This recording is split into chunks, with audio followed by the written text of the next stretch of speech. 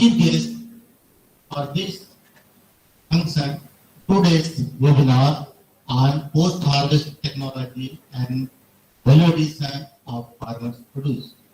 Sir, in spite of your busy schedule, you have given us time. We welcome you, sir, to this function, and we listen you also your address for the benefit of our students, staff, and all other participants. Thank you, sir. Thank you, Patel, sir. We would like to honor our beloved Vice Chancellor, sir, who have been a source of motivation for all of us. May I request Dr. Patel, sir, to honor our respected Vice Chancellor, sir, with a bouquet of flowers. Sir, please.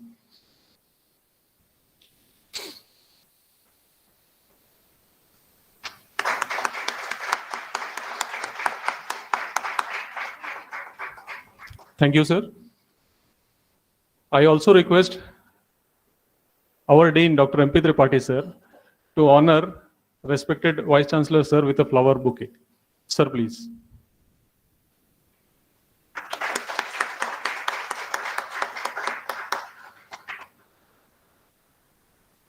We would like to welcome Shri Bodhram Kamarji, Shri Anand Mishra ji, and Shrimati Vallari Chandrakar ji, honorary board members of IGKV Council, for being our guest of honor. They could not be here physically, but may join us in some time in the online mode. We would like to welcome all of them. Kindly have an applause for them. Thank you. Next, I would like to request Neeraj Mishra, sir, to welcome DRS, sir, Shri Dr. Vivek Kumar Tripathi, sir, with a flower bouquet.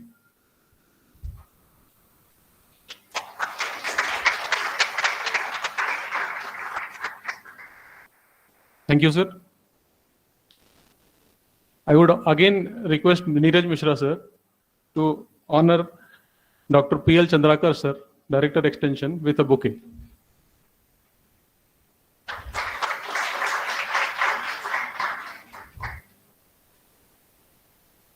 I would like to ask Prashant Pisalkar, sir, to honor Dr. G.K. Srivastav, sir, with a bouquet of flowers.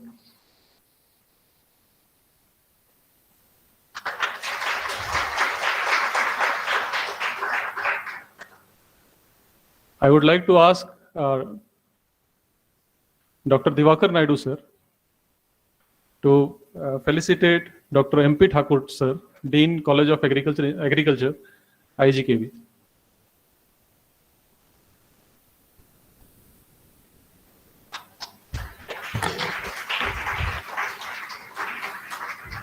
Thank you, sir.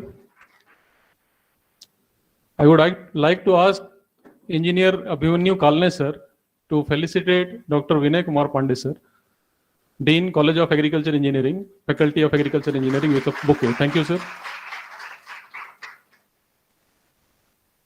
We welcome all the distinguished staff members, students, all the distinguished guests who have assembled here in this program in offline mode as well as in online mode, from all the other campus of IGKV as well, who have taken their time to be present here. We are very happy and thank you all for your presence, for your joining. Continuing with this phenomena, today's program, I would like to invite Dr. Patel, sir, the convener of this function, to give a brief introduction about the program. Sir, please.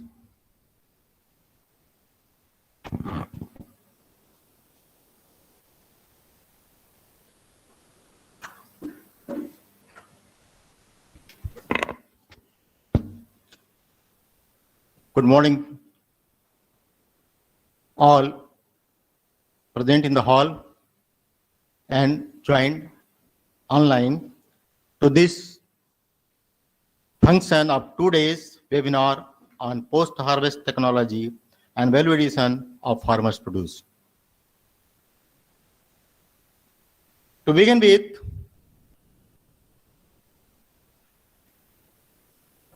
we are very much thankful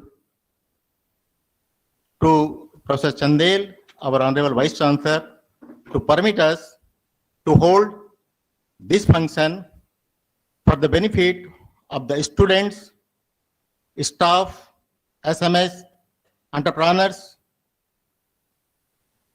upcoming startups, NGOs, and field workers.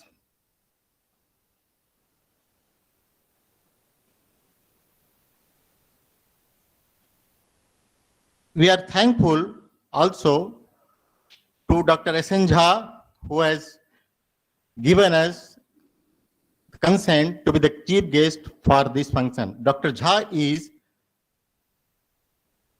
DDG Agriculture Engineering, and at the same time, he is presently holding the post of President, Indian Society of Agriculture Engineering. Just to introduce, Dr. Jha has been the ADG for a very long time, and he has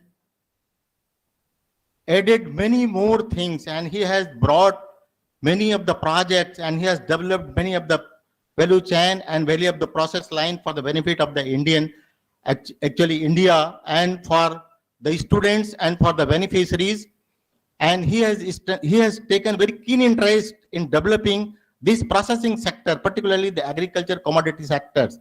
And he has also actually training a very good length and line with the state governments to support such programs. And with the support of the Dr. Jha, many of the programs from the government of India has been initiated.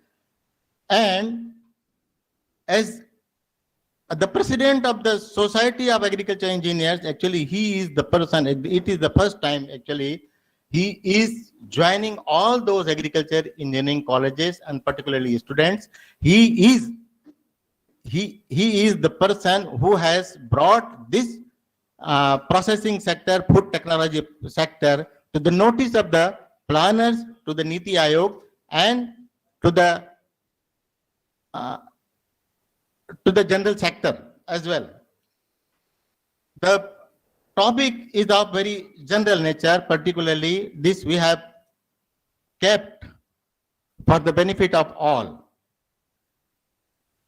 Just we wanted to bring an awareness with the students, as this college is pretty new, only 2 years. It is the second batch of the admitted students. So the students and the environment should also know that what is the food technology, what is the food processing. Now we have the eminent professors, eminent scientists, eminent academia who have joined. One among them is Dr. Joshi. He is the Honorable Vice Chancellor of Kota Agriculture University. He is pioneer in establishing agriculture processing colleges. And the college he has developed at Junagadh Agriculture University is one of the model colleges. I would say that this college should be visited by all the students, whoever who can wish to visit, and the teachers working on food processing college. Dr. Joshi has been very keen in developing the course. He has designed many of the courses and he has developed the course structure for the benefit of the Indian universities, Indian agriculture universities, and general universities also in the food processing and food technology. Now we have with us Dr. N.C. Patel. He'll be joining later. Dr. N.C. Patel is our board member. He has been the vice chancellor for Anand Agriculture Universities and Junagadh Agriculture Universities. We know him very well.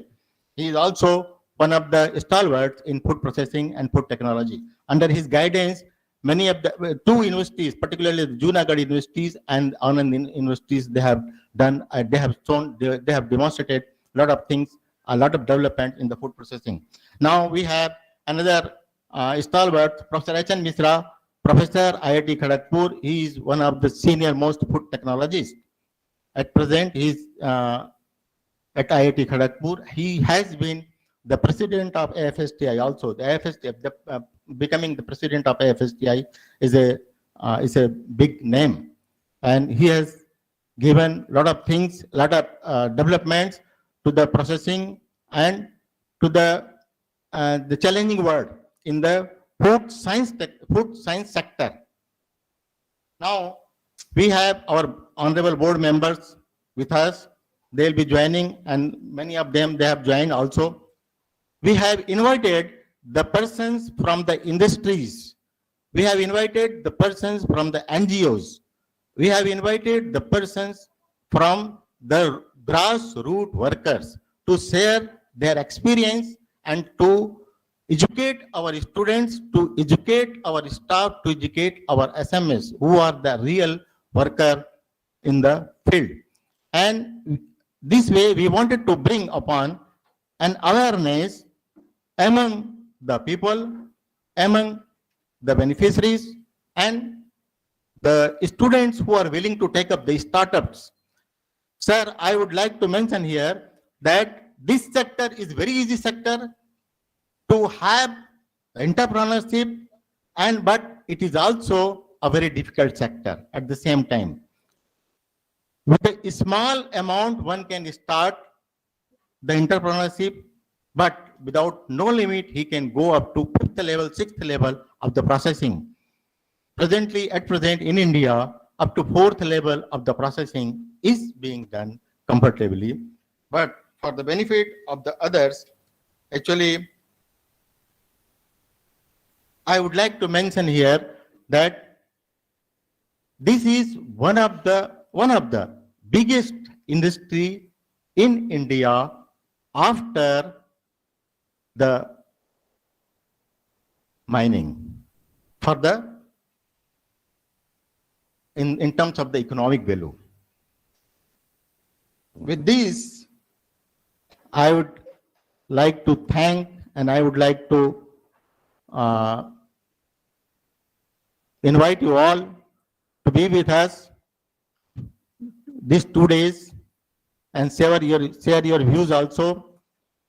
I would like to thank the college and to the organizers to provide me opportunity to say something about this 2 days webinar. I am sure that this seminar will be beneficial for all of us. Thank you very much. Thank you again.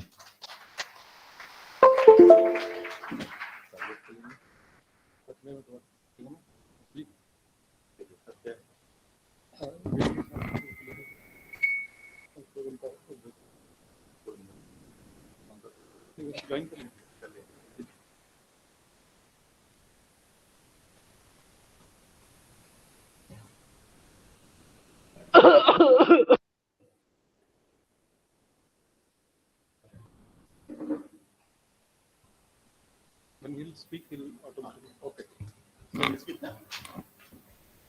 Thank you, Patel sir, for your eloquent words. You have always motivated us with your spirits. Thank you, sir. Now let us continue with our session. Today we have as our chief guest a globally renowned personality, Dr. S.N. Jha sir. He has already joined the function. I would like to invite our eminent guests present over here, Dr. Vinay Kumar Pandey sir, to speak a few words about the event. Sir, please.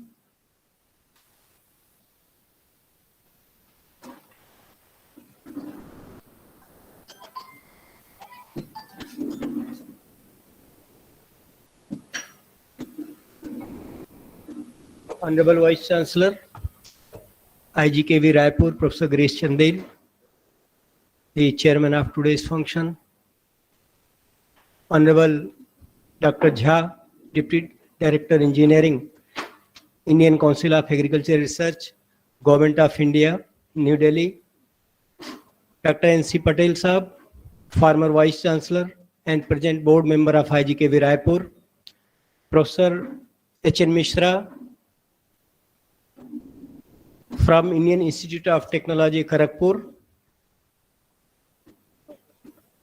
directors of this university, deans of different faculty of this university, NGOs, head of the departments, senior professors, faculty members, students of Faculty of Agricultural Engineering, students of Faculty of Agriculture, and all the guests who are joining this program today. As we know, this program is entitled Post-Harvest and Value Addition of Farmers' Product.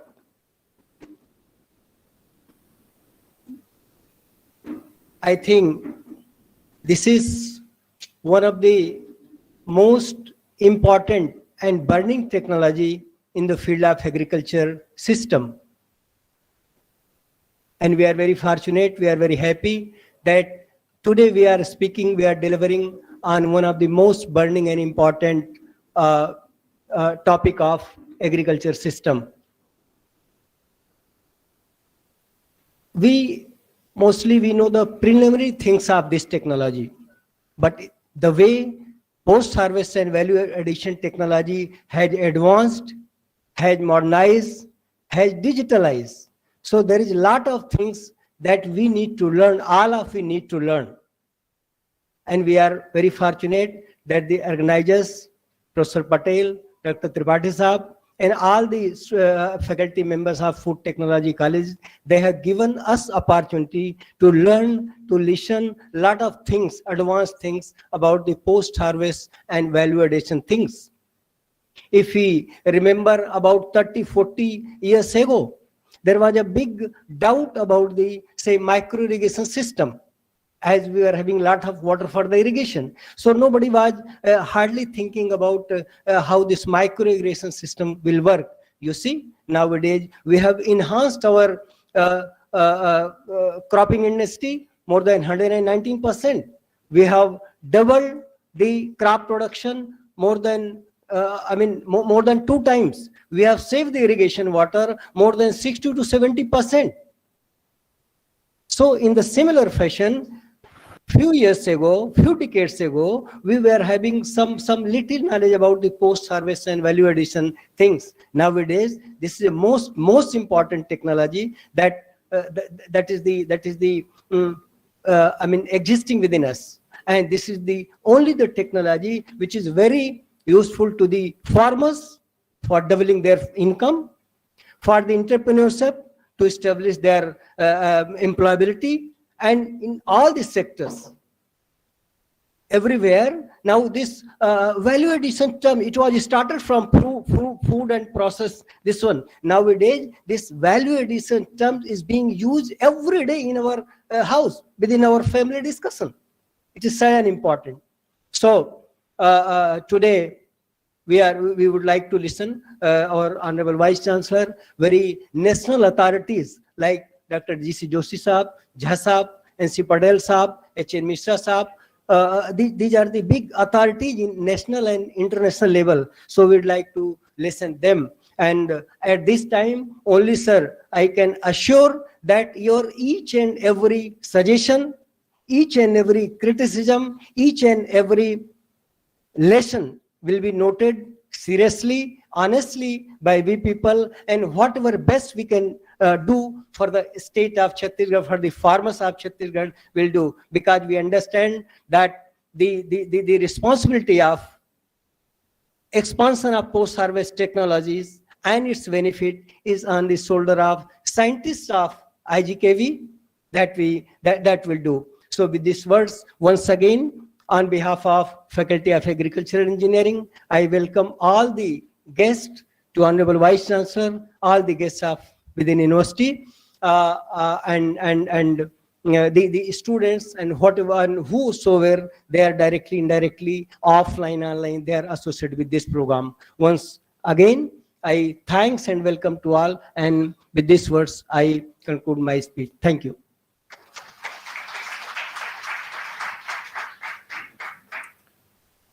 Thank you, sir. As we are a bit late on the session and respected Jha sir has some urgent meetings, so we directly we'll move to Dr. Jha sir's speech. I would like to give a small introduction about Dr. Jha. He, as a chief guest, is a globally renowned personality, someone who has been a source of motivation and inspiration for agriculture engineers in part and engineering community as a whole. We have Dr. Jha. He has been awarded with doctoral degree from IIT Kharagpur in agriculture and food engineering, and he has received his postdoctoral from Japan in post-harvest technology specific to non-destructive evaluation of food quality. He has published several papers in reputed journals and published many referred books in national and international level. He has been listed amongst the top 2% of scientist community across all disciplines of researchers all over across the world. He has received several awards like ISAE Gold Medal Award, Rafi Ahmad Kidwai Award, Chaudhary Devilal Outstanding ACRIP Award, to name a few. He has also received many patents developed in the area of food technology.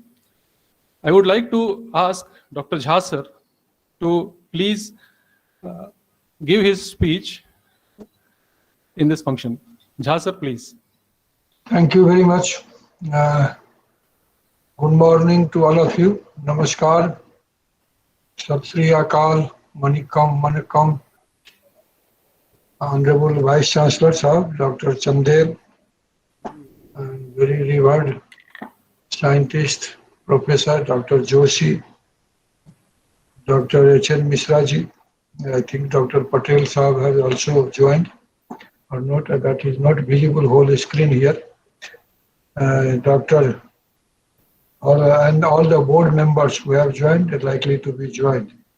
It is for me a great privilege to be with you, all of you. It is true that I have meeting from 10:30, but I have just told that I will join later on very important confidential meeting in Arts Complex.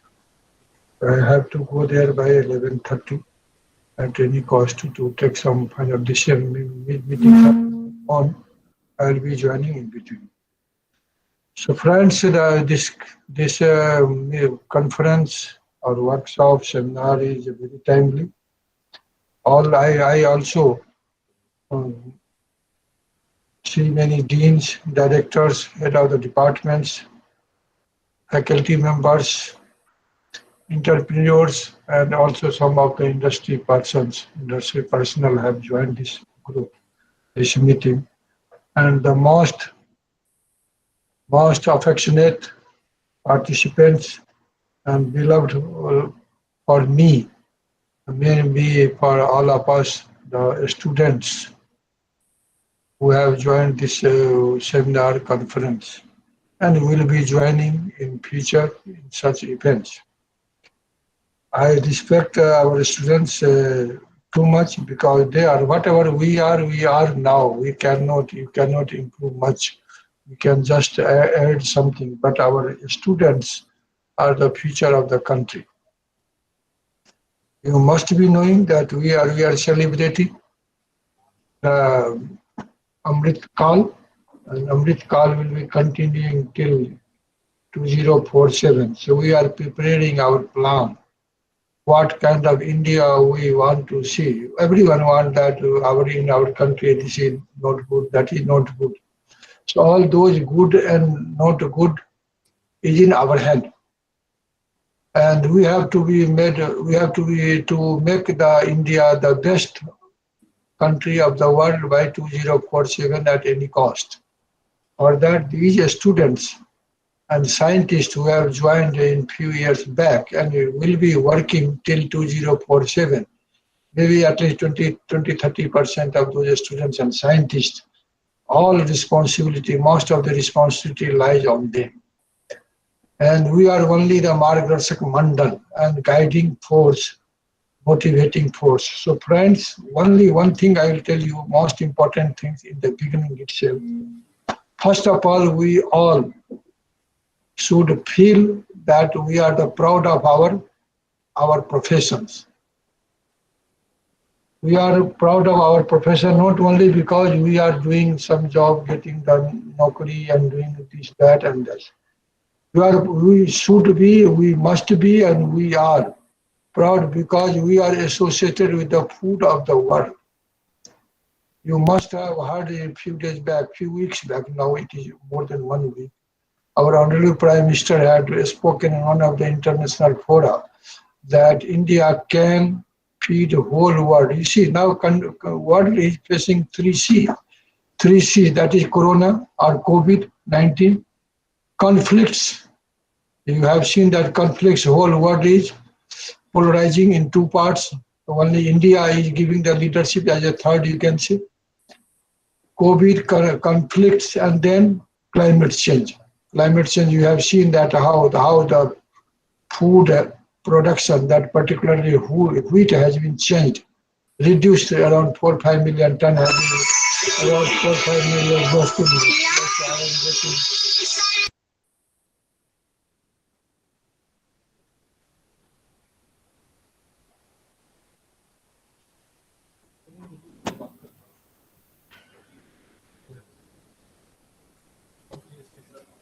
I was getting phone call from that meeting. Anyway, so these three C's are getting the world change, and fortunately we are becoming the leader in all that. Climate change also our Prime Minister has assured, and we are moving faster than many other countries. Then in food production, we are supplying to all many other countries because of the conflict. Also, food supply chain has been disrupted. Of course, Corona. So is there. So we have to stand up to the expectations of the world. The world is looking towards our government, towards our country, towards our scientists. We see only few countries could develop the coronavirus, vaccines. Only among the few are the India. Suppose India could not have developed our own vaccine, then what could have happened? Similarly, if agriculture engineers' work could not have been done in past, what could have been the production of wheat and pulses and other things in last years, in 2020-21? You might have heard that how the laborers were migrating from one place to other place at the peak period of the harvesting of the wheat, on which India is dancing that we can feed to the whole world. If the agriculture engineer could not have developed long back, the harvester, combined harvester, probably 50% or more than 50% of wheat might have rotten in the field itself. I think all the agriculture engineer, food scientists, technologists should feel proud. You are the food giver. You are the food giver to the world. Without food, empty stomach cannot do any work. You cannot leave any satellite. Any Mangalyaan cannot be designed, developed without full stomachs.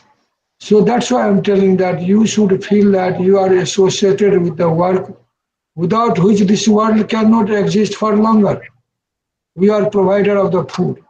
So first you should feel that you are in the best field, by hook or by crook, by default, by choice, whatever you have come in this field related to the food, that God has given you the chance to work with the things, work with the fields without which no one can sustain.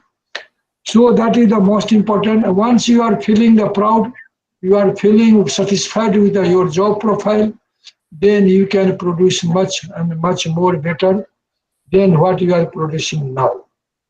So that is the first thing. Now, Another important thing is coming in my mind many times, friends. Many food technology colleges are coming in the field. Many food science and technology colleges are coming in the fields. Agricultural engineering colleges are already there. And all are talking about post-harvest value addition, then food science and technology, food technology, and ICR is also giving degrees, and many other universities are giving degrees in many fields, many other related degrees. And our students get affected.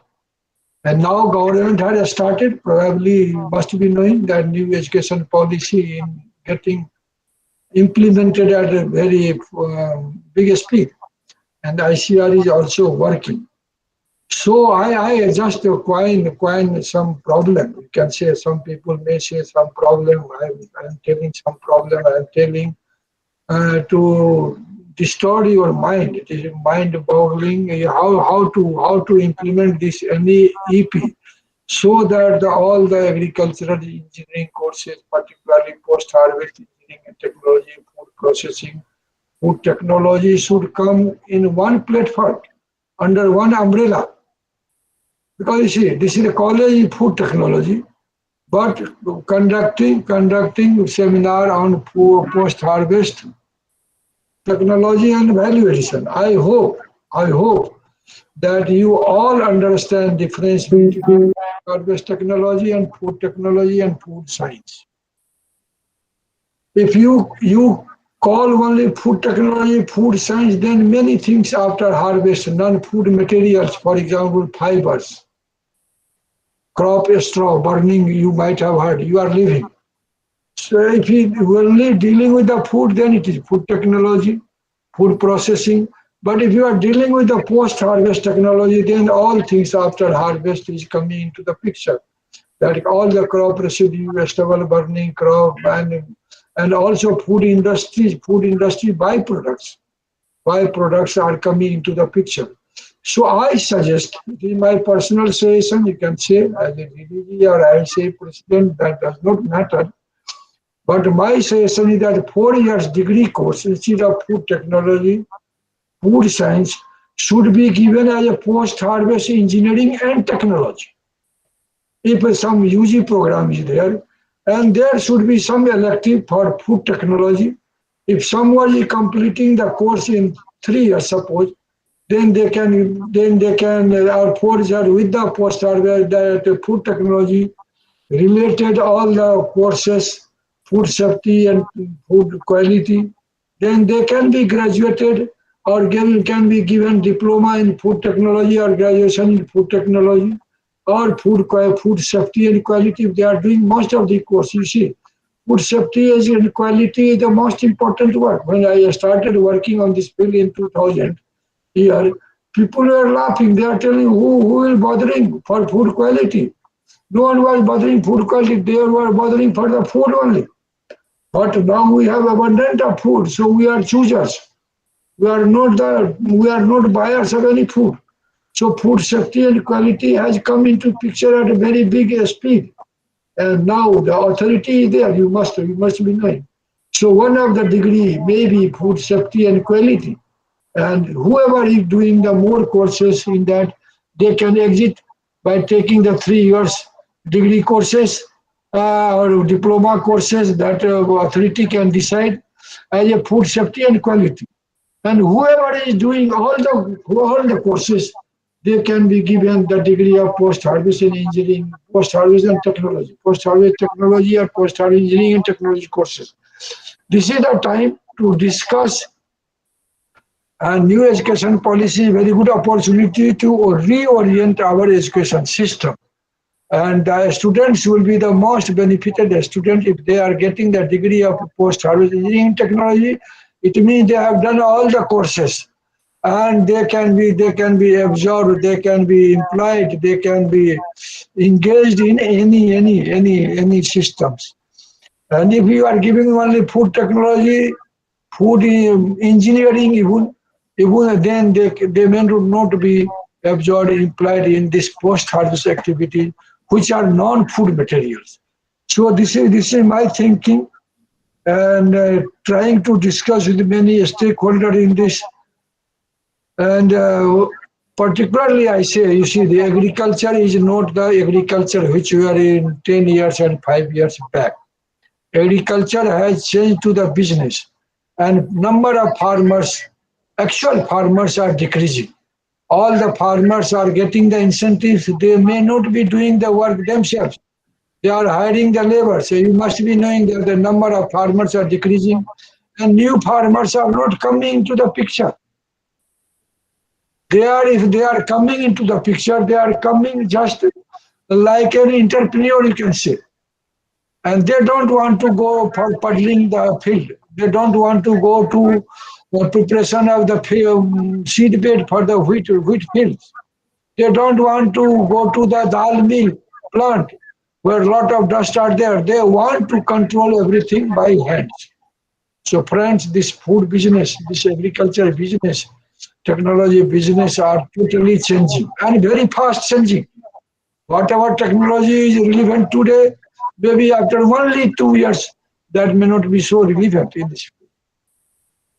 So we all faculty members have to change. होता है, लगता है ये चलता है everything, लेकिन नहीं चलेगा. Startups are coming so fast.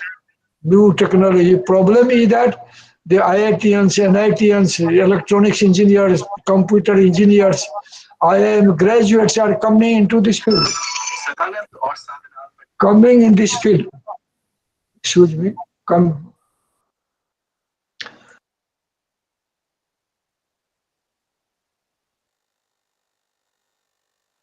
Hello, am I audible? Yes, sir. Yes, Okay. sir, you are audible. Okay. So things are changing so fast. So our faculty has to change very fast. Because what we feel that the training which you are giving, that is traditional type of agriculture, food technology, food processing we are giving. Because we know that only. We have been taught that only. We have been trained in our master course, PhD course only. By request with all the faculty members to change very fast by reading themselves, because they have already trained. And all the courses training should be reoriented, completely reorientation. You see, you are talking about value addition. I am talking about third generation of the processing, fourth generation, quaternary level of processing. You must be knowing our government is giving a lot of emphasis to reduce the import material. For example, I'll tell you the pharmaceutical ingredients, active ingredients of pharmaceutical industry, API usually known in the pharma industry, 90% of API is being imported from other country, our country. And out of 90%, about 80% is coming only from the China. You might have heard during the pandemic, the corona pandemic, that even paracetamol, most of the active ingredient of paracetamol is coming from the China. And China increased the cost suddenly of those paracetamol ingredients, active ingredients. And suppose such pandemic come and they closes the export to our country, then what will happen? Even fever medicine will be very costly, scarce material. So I request all those ingredients, most of the pharmaceutical ingredients can be extracted very easily from the industry's byproducts, agricultural byproducts. May not be food materials, but other byproducts agriculture. That's why I say don't stick only to the food, go to the post-harvest, which is a bigger umbrella. And then try to work on development of technology of extraction at industry level, pharmaceutical, nutraceuticals, and other molecule level extractions. And then we should establish a very good refinery center of crop refinery center, we can say, particular crop. All ingredients can be extracted, process can be made. So that is the case. So whatever traditional type of value addition we are doing, that will not work. Our new startup will come and they will replace you all very fast. Because they are getting the knowledge domain from the university, from ICR institution very easily. and they will be agricultural scientists also, food technologists also, and already they are engineers, put in electronics and computer. So they will replace you. You will be irrelevant. So I suggest that kindly change yourself by studying. Very important activity. That extra study is required to update your knowledge. If you are updated, then only faculty can update our entrepreneurs, our students. That is my message for you. Because circular economy, you must have heard that everything at village level, that we our concept that agro processing center center you must be knowing. Now circular economy, circular agriculture terminology is being coined. That is nothing but processing of all the parts of the commodity at one place. So that energy can also be generated from the agricultural produce. Then also the processing can be done for food, and then whatever things are that are very high value products from the low high value volume product commodity can be developed. So all those center, crop reference center can be established at production centers, production area. We usually earlier we were doing the production catchments. Food supplement, instead of food, we should think to develop food supplement, nutraceuticals and API already kept. And friends, I have already told that the time is very important. Time, work, I always say, the work is worship, discipline is, work is worship, discipline is great, study is honey. So if you have to study, if you like the study, then we should convert ourselves to the latest technology, and then time is important, very fast. Kal kuch nahi, aaj karna hai. Aaj, today you have to change yourself. And criticism is important, but you have told in the beginning, criticism, don't take criticism otherwise. Always think that कोई दोस्त ही होगा जो आपका कमी बताएगा. Friends only, good friends only tell you the good, bad things, what about you. Don't take it otherwise. If I have taken some given, because I worry for our professions. I am worrying day by day that the way we are working, that will not work for long. We have to change very fast. And I hope that this message will be taken by our students. I also request the students read extra, whatever being taught in the class. I have seen the syllabus. Those are the just basic foundation for you, for development of some IQ level. Only intelligence quotient can be increased in BTech level and Tech level. But you have to read additional of sensor technology, AI technology, and all the modeling things. You have to read extra because the syllabus are limited due to the credit hour is limited. Everything cannot be covered in the classes. You have to read extra, and I am believing that you can read and you can develop yourself. As many scientists you might be seeing in our field, that many scientists develop themselves by reading the things that the NIR was developed by one agricultural engineers. Similarly, remote sensing. One agricultural engineer of our India, but Shira, if I am correct, he developed first time that remote sensing field is very important and have been taken by some other fields. So those things are not being taught, but we can read ourselves and develop and prove that agricultural engineers and food technologists, post-harvest technologists can do anything because they have knowledge of engineering also and agriculture. No other branches are existing in this world who are having the knowledge of agriculture and engineering also. Either they are engineer or they are agriculturists. So this is a branch which knows both. And you can prove that 2047 really is the best country in the world. I thank you to giving me this chance to talk with you all, giving my point of view. And I also wish this deliberation will be very successful and very fruitful for our profession. Thank you very much. Thank you, sir. Thank you, sir.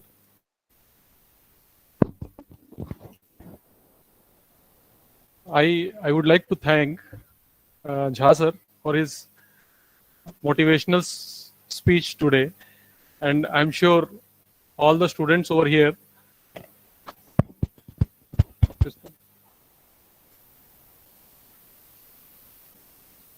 Hello. All the students and present over here, as well as all those who have joined us online, would be benefited from his eloquent speech. Thank you, Jha sir, and we'll be definitely wishing you that you will be joining us many more times, and you'll be giving us more such talks. Thank you, sir. Once again, your I forgot one point, that Dr. Jha has been the pioneer of makhana processing in India, and his work is appreciated globally for his work in that area. So with that, we move further to our inaugural function, and today we all have with us our honorable beloved Vice Chancellor Sir Dr. Girish Chandel sir. We all know he has got a charismatic personality. I would like to ask Dr. MP Tripathi sir and Dr. Patel sir to felicitate Dr. Chandel sir with a token of thanks. Sir, please. Photo.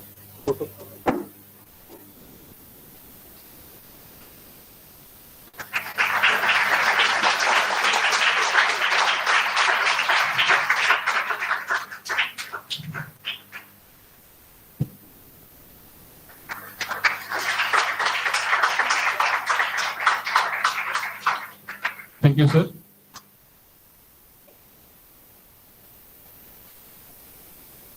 Continuing with this occasion, I would like to ask our Honorable Vice Chancellor, sir, to speak a few words of wisdom for all of us, to motivate us towards this particular webinar and in all sectors of our studies. Sir, please.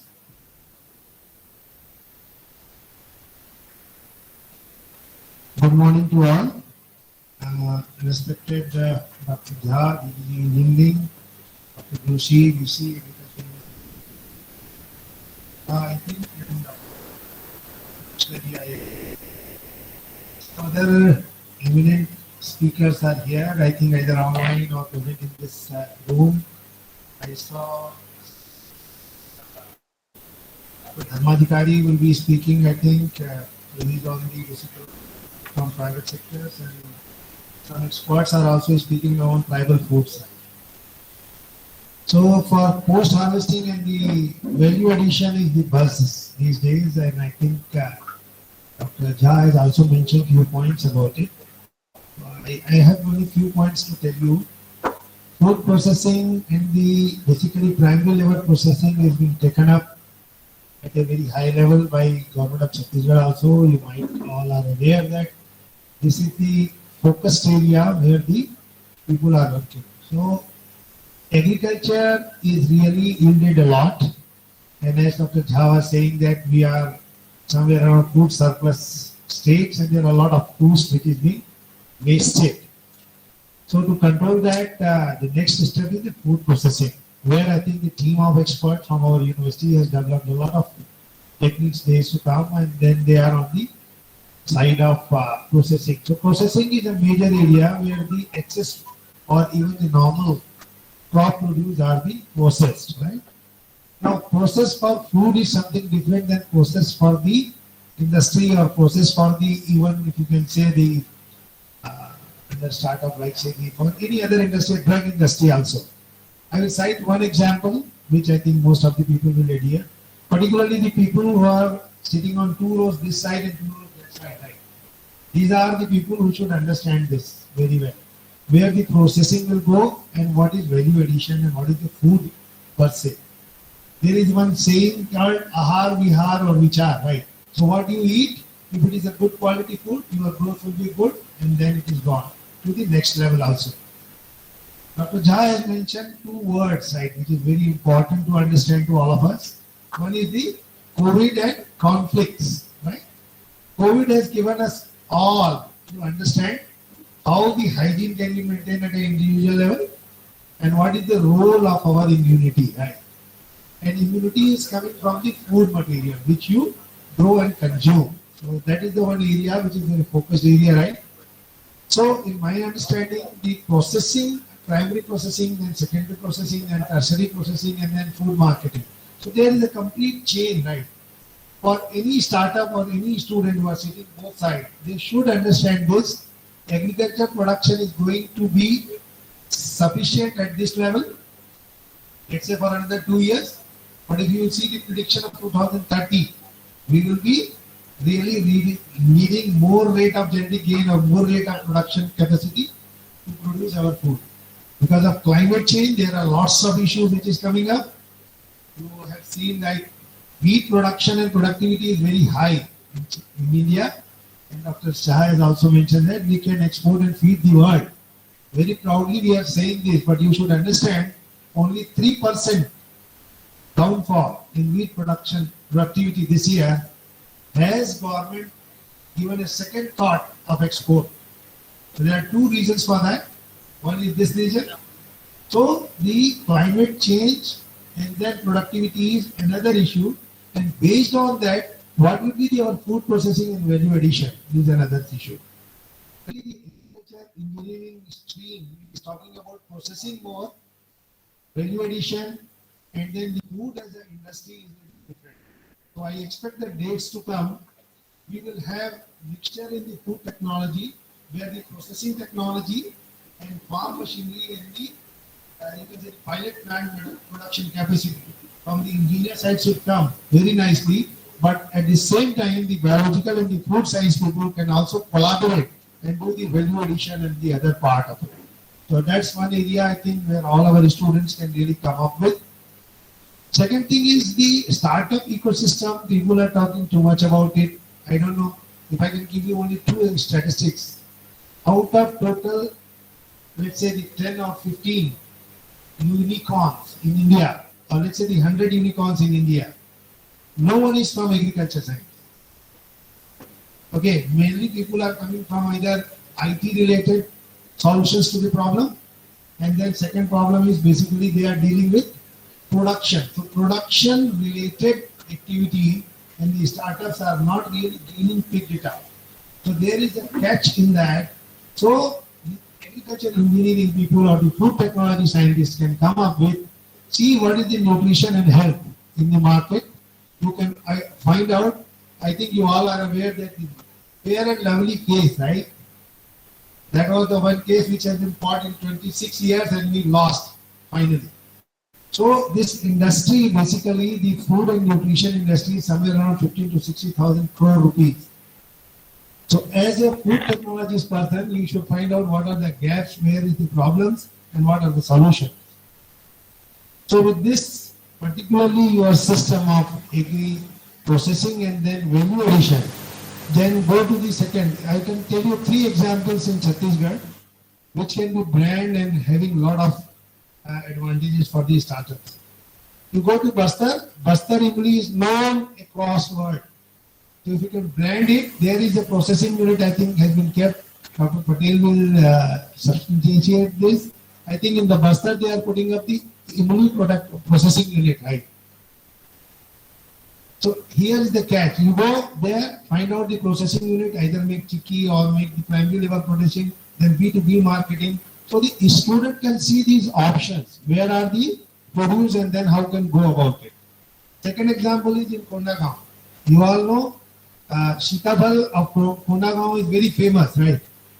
लेकिन आपको ये पता है उससे जो natural की ice cream बनती है जो सीताफल रिलेटेड है उसके क्या प्राइस कोंडागांव में होता है और क्या प्राइस रायपुर में है. और सबसे बड़ा इशू अभी सीताफल में ये है कि उसके पल्प निकालने की तो प्रोसेसिंग यूनिट है, but you need a cold chain to have transported into the place where its market price is more. So any startup can think about it, use the technology and then market it. So even in Chhattisgarh, if you will see, there are many places where processing can come it up and then go about it. Similarly, there are other examples also. Right? Lot of KVKs and the other people are coming up with few technologies. As Dr. Jha has said, there is an AI technology is coming up, drone technology is coming up in agriculture. So processing industry, packaging, forwarding is another industry where we can think of how it can come with the food produce.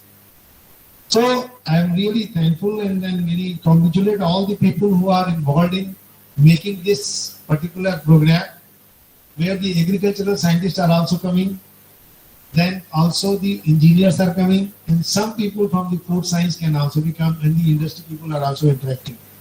So I understand that in 2 days' time, you will have a lot of lectures, and I urge all the students, don't sit back and relax and only see what people are talking. Have courage to speak, talk to them, ask the question. If you will not ask the question, then how we will understand that you are really getting what people are saying? So think about it, don't sit idle and then just copy it down and go. It's not one way talking. You can also talk, take advantage of the experts who are speaking, try to get clear your questions and then get it done. In our own university, currently we are doing very good in the startup ecosystem. Every startup person is here, right? He can tell you what he is doing, what are the gaps, where are the marketing skills and all that. So food processing and then value addition. These are the two buzzwords which has lot of economic advantages in days to come. Even the fresh fruits and vegetables, insecticide, pesticide free fruits if you can arrange, or the vegetables you can arrange, that will fetch you more price. So there is an opportunity, there is a problem, identify the problem, then find out the opportunity, then use the technology, ask yourself that whether this technology intervention will fetch you some economic value, and then go for the business. Now, second important thing from the Chhattisgarh point of view is I have a chapter where the minor food products and then the other, there are 160 or 60, correct me if I am wrong, I think some of the experts are here. These food minor forest produce are already in the market. Okay, so what we can do with that? We can think of processing. There is a simple technology which we are doing all the lakdi, right? Lathyrus.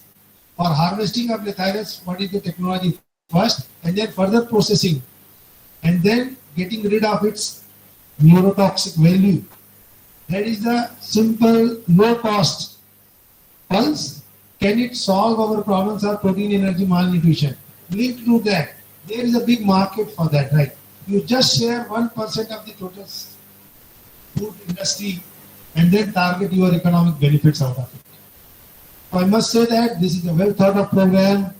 You all students should get interact, discuss with them, force question to all your teachers and the experts.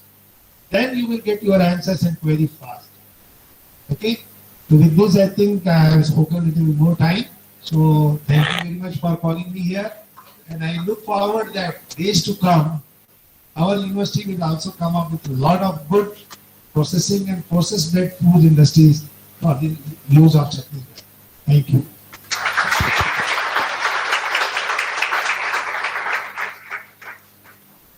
Thank you very much, sir. It's always great to hear from you. And the words which you have spoken has definitely motivated all of us. The one thing that about Sitafal which you have said, that I would always, being a faculty and a researcher, I would also try to seek out some solutions regarding that. Thank you, sir. To continue with this function, we have, I would like to request Dr. M.P. Tripathi, sir, the organizing secretary of this event and Dean of College of Food Technology, to give the vote of thanks. Sir, please.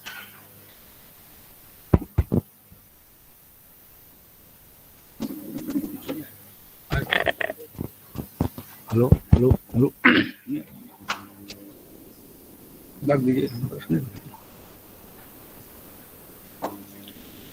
Thank you, Dr. Mahapatra.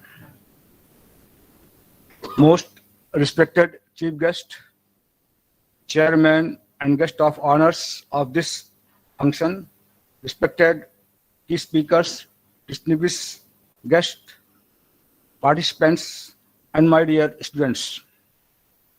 It is my great privilege to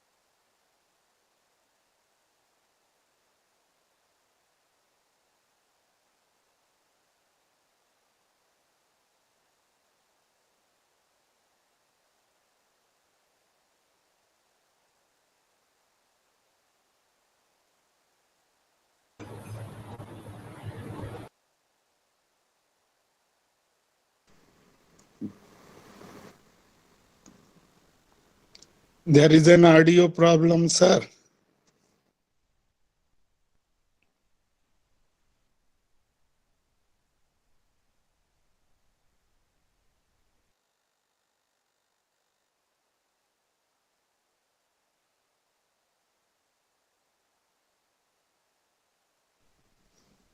There is an audio problem, sir.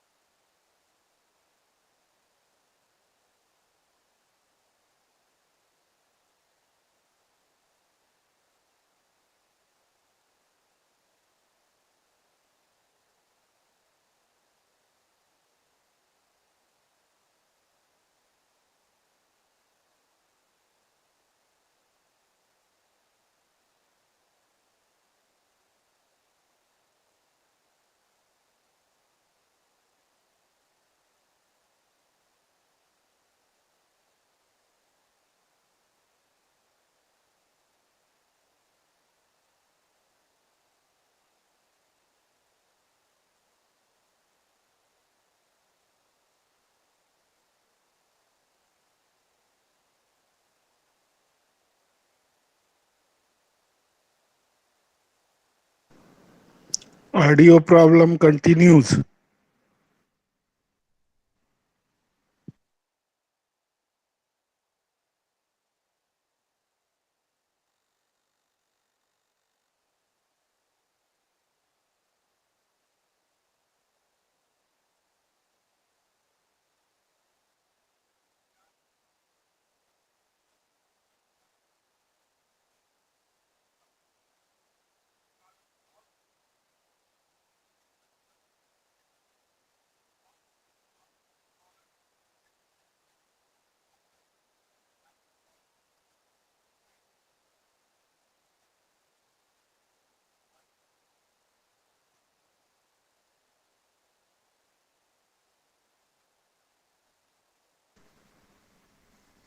No audio, Dr. Tripathi.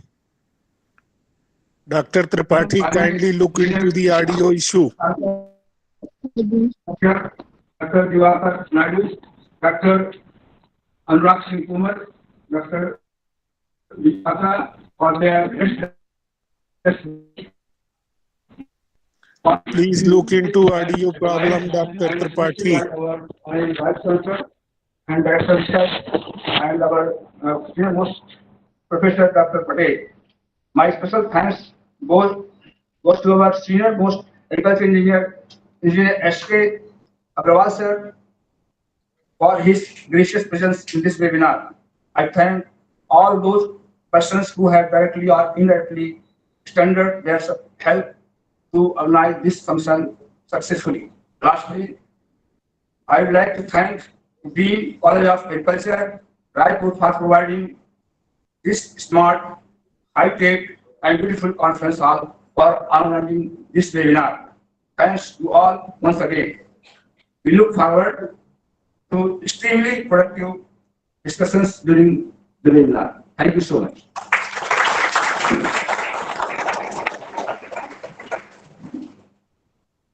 Thank you, sir.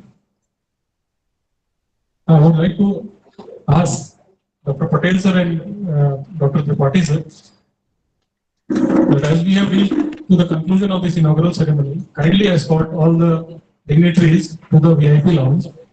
And there is a high tea for all other distinguished guests and students at this seminar hall. माननीय कुलपति जी का भी observation था कि जो बच्चे हैं सकते थोड़ा उनको लैंग्वेज प्रॉब्लम आई हो तो सर का और डॉक्टर झा साहब का जो स्पीच था वो हम हिंदी में भी उनके लिए एक बार सर का observation Sir, thank you, sir.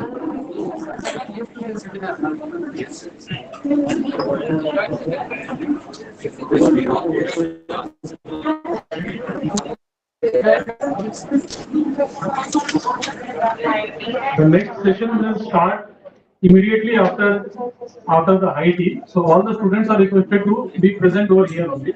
High tea will be provided at this place only.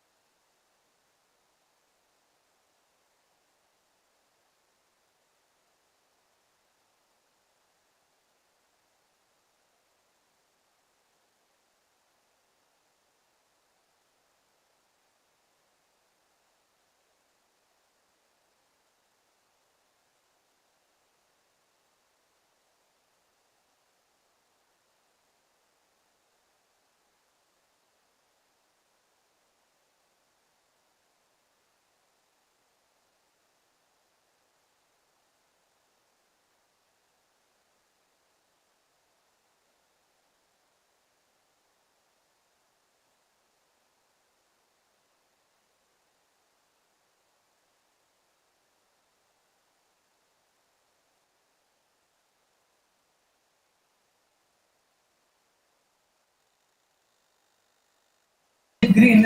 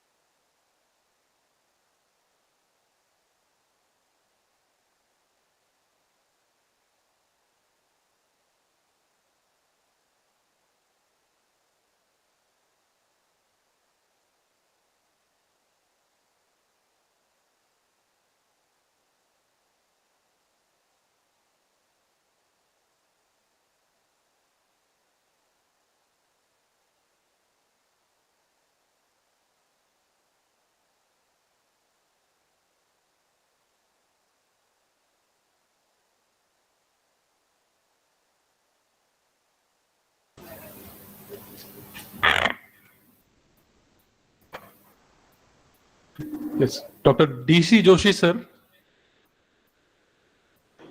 Vice Yeah, Chancellor. I'm connected. Thank you. Sir.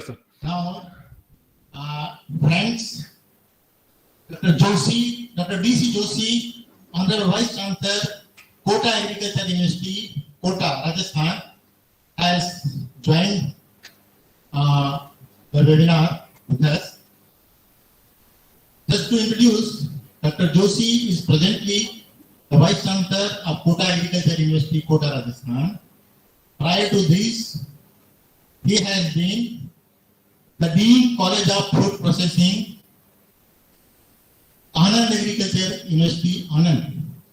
To the credit of Dr. Joshi, the food processing colleges, particularly the education and the research, has gained and it has marched very fast.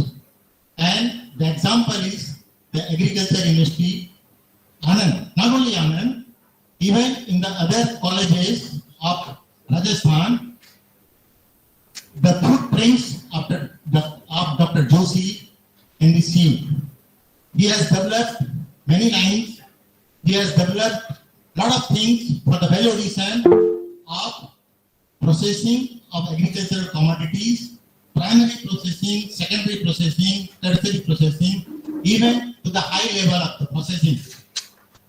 And his contributions to the education of particularly the food science, technology and food processing is enormous. Actually, he is the person who has been given a lot of time to design, to develop the course curriculum of UG, PG, leading to the doctorate level. And he is one of the senior most stalwart in agricultural processing and food engineering. Dr. Joshi is just literally, he is my senior and I know him. He never sits free. Whenever he is there, he always thinks about the processing and he always thinks about how to improve the situation and how to improve the colleges and particularly Indian standards are particularly, in particular to the processing and in general the agriculture engineering. So now we have a pleasure and we have an opportunity to listen to Professor Joshi. He is with us. In spite of his busy schedule, he has given us this particular time for benefit of the students. The students are his priority, to be very frank. He has given this time, he has spared very well for the benefit of the students, entrepreneurs, and NGOs, our teachers, the KVK scientists, and the grassroots level workers who are with us. So with this introduction, I request with most honor Professor Joshi to address the students and others who have joined online and offline both. Sir, please. Thank you.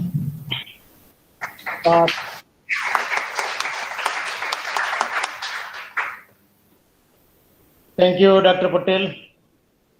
नमस्कार all of you. आप अभी just high tea करके आए हैं. आपकी आवाज नहीं आ रही, अनम्यूट हो जाइए. आप हाई टी करके आए हैं. मेरी आवाज आ रही है? Am I audible to all? Yes, sir. Yes, Dr. Joshi, you are audible. Thank you. नमस्कार. Yes, sir. I was saying, you just had your high tea.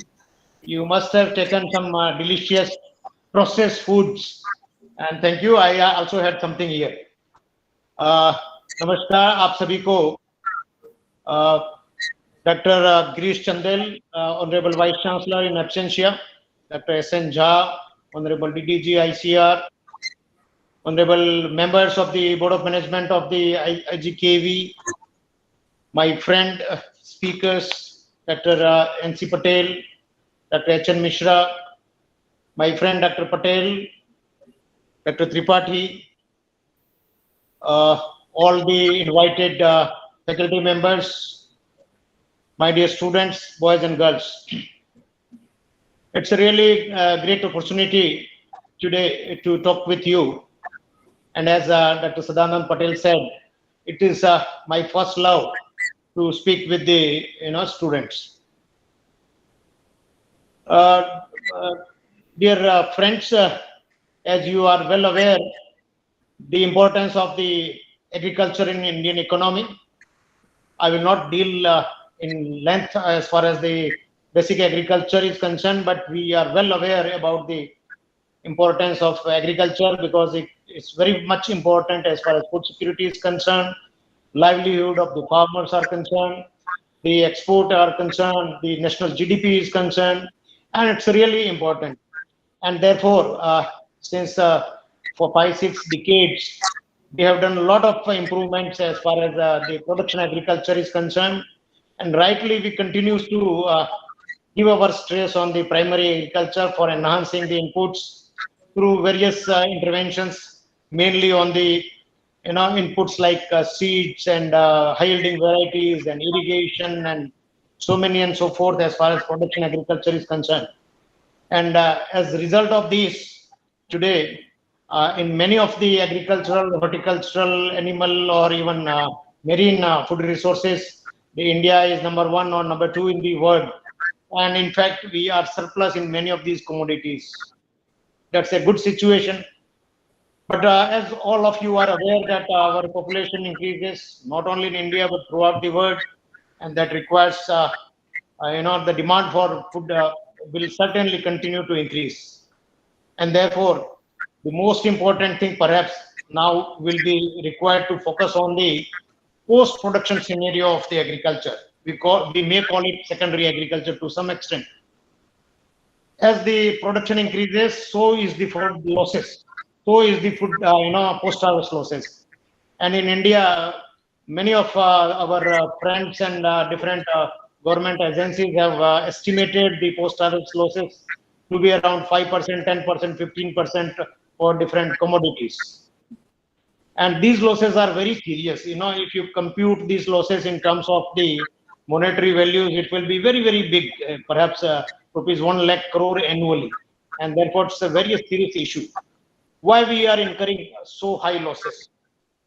What are the reasons? Perhaps most important reason is our inefficient handling of these commodities, particularly the more perishable commodities.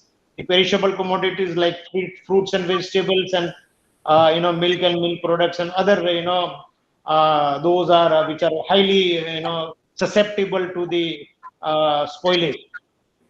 We don't have the required infrastructure for quick handling, the storage, and many more and more food. So, what is the solution?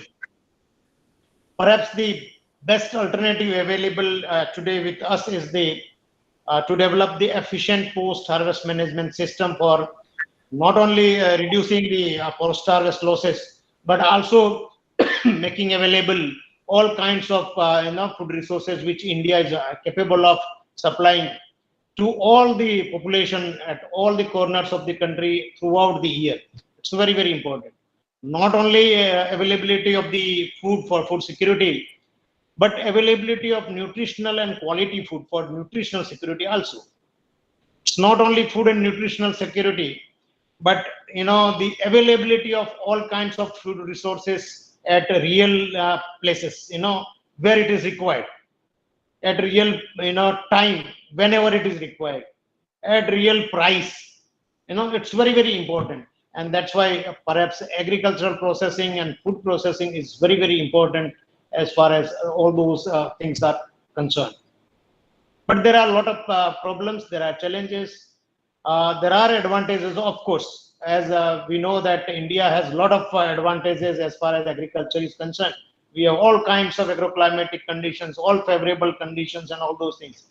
And as you must be knowing, for any agricultural processing or food industry, the basic requirement is the raw material. And in India, we are lucky that we have, large numbers of large varieties of raw material available as far as food industry requirements are concerned or agro industries requirement are concerned. And not only the availability of the raw material for processing, but availability throughout the year. As I said, varieties of raw material are available, and that's why we have advantage as far as agro processing or food processing is concerned in our country. The second requirement as far as food industry is concerned is, the technology. As I said, the raw material is available in plenty. It is available locally also. And therefore, how to do it as far as processing is concerned? The first important thing is the preservation. Normally the production is in the rural areas. Unfortunately, many of our food industries are not there in rural areas, and that requires some sort of transportation, handling, and all those things. I think am I audible? I'm not visible in your conference hall. Somebody is in between, so I'm not able to see you. Dr. Joshi, you are audible. Please continue, sir. But your photo is coming, and that conference room photo has gone. No, I'm speaking from outside. I'm Dr. A.K. Sahu, Dean, College of Agricultural Engineering, Mungeli. Okay, fine. Kindly continue, sir. So as I said, the second most important requirement for any agri processing or food processing is the technology, the manpower. And therefore, as far as technology for agricultural processing is concerned, yes. As far as agro processing is concerned, we don't require very highly sophisticated technologies. And most of those agro processing technologies, food processing technologies are now available indigenously. Perhaps at local level also those things are available. Few things are not available. Perhaps we'll have to learn from somewhere, either from the bigger food industry or some of the technologies might be required to be imported. The second requirement as far as food production or processing is concerned is the machinery. Large amount of mechanization is required for handling those perishable commodities because we can't wait. We can't operate in 9 to 5 ways as far as food processing is concerned. It has to be a continuous, almost 24 hours operation, and therefore some sort of mechanization is very, very essential. Perhaps I would say it is mandatory for having the reliable food production system. Fortunately, again, in this case also, in India, we have quite a good number of food equipment manufacturers available.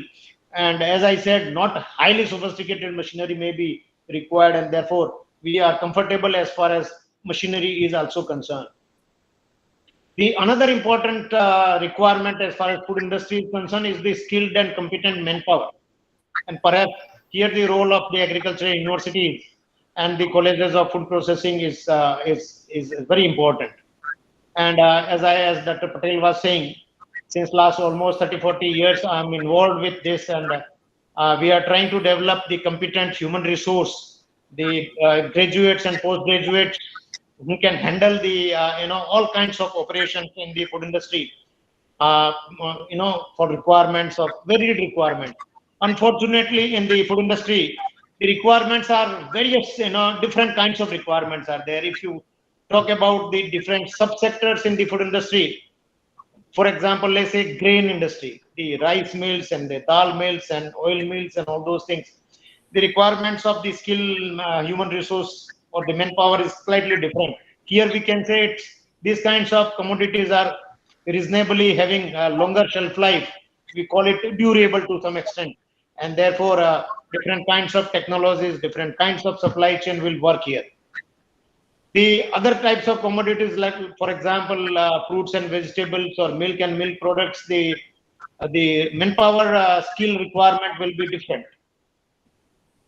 In a meat and marine industry, the requirement will be different.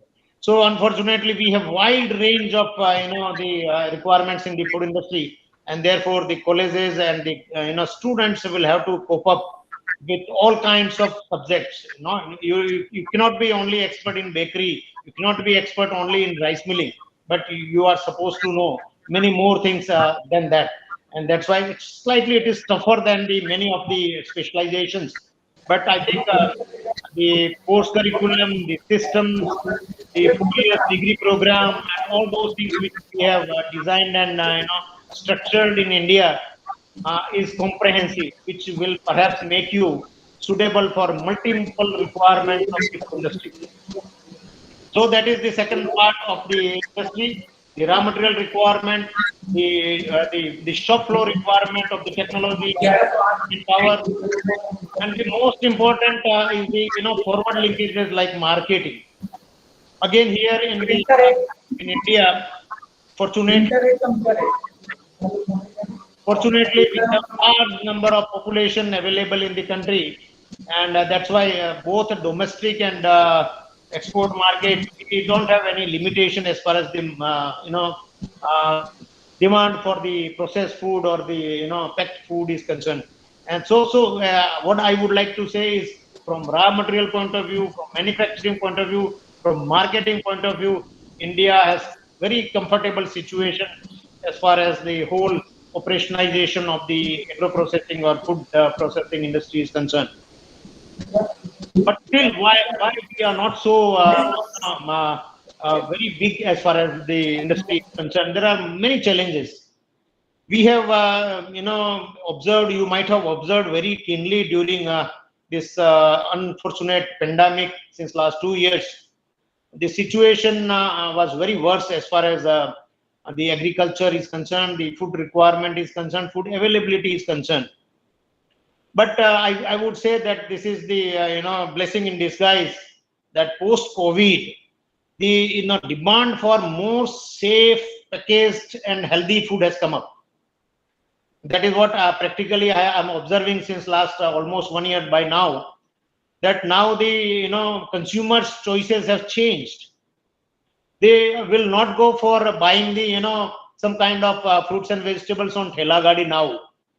People have realized the importance of safe and nutritious foods, the importance of immunity boosting foods, the importance of quality foods, and therefore as I have seen many of the places where we used to go to Sabji Bandi in the evening at 5 o'clock and used to buy tomato at the cheapest rate, because in the evening it will be cheaper, not bothering for the quality. But my children now not buying like this. They are ready to pay 2 rupees more per kg, but they will try to buy the superior quality of tomato. So this situation has changed. The perception has changed for good, and that's why that is the opportunity for the food industry to capture that perception of the consumers, perception of the public for safe food, for healthy food, for the packaged food. And that's why it's very important to have the food processing in the well established system. But for the students, I just wanted to have one sort of warning, because it's not going to be a normal job as far as food processing professionals are concerned, food technologists and food engineers are concerned. It is not like your job that you go at 9 o'clock and come back at 5 o'clock and you can relax and all that. The importance of quality foods, and therefore, as I have seen many of the places where in the evening at 5 o'clock, I used to buy tomato and just and therefore, I think now the importance is that the graduating students who are there in the colleges, maybe on post-harvest engineering, agro-processing, or food technology, they will have to ensure themselves that it is going to be a different kind of job. It will be a different kind of passionate profession where you will have to be on your toes, because anything which you are going to do, anything which you are going to deal during your professional career is directly connected with food and health. And that's why it's as far as quality is concerned, as far as your visibility is concerned, as far as your, total dedication towards hygiene and quality production is concerned is very, very important. And that's why it's very important that you keep in your mind that it's going to be a very challenging but very interesting as far as food technology profession is concerned. Again, if we talk about the value chain as far as post-harvest management is concerned, if we start from raw material, there are a lot of problems in raw material also, because for any agro industries or food industry, the raw material comes from the farmer's place, whether it is agricultural commodity, horticultural commodity, or animal based resource or anything. And all those commodities are highly dependent on various issues, mainly the weather issues, the climate issues. The agricultural production is highly susceptible to the weather conditions, and therefore the sustainable availability of your raw material for your industry is not certain. It will vary from place to place, from month to month, from season to season, and all those things.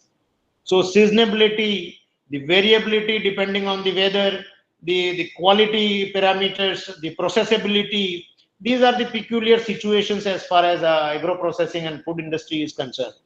And so therefore this is very important, how to choose your supply chain as far as your industry is concerned. But fortunately the youngsters are very smart, the graduates and postgraduates who are working in the field now, even not only in the field of agricultural engineering and food technology, but many of the graduates in IT and engineers and many more who are not connected with agriculture or food, they are in the industry as far as food industry is concerned. I don't say it's not good, but there is a warning. Dr. Chandel, Honorable Vice Chancellor, was talking about the startups. There are a lot of startups today in agri-tech and food tech. And I believe that more than 50% of the whole startups are in this sector. Few years back, many of the startups were there in the IT industry or on the IT sector. Slowly and slowly, now many of the startups are coming to the agri-tech and food tech. But unfortunately, many of these startups are also failing. What I was saying is perhaps one of the reason is the person who are handling these startups are non-agricultural based, food technology based, and therefore there are higher chances of failing. But there are if those startups or the industry professionals who are really interested in agro processing or food processing, if they involve or make a team with somebody who is knowing the agriculture, somebody who is knowing the food technology and food engineering, perhaps the possibilities of failure will go down to a great extent. So this is what I was talking about, the startups, particularly in the raw material supply system. We call it the supply chain and all those things. Excuse me.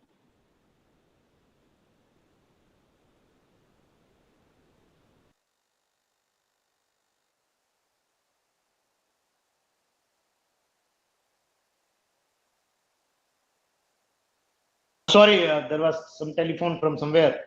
But what I was saying is the supply chain management is the primary requirement, and that our not only food technologies but all kinds of stakeholders who are connected with should be concerned.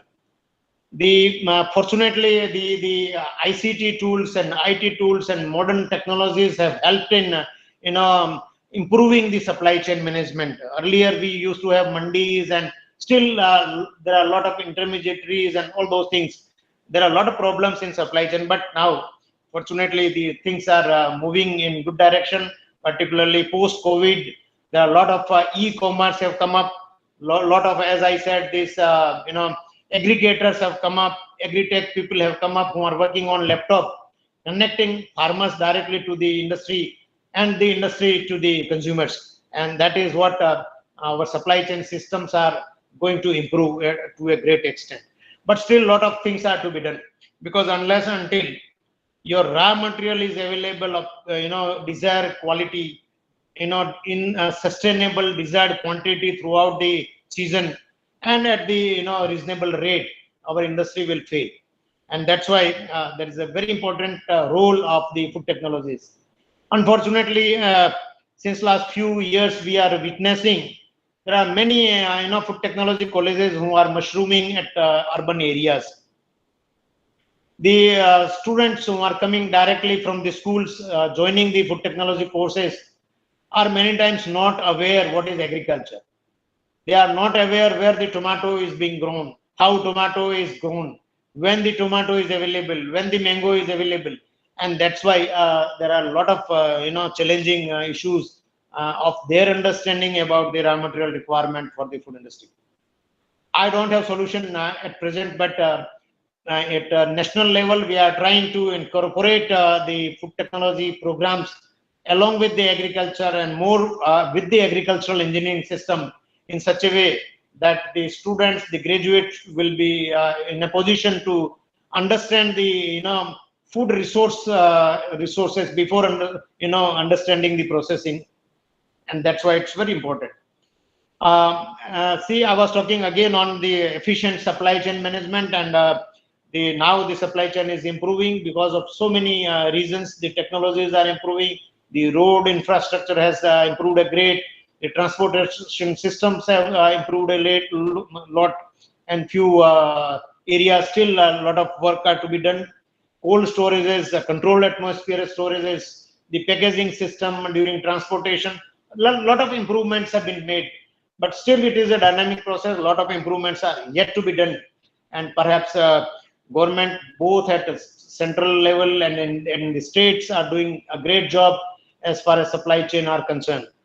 I think the FPOs, the farmer organizations, the cooperative farming, the contract farming, these are the areas where perhaps our stakeholders should initially focus on for improving the supply chain system for the agro industries or the food industry. So I would certainly like to give very high importance as far as the supply chain management for the food industry is concerned. The second thing, as I said, is the real food manufacturing, the food packaging and food processing. There, as I said, the systems now are to be improved a lot. Post-COVID, as I said earlier, we used to have a centralized big industry dependent on procurement of the raw material from different places, different districts, or even across states, and that at times create problems. Perhaps now the time has come that we will have to have slightly decentralized food industries, maybe at district level, where the availability of the raw material will be easier to procure, and that will be more sustainable at more cost effective. So this is first thing, that where should be the industry located. The second thing is, as I said, the requirement is now changing. If you are going to establish a processing industry or the packaging industry, you cannot design your industry only on one product or only on one commodity. As I said, most of these commodities are seasonal, and you cannot afford to work in the industry for a couple of months or 4 months, 5 months. Our objective is to run the industry round the clock or as long as possible throughout the year, and that's why perhaps preferably we should design our industry in such a way that it works on multiple commodities or multiple feed intake, and that's why appropriately we'll have to design your system for the industry. Not only the commodity wise, but in the the requirement of the consumer is concerned. Consumer requires very products, and if you are supplying only, let us say, only mango pulp and not other products, perhaps the consumer will look for some other industry to fulfill the requirements of the other variants and other products. And that's why not only it is multi feedstock requirement, but perhaps in the multi-processed product requirement is also there as far as the industry is concerned. So please ensure if some of your graduates or the stakeholders who are listening to me are interested in starting the new industry, you will have to try to target multi-commodity and the multi-type of processing. It's not very difficult. There are different kinds of processing lines, processing machinery, which are suitable with minor modification, minor adjustment, minor clearance development and all those things, suitable for a few of the commodities at a time. And that's why it can work very well on 2-3 commodities throughout the year. So this is very important as far as establishing the industry is concerned. The second important requirement is operating the industry. For operating the industry, as I said earlier, your requirement of food technologists, food engineers are concerned. Perhaps that you will have to be, select those kinds of professionals very carefully so that they are having real passion to handle these kinds of very specific industry. The third requirement is, as I said, the machinery. The machinery has to be selected very well, considering your requirement of the end product. Do you want very highly sophisticated, very high quality products which you are targeting for export? Perhaps you will have to go for most sophisticated automatic line. But if you are targeting mainly on domestic product, perhaps partly mechanized, partly manual, semi-mechanized lines may also work. And these kinds of things are required. The third thing will be, production scheduling. For any industry, unless until you plan in advance what you want to manufacture in January, in February, in March, April, and all those things, your back calculation of the requirement of the raw material, your requirement of manpower, your requirement of packaging material, your requirement of different things will be decided. And that's why production scheduling is very, very important for successful food industry. So how do you plan it and all those things? Unfortunately, as I said, these industries are highly seasonable. And therefore, the production schedule varies from month to month. It's not that every day, every month you have the same capacity of 2 tons per hour or 2 tons per day. In some of the months or some of the weeks, you will be having, availability of plentum availability, adequate availability of your raw material. While on the other time of the year, your raw materials are not available. So your industry might be starving for some time. So you will have to design your production schedule in such a way that your machine runs as long as possible throughout the year. Now the requirement of skilled manpower is one way, professional manpower. The other majority of the manpower required are skilled laborers, because still the industry is a highly labor intensive, and that's why skilled labor requirement in the season is very high. For example, now mango is coming, so during the month of let us say May and June and half of the July, you require a lot of persons to handle the mango for pulping industry or for that. But what about after July? Your industry or your agro processing industry may require, let us say 200, 300 people per day, but only for 1 month or only for 1.5 months. So it's very difficult to engage, large number of, skilled or unskilled people only for shorter duration. So this is another peculiar situation as far as the industry is concerned. And you'll have to ask them to go after July, because you don't have work for them. So that is very challenging situation. How do you manage your manpower? The another very peculiar situation as far as the industry is concerned is your electricity, your water requirement, your electricity requirement, and all those things. As I said, it is seasonal, and that's why in the flush season, when you are operating at full capacity, at times more than your capacity, your electricity requirement will go beyond your demand, and that's why it's another problem. While in the lean season, where you don't have enough raw material, but still your motors will consume electricity. Your plant will consume electricity.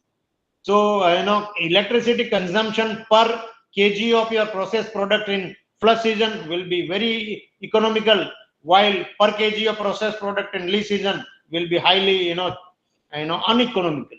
So this is another challenging problem, how to handle those kinds of things. But now there are a lot of ways available, and as I said earlier, if you have multi-commodity, multi-products kind of processing industry, perhaps you can sustain to some extent.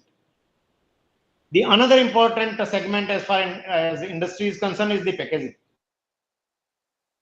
Packaging itself is a separate industry now, and it's very important. Perhaps you must be realizing, you must be observing when you go to the market that nowadays a lot of attractive and very appealing and very safe, convenient packaged products are available.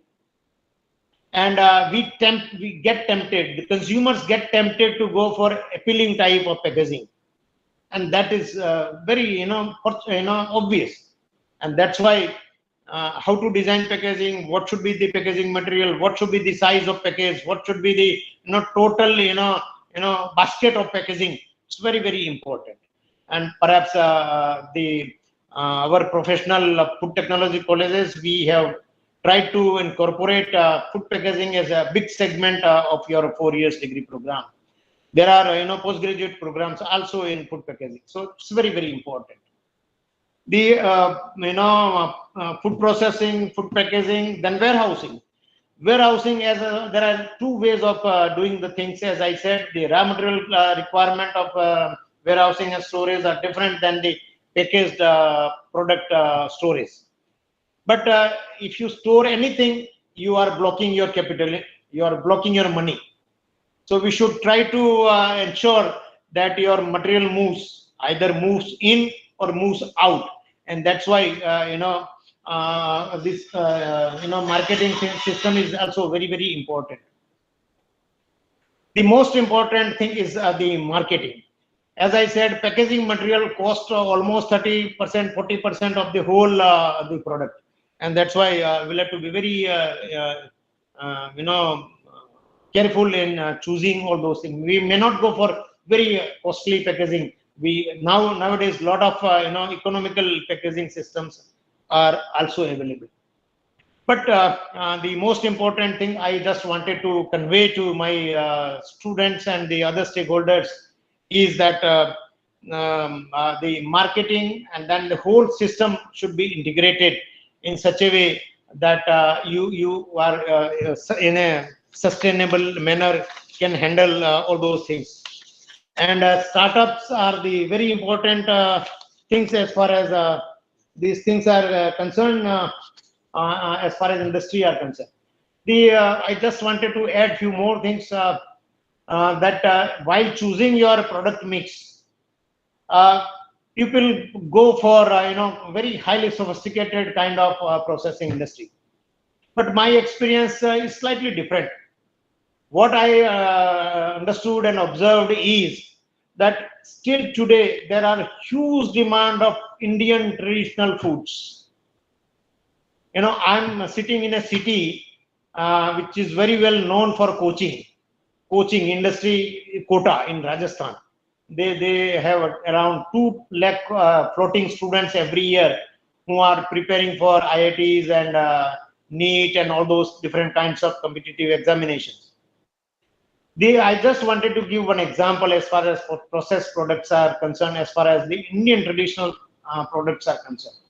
In city of Kota, only in one city, there are almost 10 lakh kachoris are being sold every day.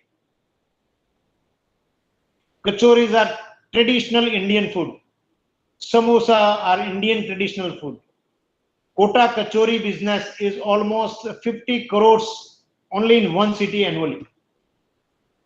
So I just wanted to impress upon that even if you choose traditional Indian food, you are at advantage. Why? Because the first thing is the acceptability of your food product. If somebody serves me pizza on one hand and the kachori on the other hand, perhaps the people of my age group or the people of other will be certainly like kachori, and that's why it's a very highly reliable acceptance of the product. Our grandparents, our parents, we ourselves are consuming kachori, samosas, idlis, dosas since generations together. So we feel that there is no risk in consumption as compared to many of the other processed foods. So perhaps it has the advantage. The second advantage as far as the Indian traditional food is concerned is our own knowledge, our traditional knowledge as far as the recipe is concerned, as far as the technology is concerned. And therefore, we are supposed to be the expert in Indian foods. Who else will do it? Not Americans and Europeans. Who will, do the innovation in idli? Not, the Italians. And therefore, perhaps we should try to think twice in, discarding the business of Indian foods. Perhaps rather, now people have realized, and you might have observed, not only our own Indian food industry, but the multinational food industries are going for all kinds of, aloo tikkis and samosas and instant poha and instant upma and also so many and so forth. Even your multinationals like McDonald's and McCain's and all those things, they are diversifying in the Indian products.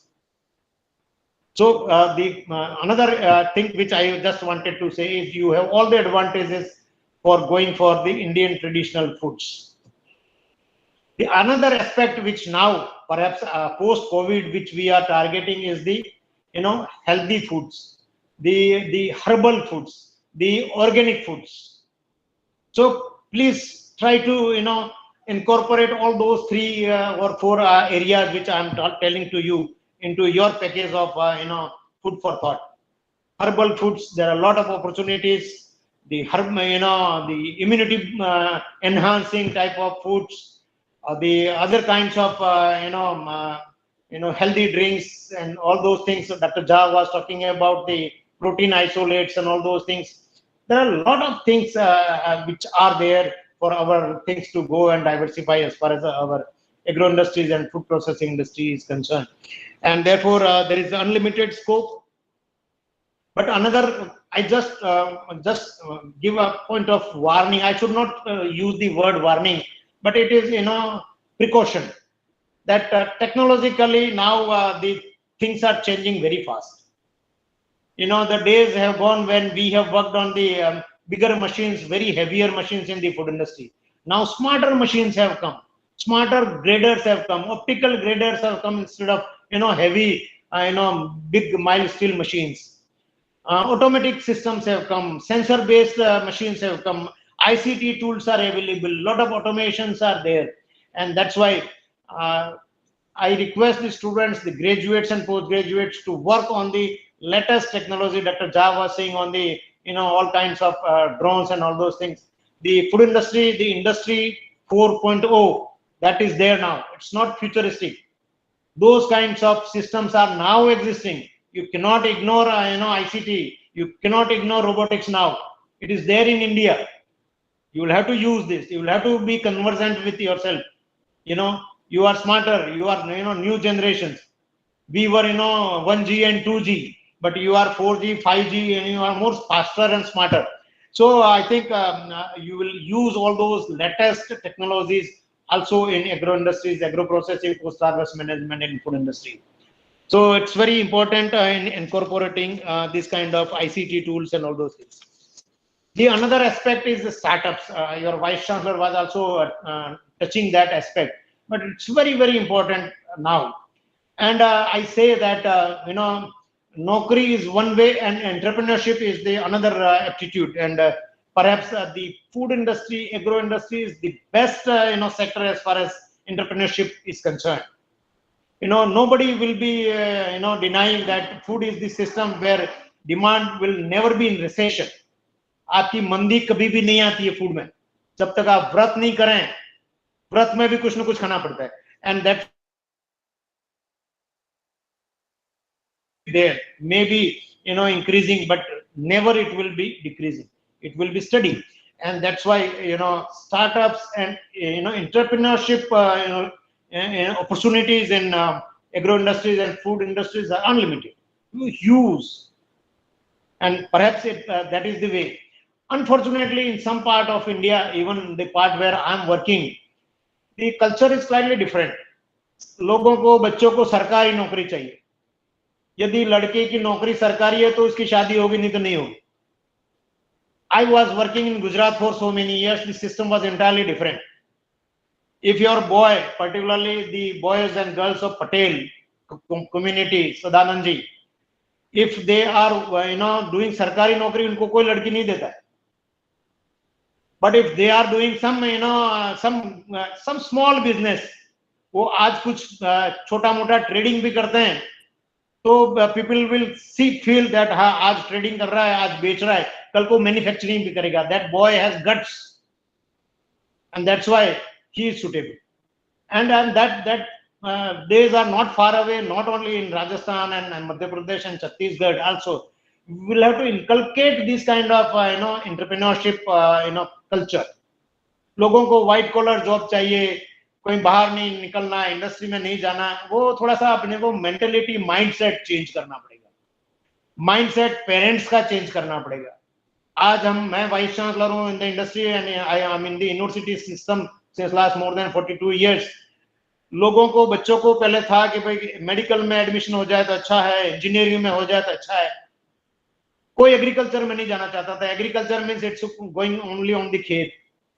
Now people have realized since last 4, 5 years, 10 years, people have realized the importance of agriculture. People have realized the importance of food industry. People have realized the importance of agriculture, engineering and food technology. And that's why the opportunities are coming towards these kinds of diversified and challenging fields. Now it is up to us. Now it is up to you, the new generation, the smart younger faculty, the smart young boys and girls, to take up this opportunity with your dedication, your professional commitment, that you will be going to this. It may not be your first love. Agriculture, engineering may not be your first love. You wanted to go for computer engineering, but आपको नहीं मिला, तो आपने agriculture engineering ले लिया. आपने लेने से पहले 2 बार सोचना चाहिए. Once you have taken, आपकी यदि शादी नहीं हुई है और किसी लड़की से, लड़के से प्यार हो जाता है और फिर शादी होती है तो अच्छी बात. परंतु हमारे जैसे कोई तो शादी होने से पहले प्यार व्यार होता नहीं था. शादी हो गई, then you start loving your partner, because talaq is not the solution. Talaq is very difficult. So if you have chosen very carefully your agricultural engineering as profession or food technology as profession, may not be your first love, but now start loving means you have decided. दुखी मन से काम ना करें, दुखी मन से आपका कोर्स नहीं करें. If you are still in first year and it is not your love, that you don't love agriculture, engineering or food technology, please leave it. It's not too late now. But फिर भी आपको लेना है तो start loving your profession. That's very, very important. Then only you will enjoy your profession, then only you will enjoy your career and your life. And this is very important as far as the students are concerned, the faculty is concerned. I think I have spoken enough, and we have a great opportunity as far as agro industries are concerned, post-harvest management are concerned, food industry is concerned, food technologists are concerned, food engineers, food chemists, food microbiologists, food business management. The systems are there. Unfortunately, still in the market, your human resource requirement is there, but the remunerations are not so attractive. आज graduate होके जाता है, 20,000 25,000 से ज्यादा है, उसको नहीं मिलता. Don't mind it. Please accept even that kind of job if you are satisfied with the nature of job profile. आप लर्निंग करेंगे. I have the experience where students were requesting कि हमको अमूल में 1 साल नौकरी करने दो बिना तनख्वाह के भी. So तनख्वाह और पहली pay is not very, very important. The important is learning. तनख्वाह भी आपको मिलेगी, पैसे भी आएंगे, फ्यूचर में आपको बहुत अर्निंग होगा. You will be earning a lot, but learning is more important initially than the earning. So my advice, unasked advice to the young graduates, boys and girls, is that go for learning. Learning is a continuous process, and see that you will be having a very rewarding your career in the food industry and in the agro industry. There are a lot of hardships once you go to the industry. Lot of failures are there, but failures are not failures are steps that makes you experience, that gives you good learning, and that's why that is you'll have to take in the positive stride and go continuously for improving your system. I'm hopeful that you will be stick your love for agro industries, agricultural engineering and food technology as far as your profession are concerned. You will continuously get yourself dedicated to that. There are a lot of information and updates. We are always there to whenever something is going wrong or something is required, please contact us. There are a lot of other people working in the industry. There are many persons who will be speaking to you today as far as industry is concerned, and a lot can be done. So I just wanted once again to impress upon you that there is great opportunity for you to go ahead. Thank you very much, and I thank the IGKV University and my dear friend Dr. Sadanand Patel, Dr. Tripathi, to give me this opportunity to talk to you. I can talk with many hours. This is my love with the students and the profession. That whenever you are asking me, I will be readily, willingly be there with you always. So thank you once again, and all the best. Good wishes to all of you. Thank you very much. Sir, I'm Dr. A.K. Sahu, Dean, College of Agricultural Engineering, Delhi, a constituent college of IGKV. We have recently installed an experiential learning unit on value addition of pulses.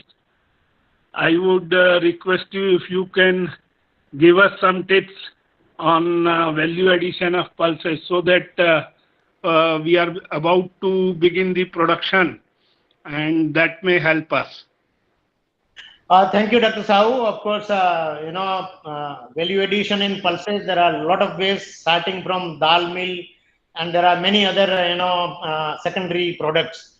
You'll have to first think of what is there in the market. See, we have, as Dr. Jha was saying, we have established almost 10 experiential learning units at Anand in Gujarat. As far as experiential learning units are concerned, we'll have to select experiential learning units in such a way where your students will be employed in the sectors, and therefore before they get graduation and getting employment, let us have their hands-on training at the university, at the college level. So experiential learning systems should be selected in such a way that after working on these kinds of units, students will be working on the larger, bigger scale units in the industry. So value addition in pulse mills or in the pulses, there are different sectors. You can go for, as I said, dal mills and grading and color sorting units, and then further, basin manufacturing units, and then, all kinds of, secondary units like, namkeen manufacturing and so on and so forth. There are, high-tech units, but perhaps initially, these many things perhaps will be enough. Thank you. Thank you, sir. I may need your advice in future, and I may contact you, sir. You are welcome. Thank you for your generous. Thank you for your generous lecture and very nice lecture, informative lecture for me and many of my students. Sir, thank you very much. Thank you. Spent a very long time and address our gathering, students, entrepreneurs, even the staff from the KVK and our teachers, they all have joined, and you have covered almost the major points, many of the major points related to the food processing industries and food processing entrepreneurship. And you have addressed the students, particularly, the sticky mind of the students. You have tried to touch the minds of the students. Now, I'm sure with this kind of the learning and this kind of the actually informations, the students will definitely come out from the haziness. And once again, I thank you very much. And sometimes we will invite you, sir, personally here, because the students of the food technology and agriculture engineers, actually they need such guidance and such instructions to be given by the senior academicians and from the organizers and from the university. I place on record. Thank you very much once again to you and to your university also. Thank you. Thank you all, and it's my pleasure to be there at any time at your university or any place in Chhattisgarh. Thank you very much for good words from me. Thank you. All the best.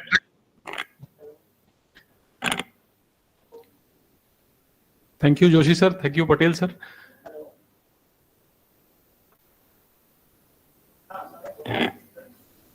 This is good news for our students. Light lunch is coming very soon. Please be here with us and listen to Parley. Okay, thank you. Thank you so much. Thank you, Tripathi sir, for a good news. Let us continue with our next session. There is a slight change in the schedule. We have got Dr. Verulkar sir with us. You might be knowing that he is again a renowned personality, a well-known figure of our university, as well as sir. Now, friends, now we have with us Professor Verulkar, head of the Department of Plant Molecular Biology and Biotechnology. है ना sir? Department का नाम यही है ना? Professor Verulkar is basically biotechnologist, and he has very keen interest to work on the tertiary processing of the produce, of the product, commodities. The first, primary, secondary, we do normally. Now, Dr. Verulkar is doing a lot of work on particularly his area of the research interest is the rice, basically rice. And he has developed and he's developing. He has already developed and he's developing many of the things out of the rice. Professor Verulkar is a renowned person, is one of the assets of our university. And we have got this opportunity to listen Dr. Verulkar. And I would request all of you to please listen to him carefully, particularly those students who are thinking or who inspire to go for higher studies. He is a very good researcher, and his research values is, cerebral. Definitely, he is cerebral. In a raw language, if I say, he is cerebral. So, those students who have little interest towards the higher education, particularly the food processing, food industries, so please listen to him, and by this way you can come to his contact. Thank you. I request Dr. Verulkar, please.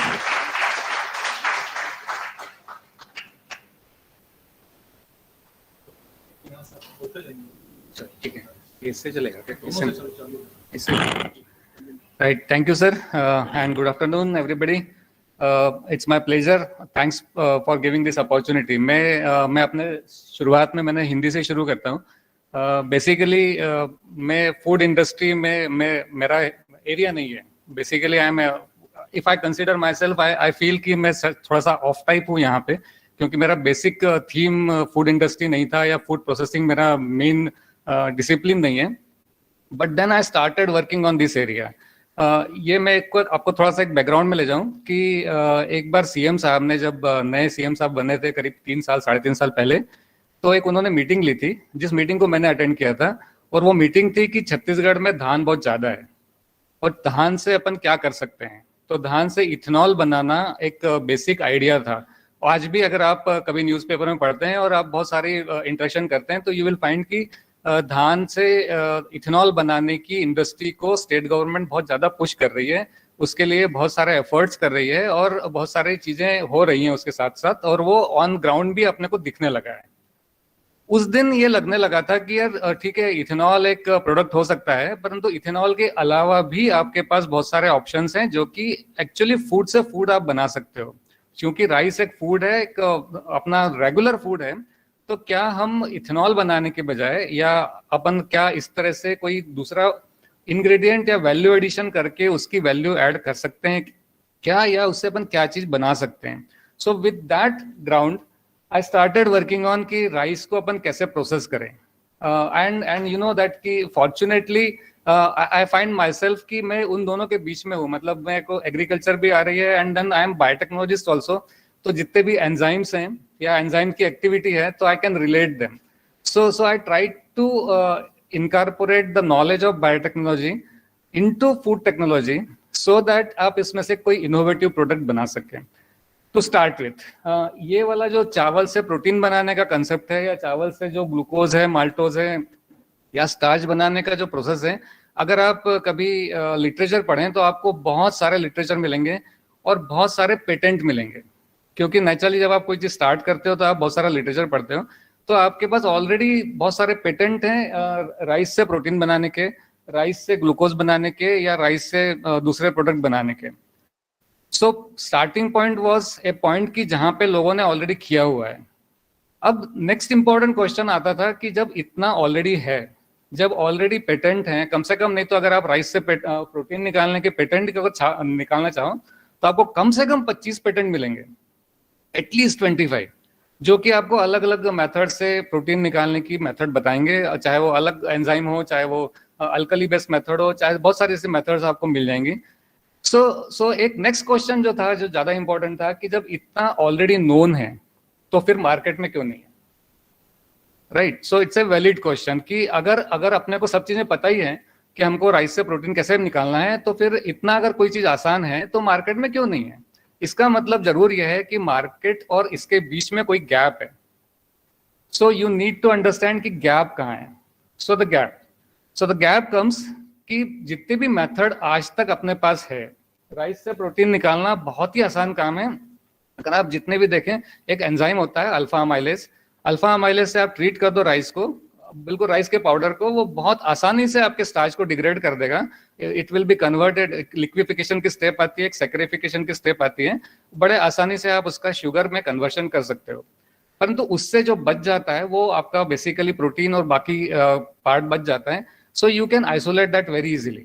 So method बहुत आसान है, परंतु जो rice का protein बनता है, जो मिलता है इस मेथड से, वो एक्चुअली नॉन डाइजेस्टेबल प्रोटीन है। ह्यूमन सिस्टम उसको डाइजेस्ट नहीं कर पाता, और चूंकि वो डाइजेस्ट नहीं कर पाता तो इसीलिए वो मार्केट में नहीं है। क्योंकि जो चीज है, आप प्रोटीन खा रहे हो, परंतु प्रोटीन अगर डाइजेस्ट ना हो तो किसी वैल्यू का नहीं है, राइट। इसीलिए आप देखें कि मार्केट में आपको राइस प्रोटीन के नाम से बहुत कॉमनली चीजें नहीं मिलती हैं। अब इसमें दूसरा पार्ट और आता है, आज आपको अगर बहुत सर्च करोगे तो शायद आपको राइस का प्रोटीन मिल भी जाएगा, परंतु आज जो राइस का प्रोटीन मिलता है वो बेसिकली उसमें एक एडेड एंजाइम्स होते हैं, जैसे पेपिन उसमें मिला देते हैं। तो अगर उसमें पेपिन आप मिला दो आर्टिफिशियली, तो जैसे ही आप खाते हैं तो आप साथ में एक एंजाइम और खा रहे हो, तो फिर वो डाइजेस्ट होने लगता है। So that becomes digestible. परंतु ऐसा करना वर्चुअली वो एडल्ट्रेशन के बराबर है, क्योंकि जब आप पेपिन खाते हो, आप देखिए पेपिन कहाँ पर है। पेपिन जो है, आपके जो कच्चा पपीता होता है कच्चे पपीते में पेपिन होता है, कच्चा पपीता कोई नहीं खाता, उससे आंखें खराब होती है। तो you are virtually eating papain. अगर आप पेपिन खा रहे हो तो वो आपके लिए खराब ही होता है। सो मार्केट में जो चीजें हैं वो बहुत ही इश्यूज वाले हैं। So therefore we thought of developing a method where you can isolate protein which is digestible in nature and then normal routine.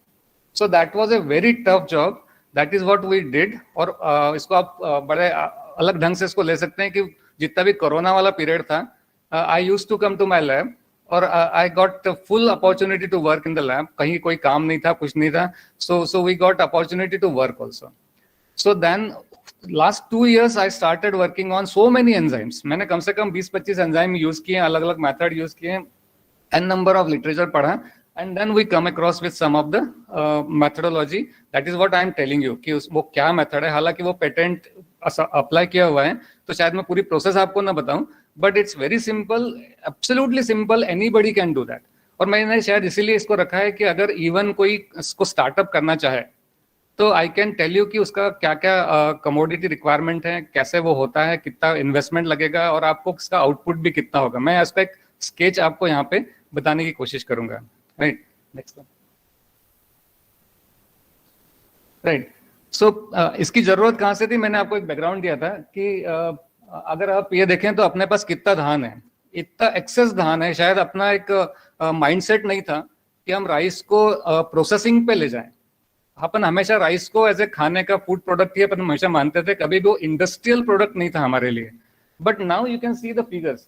31 मई 2020 तक 22 तक already 92.01 lakh metric ton procure कर चुका है स्टेट गवर्नमेंट। उसके बाद और हुआ होगा। इसका मतलब है, और हमारी जो रिक्वायरमेंट है वो हार्डली 64 लाख मेट्रिक टन की है।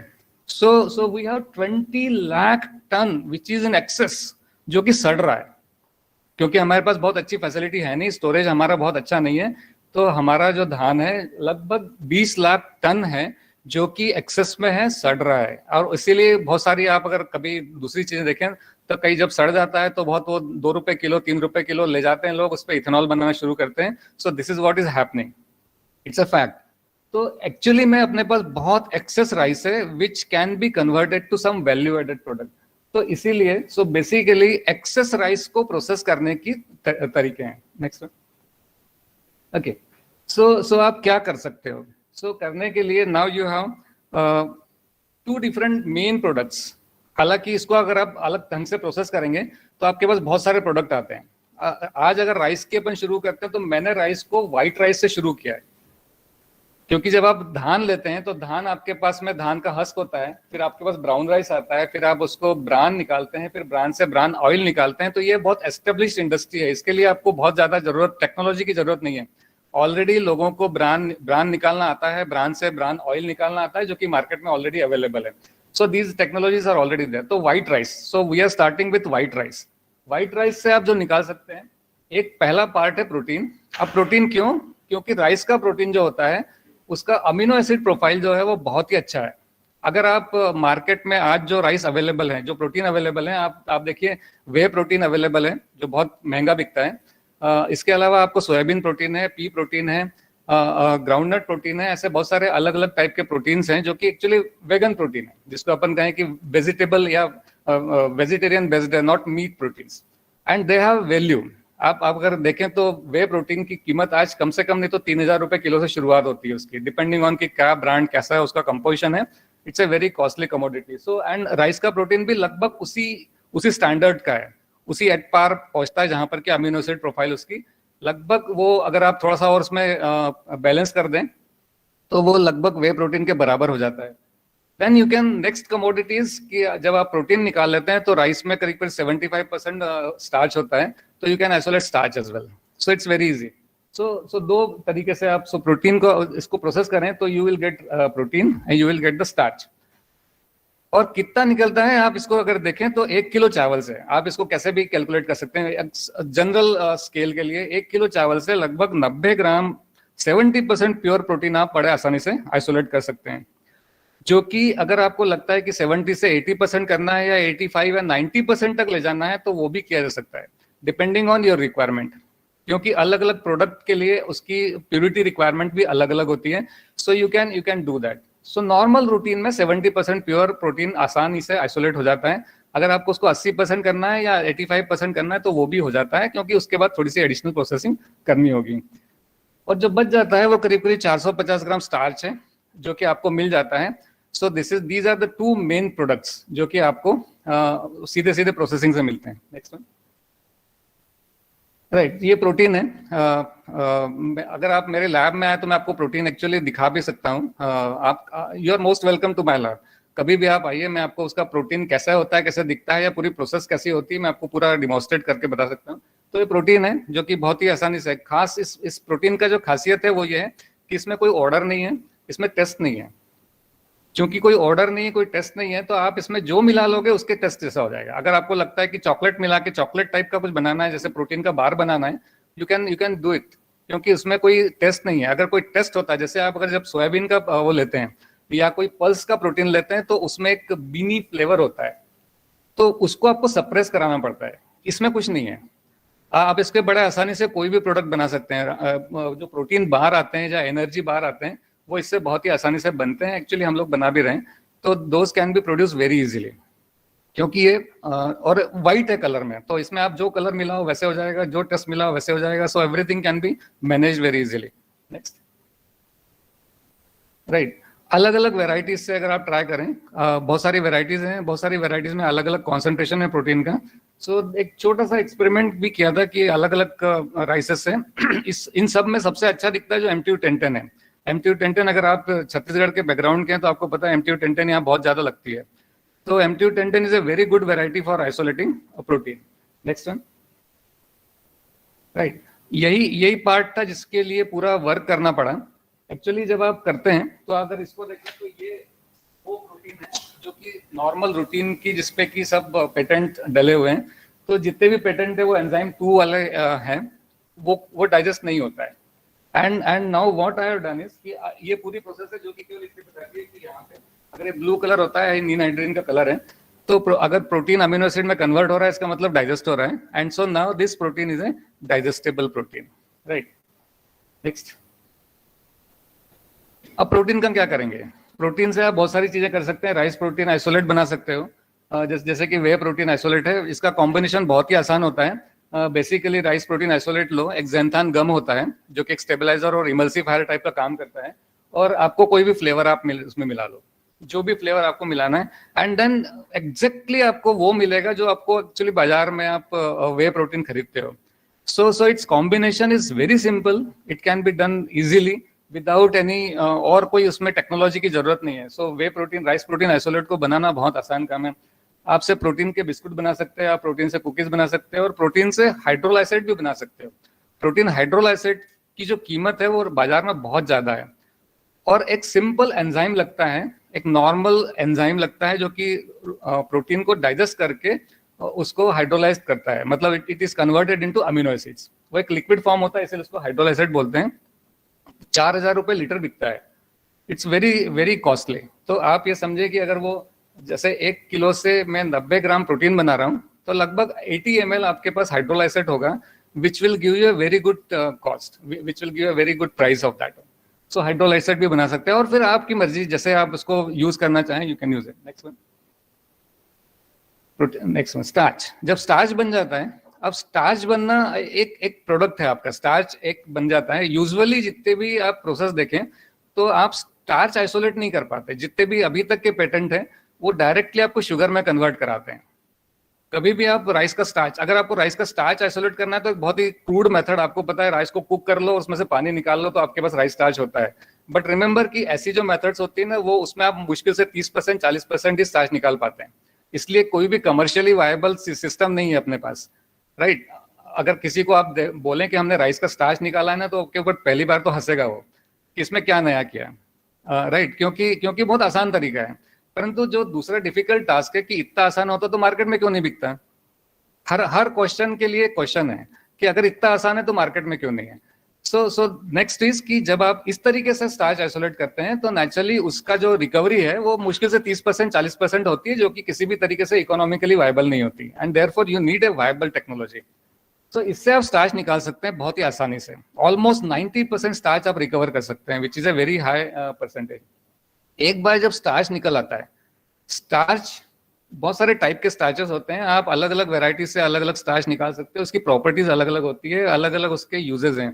आप नेटिव स्टार्च यूज कर सकते हो, आप वैक्सी राइस से स्टार्च बना सकते हो, और आप प्री जिलेटिनाइज राइस स्टार्च बना सकते हो। और इस पूरे की अगर आप तीनों में से किसी को भी टेक्नोलॉजी में आपको करना है तो आई कैन टेल यू कि इसमें से आप कैसे इसको बनाएंगे, मतलब 3 अलग अलग टाइप के स्टार्च भी आपको कैसे बना सकते हो।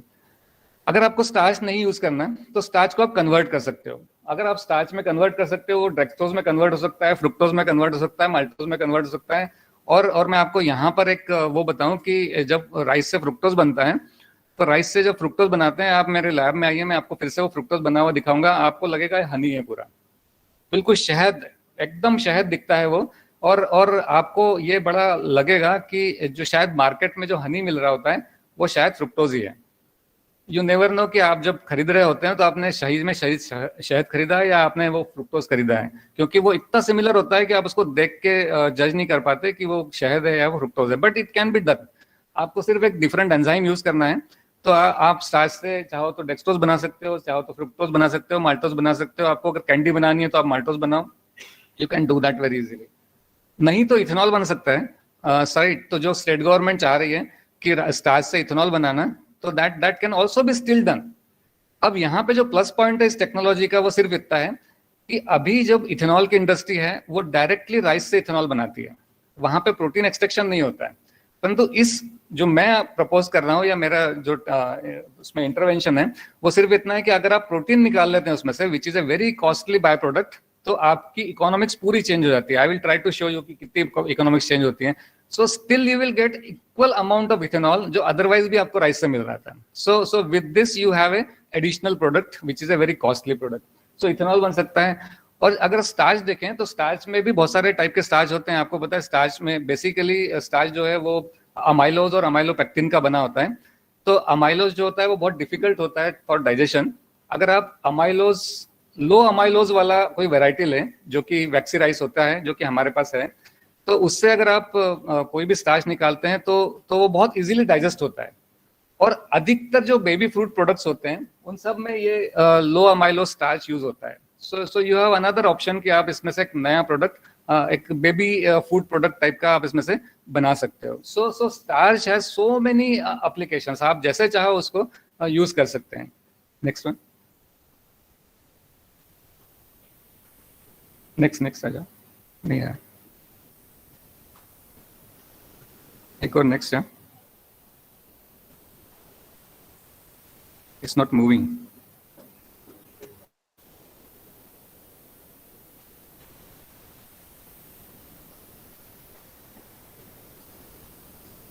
चलो जब तक कोई क्वेश्चन हो तो बताओ। हैंग हो गया।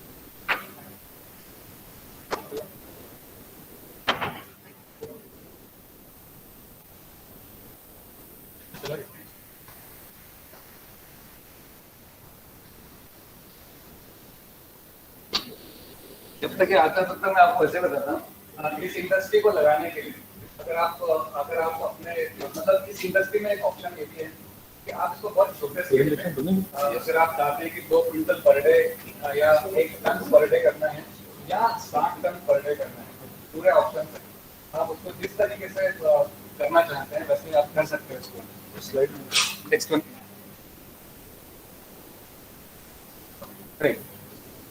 ये शुगर सिरप है, just to show a photo. ये पूरा शुगर का सिरप है। आप अलग अलग टाइप के शुगर चूंकि बनते हैं तो आप इसमें से कोई भी बना सकते हैं। Next one. नहीं आगे इधर दिख रहा है यहाँ पे। राइट, अब इसके लिए रिक्वायरमेंट क्या क्या है? रिक्वायरमेंट अगर आप 5 से 6 क्विंटल एक दिन में करना चाहते हैं, दिस इज फॉर 1 डे, तो आपको क्या क्या चीजों की जरूरत है? आपको एक ड्राई ग्राइंडर चाहिए। नेचुरली उसकी ग्राइंडिंग बहुत फाइन होनी चाहिए। उसका एक स्केल होता है जो कि 200 मैश से नीचे या उससे अच्छा उसमें ग्राइंडिंग चाहिए होता है। आपको डाइजेशन यूनिट चाहिए होती है अलग अलग, जो कि डाइजेशन बेसिकली आपको किसी भी एंजाइम से ट्रीट करके जो प्रोडक्ट बनाने का जो सिस्टम होता है that is known as a digestion. तो आप इसको एक डाइजेशन मतलब एक इंक्यूबेशन चैम्बर होता है जिसमें कि आप टेम्परेचर को कंट्रोल करते हैं, मेनली टेम्परेचर और पीएच को मेंटेन करते हैं, and then you get the product out of that. It's a very simple system. तो डाइजेशन यूनिट चाहिए, एक प्रेस फिल्टर चाहिए। तो आपके पास एक, चूंकि उसमें से आपको शुगर और स्टार्च और प्रोटीन को अलग अलग करना होता है, तो वो एक प्रेस फिल्टर होता है। प्रोटीन ड्रायर चाहिए, हालांकि प्रोटीन के जो मार्केट में मिलते हैं वो प्रोटीन स्प्रे ड्रायर होते हैं जो बहुत महंगे होते हैं, बट इवन विदाउट दैट दो सोफिस्टिकेटेड प्रोटीन स्प्रे ड्रायर आप नॉर्मल ड्रायर भी यूज करते हैं, अगर आप एयर ड्राई भी करते हैं तब भी वो बहुत आसानी से ड्राई होता है, कोई उसमें इश्यू नहीं है। एक जो रिक्वायरमेंट है वो है कंटिन्यूस फ्लो सेंट्रीफ्यूज या हाइड्रोसाइक्लोन्स जो आजकल आ गए हैं। तो हाइड्रोसाइक्लोन्स बेसिकली आपको किसी लिक्विड की डेंसिटी चेंज करने के लिए लगता है। So this is the only probably requirement जो कि बहुत एक थोड़ा कॉस्टली आता है, but rest of the things are very simple. Enzymes बहुत सस्ते होते हैं, डोंट गेट कंफ्यूज विद कि बड़ा कुछ तो भी कॉस्टली अफेयर है। मैं आपको एंजाइम के बारे में बताऊं कि आप एंजाइम इतना कॉमन यूज में है कि जितने भी आप अगर डिटर्जेंट भी जो यूज करते हो तो डिटर्जेंट में भी एंजाइम मिला होता है ना। जब कभी आप कभी एडवर्टाइजमेंट में देखते हैं ना कि आपके दाग हट गए और कलर नहीं जा रहा है, तो दैट दो दाग हटते कैसे हैं, that those stains are enzymatically removed. तो एक्चुअली वो उसमें भी एंजाइम मिले होते हैं। तो इतना सस्ता होता है, मतलब इट इज कॉस्टिंग यू 250 रुपी पर केजी, और आपको मुश्किल से 1 ग्राम या 2 ग्राम लगता है। तो यू कैन इमेजिन कि बहुत सस्ता होता है, मुश्किल से 3, 4, 5 पैसे का ही आपके पास एंजाइम की जरूरत होती है। So it's not a very costly affair. फिर आपको पैकेजिंग फॉरवर्डिंग, जो सर लोगों ने भी अभी बताया, आपको बहुत सारा सब एमिनेंट पर्सनालिटी थी जिन लोगों ने आपका अभी तक सब कुछ बताया कि आपको पैकेजिंग फॉरवर्डिंग बहुत सारी लगेगी, और थोड़े बहुत पीएच मीटर है या ऐसे कुछ सेंसर्स होते हैं जो कि आपको लगेंगे, जो कि बहुत ज्यादा कॉस्टली नहीं होते हैं। सो रिक्वायरमेंट भी बहुत बड़ी नहीं है।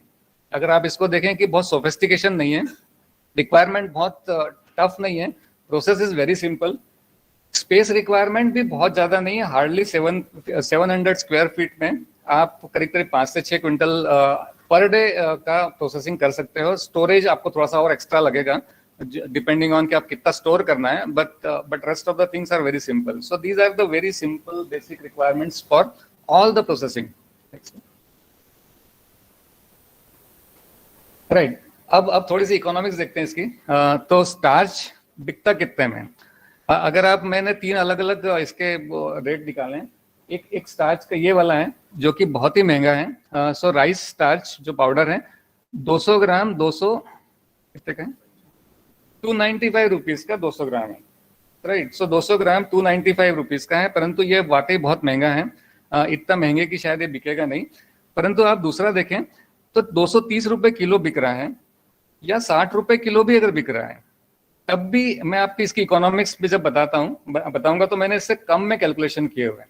तो जितने ऑलरेडी मार्केट में हैं उससे कम में भी अगर आप कैलकुलेशन करें तब भी आपको इकोनॉमिक्स दिखेगी। तो starch depending on the quality, कैसे बनाना है आपको, उसके ऊपर से उसकी प्राइसिंग बहुत ही अच्छी हो सकती है, and you can reach up to this level. इसमें कोई बहुत टफ जॉब नहीं है। इस लेवल तक आप बड़े आसानी से वैक्सी राइस, ये बेसिकली वैक्सी राइस होता है, वैक्सी राइस से स्टार्च आइसोलेट करना थोड़ा सा टफ जाता है, but it can be done very easily. तो ये वाली इंडस्ट्री, तो यू कैन इमेजिन कि 1 किलो चावल से 450 ग्राम आप स्टार्च आइसोलेट कर रहे हो, और 200 ग्राम जो है वो 295 रुपीज का है। आप इमेजिन करो कि कितने में बिक रहा है, और इसमें कॉस्ट इन्वॉल्वमेंट भी आपको मैंने अंदाज बताया कि कितनी है। So you can think about कि कितना आसानी से बन सकता है। Next one. वैसे ही मैंने एक प्रोटीन की वो निकाली है प्रोटीन के लिए। तो प्रोटीन की जो प्राइसेस हैं वो करीब 2000 रुपए किलो या उससे भी ज्यादा प्रोटीन होता है। तो ये बहुत कॉमन प्राइसेस है जो कि मार्केट में अवेलेबल है। तो मार्केट में बहुत सारे अलग अलग टाइप के, अलग अलग क्वालिटी के प्रोटीन अवेलेबल हैं जो कि इसको आप बना सकते हो। हालांकि ये जो प्रोटीन है जो मैंने शुरुआत में कही थी, ये जो 450 रुपए किलो वाला है, it is non digestible. I have also tested that, right. तो मैं बड़े कॉन्फिडेंटली कह रहा हूँ कि ये 450 रुपए वाला चावल जो प्रोटीन है, राइस का प्रोटीन है, वो किसी काम का नहीं है। So that will your protein will definitely fetch a huge price for you. Next one. Right so इसकी ग्रॉस इकोनॉमिक्स अगर देखें कि क्या क्या इसका इकोनॉमिक्स बैठता है, तो यू कैन सी कि 1 टन राइस लें, क्योंकि एक 1400 रुपए में क्विंटल में बिकता है चावल, जो स्टैंडर्ड रेट में है। दूसरे इनपुट और अगर आप मिला लो तो टोटल इनपुट जो है वो करीब करीब 40,000 रुपए के हैं। This is for 1 ton processing. इससे अगर आप प्रोटीन लें, मैंने आपसे कहा कि करीब करीब 1 टन से 80 किलो आप प्रोटीन बड़े आसानी से निकाल लेते हैं। इससे ज्यादा ही निकलेगा, कम नहीं निकलेगा, ठीक है। तो अगर आप 1 टन से 80 किलो निकालते हैं, प्रोटीन निकालते हैं, 500 रुपए भी अगर आप रेट मान लें, अगर आप 500 रुपए भी रेट मान लें, तो करीब करीब 40,000 रुपए का प्रोटीन होता है। स्टार्च को भी मैंने केवल 40 रुपए रखा हुआ है, और वो भी मैंने 400 ही किलो लिखा हुआ है, जबकि ये 450 या 500 किलो के आसपास जाएगा। But even if you keep it low, तो 400 किलो अगर 40 रुपए के रेट से भी होगा तो वो 16,000 रुपए का होगा।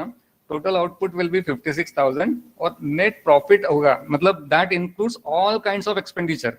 इसमें सब चीजें इंक्लूडेड हैं, डेप्रिसिएशन भी है, मैन पावर भी है, केमिकल्स भी है, रीपेमेंट भी है, अगर आप लोन भी लेते हैं तब भी है। So I try to calculate with all inputs and all requirements, so still you can get around 15,000 absolute benefit. That's a net benefit processing 1 ton of rice in 1 day. So you can earn 15,000 रुपये। अब naturally जब इतना रोमिनरेटिव ये है, तो naturally next question will be कि अभी तक क्यों नहीं, राइट? अभी तक क्यों नहीं? इसलिए इसका जो सिंपल आंसर है वो सिर्फ इतना है कि हाँ, मैंने इसको पेटेंट के लिए डाला हुआ है, and I am myself is interested to establish a industry. मेरे को अपने पे ही पता है, क्योंकि यूजुअली अपने में ये होता है कि हम टेक्नोलॉजी दूसरे को देने को तो तैयार होते हैं, क्योंकि हमको उस पर भरोसा नहीं होता है। So I am very much confident कि हाँ, मैं इसको बना लूंगा and it can be done, and people are actually looking after that. मैं आपको अगर नाम ना लेके बताऊं, तो एक यहाँ पे बहुत बड़ी इंडस्ट्री है जो कि एक्चुअली इथेनॉल प्रोड्यूस करती है, बहुत बड़ी इंडस्ट्री है, बिल्कुल बहुत सालों से यहाँ पे इंडस्ट्री है। दे आर एक्चुअली रोज फोन करते हैं कि आपका कब पेटेंट होने वाला है और कब ये टेक्नोलॉजी हमको आप दे रहे हो, मतलब, और ऊपर से कई बार प्रेशर करते हैं, मतलब इवन मिनिस्टर से फोन तक करवाया कि भैया इस टेक्नोलॉजी को दिलवा दो। सो यू कैन इमेजिन कि टेक्नोलॉजी में so it has a value in that, so you can go for that if you are anybody of you interested. I can tell you the whole process. Probably 1.5 months is required to get my whole patent processed. उसके बाद can be disclosed also. It can be given to anybody. And I can just tell you कि technology wise ये बहुत simple है. Anybody, even मेरे जो रोज के daily paid labor हैं, वो भी इसको पूरे तरह से कर पाते हैं. तो इसलिए इसमें कोई बहुत ज़्यादा involvement है नहीं. The only thing is dedication. You need to understand each and every step. उसके बाद आप पूरा कर सकते हैं। Next one, that's all probably. Thank you. Next one, thanks.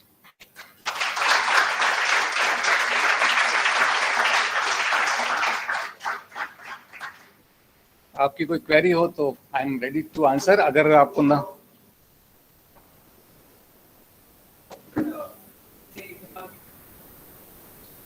Rice से इथेनॉल, राइस से 1 किलो राइस है करीब करीब आप अगर ऑप्टिमल कंडीशन तो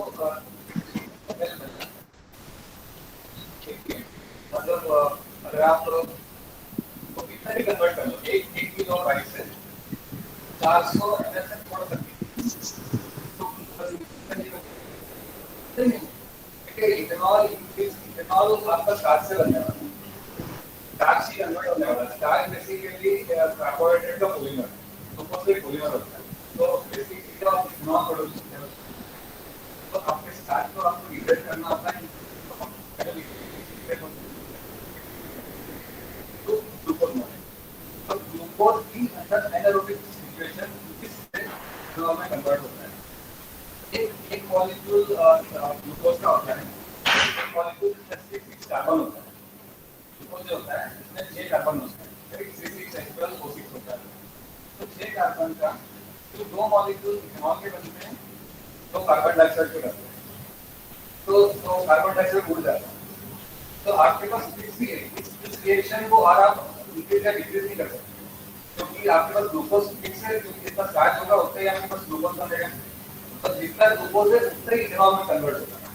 तो आपका इससे कम हो सकता है, इससे ज्यादा नहीं। अगर आपका एंजाइम अच्छा काम नहीं कर रहा तो वो उससे रिड्यूस हो सकता है, और इसीलिए नॉर्मल रूटीन में जितने भी आपके इथेनॉल वाली यूनिट्स हैं वो करीब करीब 300 ml तक बना लेते हैं। तो 50 ml 400 ml तक जाने के लिए बहुत एफिशिएंसी चाहिए। नॉट डाइजेस्टेबल है, तो इसको डाइजेस्टर बनाने के लिए पर्टिकुलर एंजाइम का यूज करते हैं। यहाँ पर जो आइसोलेशन के लिए मैंने मेथड यूज किए वो डिफरेंट है। एक्चुअली मैं आपको उसका बेसिक पॉइंट बताऊं कि क्या होता है when you are using alpha amylase, है ना। नॉर्मल रूटीन में सभी अल्फा अमाइलेज यूज करते हैं कि दो मेथड है राइस को प्रोटीन आइसोलेशन करने के लिए, एक एंजाइमेटिक मेथड है और एक alkali based method. Alkali based method में प्रोटीन डाइजेस्टेबल होता है और बहुत ही कम क्वांटिटी में मिलता है। अगर आपको नॉर्मल रूटीन में इसमें 80 ग्राम मिल रहा है तो उसमें 20 ग्राम 30 ग्राम ही मिल रहा है, तो इसीलिए वो बहुत इकोनॉमिकली वायबल नहीं होता। दूसरी मेथड है जिससे आप अल्फा अमाइलेज से एंजाइम प्रोटीन आइसोलेट करते हैं। तो उस मेथड में क्या होता है कि जब आप शुगर बनाते हैं तो शुगर प्रोटीन के साथ कॉम्प्लेक्स बना लेता है। तो शुगर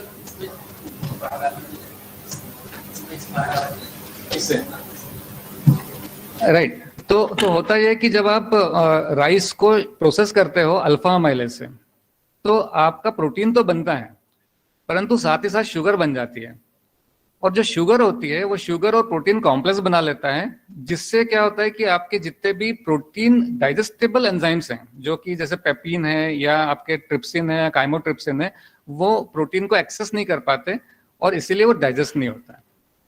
अब मैंने जो प्रोसेस की है वहां पर यह है कि आप उसको शुगर में कन्वर्ट ही नहीं कर रहे हो, आप स्टार्च में कन्वर्ट कर रहे हो, तो सेपरेशन हो रहा है वहां पे। तो वहां पे चूंकि शुगर नहीं बन रही है, तो चूंकि शुगर नहीं बन रही है इसलिए वो कॉम्प्लेक्स नहीं बना रहा। तो पहले प्रोटीन आइसोलेट हो गया, अब जब प्रोटीन आइसोलेट हो गया तो नाउ इट बिकम्स डाइजेस्टेबल। तो जो मेथड में डिफरेंस है वो सिर्फ इतना ही है कि आपने इसको डिफरेंट एंजाइम से यूज किया है, और मैंने वो एंजाइम्स यूज किए जो अभी तक नोन ही नहीं थे, जो कि इस प्रोसेस में होते हैं। नॉर्मल रूटीन में जितने भी स्टार्च प्रोसेसिंग एंजाइम्स है ना, वो ऑलरेडी बहुत बड़ी बड़ी इंडस्ट्री लगी पड़ी है। अगर आप मेज इंडस्ट्री देखें या वर्ल्ड में ऐसे बहुत सारे इंडस्ट्री है जहां पर कि प्रोटीन आइसोलेशन या स्टार्च प्रोसेसिंग है। आप अगर राजनांदगांव में देखें, यहाँ पे बहुत बड़ी इंडस्ट्री है। राजनांदगांव में कभी आप देखें तो एक राजा नाम की मेज फैक्ट्री है, बहुत पुरानी फैक्ट्री है परंतु बहुत ही अच्छी है, मतलब उसका इफिशिएंसी जो है वो बहुत अच्छा है। आप कभी सही में जाके देख लें, प्रोबेबली यू कैन विजिट। वो 300 टन पर डे कैपेसिटी है उसकी, and they are isolating, so they are also using enzymes, they are also using all those alpha amylase, और जो लिक्विफिकेशन के एंजाइम्स होते हैं वही सब यूज होते हैं रूटीन में। So my method is altogether different than those enzymes.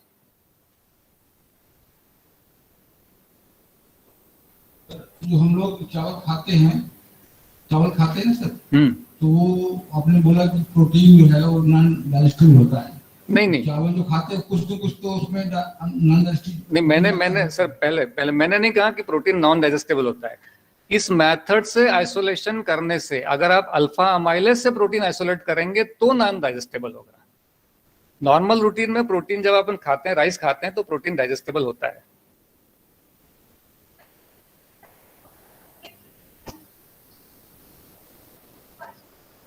कैसे बताओ?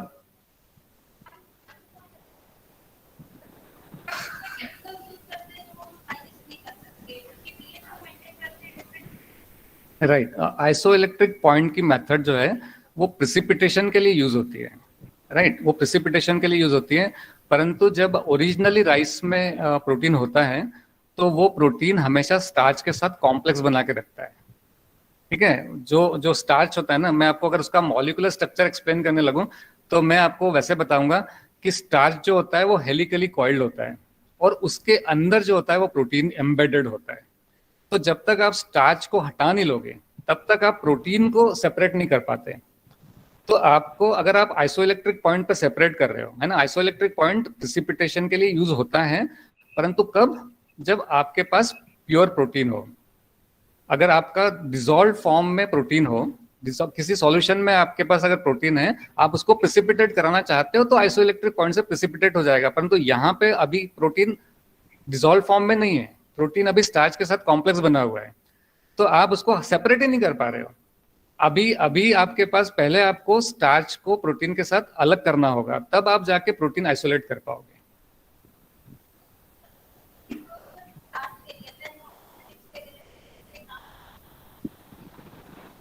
हाँ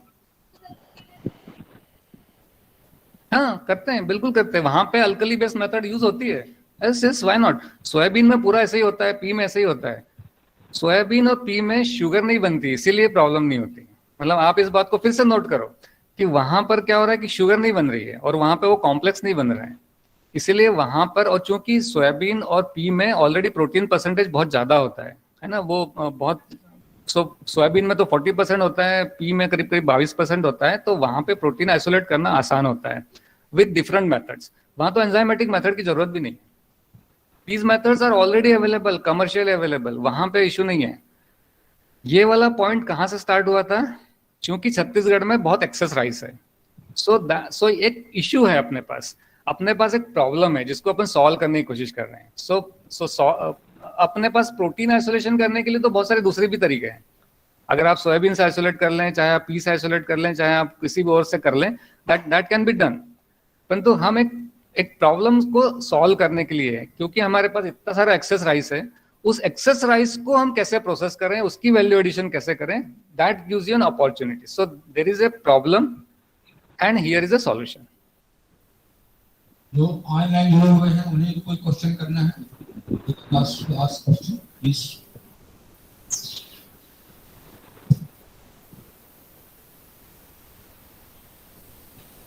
Sir, I have a small query. Yes, sir. Actually, I'm also not a core agriculture guy. Basically, I'm a mechanical engineer. और आपने जैसे बोला कि rice का जो अभी हम देख रहे हैं कि इथेनॉल प्रिपरेशन की तरफ एक नई हाई एंड रिसर्च का काम चल रहा है, छत्तीसगढ़ गवर्नमेंट प्रमोट भी कर रही है। बिल्कुल। तो हमारी यूनिवर्सिटी में सर मतलब ऐसी क्या फैसिलिटी हम लोग अवेल कर सकते हैं? कुछ अगर थोड़ा सा 2 मिनट। फर्मेंटर है ना अपने पास, माइक्रोबायोलॉजी वाले, माइक्रोबायोलॉजी डिपार्टमेंट, एग्रीकल्चर माइक्रोबायोलॉजी वाले, they have fermenter with them.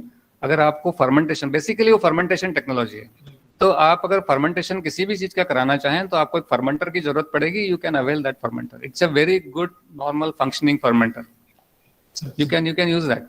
और एक्चुअली मैं ये सब चीजें दे रहा हूँ, मतलब एक्चुअली राइस स्टार्च को जो है अगर आप दें तो स्टार्च से भी कन्वर्ट होता है। एक पहले बड़ा एप्रीहेंशन था, एक्चुअली इंडस्ट्री वालों का ये एप्रीहेंशन था। इंडस्ट्री वालों का एप्रीहेंशन ये था कि अभी तक उनकी टेक्नोलॉजी जो है, देखिए इथेनॉल की टेक्नोलॉजी भी एस्टेब्लिश टेक्नोलॉजी है, उसमें कोई बहुत रिसर्च करने की जरूरत नहीं है, क्योंकि वो ऑलरेडी वो है, ईस्ट डालो और वो फर्मेंट होता है, इतना वो है सीधा तरीका। परंतु उसमें क्या हो रहा था कि अभी तक वो सीधे डायरेक्ट कमोडिटीज है, जैसे मेज है तो मेज डायरेक्टली आप ग्राइंड करके डाल दो, या आप राइस है तो राइस को डायरेक्टली ग्राइंड करके डाल दो। तो उसमें क्या होता है कि आपको न केवल स्टार्च मिलता है, परंतु यीस्ट को मल्टीप्लाई करने के लिए दूसरे न्यूट्रिएंट भी मिल जाते हैं। तो इसलिए वहां पर मल्टीप्लिकेशन और फर्मेंटेशन बहुत आसानी से चलता है, उनका पूरा सिस्टम उस पर सेट है।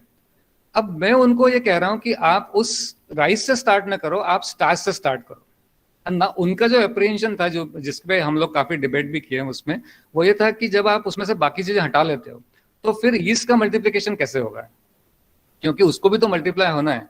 बट देन जो जितनी बाकी रेसिडुअल चीजें हैं, मतलब जब आप आइसोलेट करते हो, जैसे स्टार्च भी आ गया, तो स्टार्च 100% स्टार्च नहीं होता, उसमें कुछ थोड़ा सा मिक्सचर होता है, जैसे कि 1% नाइट्रोजन है, और 1% नाइट्रोजन भी आपके यीस्ट को मल्टीप्लाई करने के लिए सफिशिएंट है। और इसीलिए उन्होंने पहले तो उसको टेस्ट किया, मतलब एक्चुअली कमर्शियल उस पे एस्पेक्ट पे, मैं जिस इंडस्ट्री की बात कर रहा हूँ, वो लोग मुझसे स्टार्च सिरप ले गए, उन्होंने अपने मेथड पे उसको टेस्ट किया कि क्या इससे वाकई इथेनॉल बन रहा है कि नहीं बन रहा है, क्योंकि उनको डाउट था कि इससे बनेगा या नहीं बनेगा। So then they started doing using that, and when they get convinced कि हाँ इससे बन रहा है, जब उन्होंने बना के देखा तब दे गॉट कन्विंस्ड कि हाँ इससे हम इसका इंटरवेंशन करने को तैयार है। So they are ready to invest money into that. Right sir, good enough, thank you for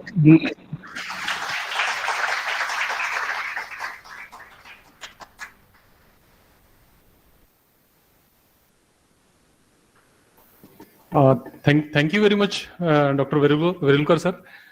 It was really a knowledgeable session for all of us. I'm sure most of the students have got a wide exposure on the area of protein isolation, as sir has already discussed. And I also feel that there is some research temper for my area. So I'll be visiting sir definitely, sir. Sir, thank you, sir. Tripathi sir, so we have reached to the conclusion of our this first technical session for today. We'll be having a short, a break of around 30 minutes for lunch. So students may wait here because, as sir has told, that some snacks are coming right now. So we'll be meeting after half an hour, around 30 minutes after the break. After the break, means you will be very happy to join with Mr. Dharmadhikari. He is alumni of our university, and he is the CEO of CAPS. You might have heard CAPS ice cream. So he'll be joining us very soon. So with that, with the permission of Dean sir, sir, thank you very much, Alu. Please stay here only. The snacks are coming here.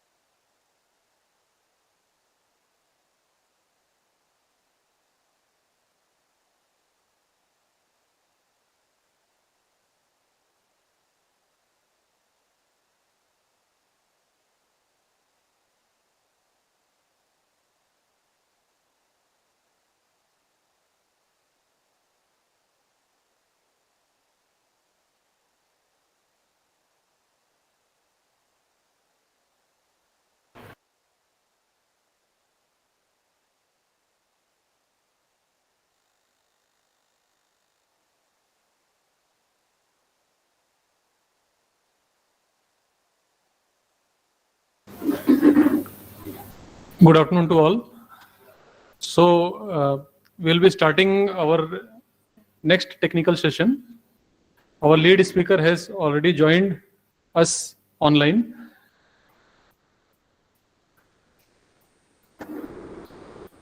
Now, our lead speaker for this technical talk is Shri K. Dharmadhikari ji. He is the CEO of CAPS Food India Private Limited, Industrial Area Raipur. And topic for his presentation today is entrepreneurship as a career. In order to introduce Shri Dharmadhikari ji, we have with us Professor Raghavendra Sahu ji. He is assistant professor in Dairy Technology College. I request Raghavendra sir to please come and introduce Dharmadhikari sir. Sir, please.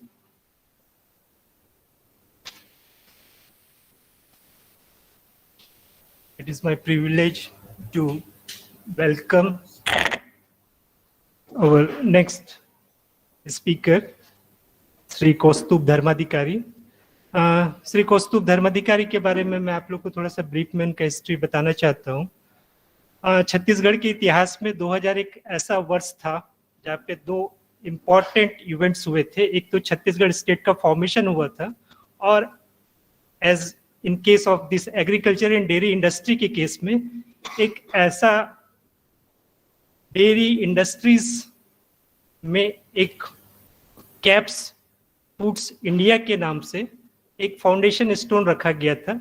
इसमें caps, KAPS, ये 4 student जो हमारे विश्वविद्यालय के उस समय college of dairy technology जो है IGKV का पार्ट था, वहां से बीटेक करने के बाद, जैसे कौस्तुभ धर्माधिकारी सर ने, उन्होंने अपना बीटेक कंप्लीट किया ईयर 1997 में।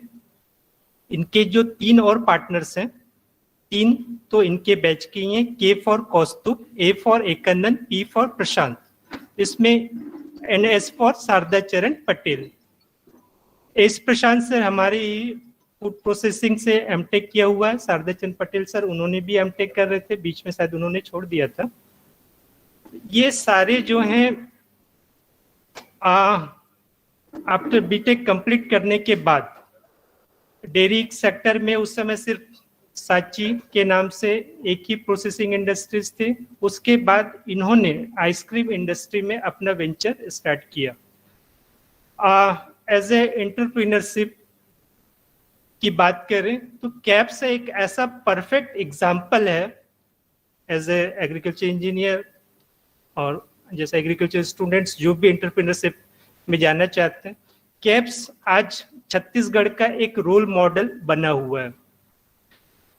श्री कौस्तुभ धर्माधिकारी जी जो कैप्स के डायरेक्टर हैं, वो डिफरेंट अलग अलग प्लेटफॉर्म्स में, IIMs में, IITs में भी अपना लेक्चर्स प्रेजेंट करते हैं, और वहाँ भी आइसक्रीम सेक्टर्स में जो उन्होंने वेंचर स्टार्ट किया हुआ, उसके बारे में भी डिफरेंट प्लेटफॉर्म्स में बताते हैं। So I heartily welcome Sri Kaustubh Dharmadhikari sir on this session. Sir.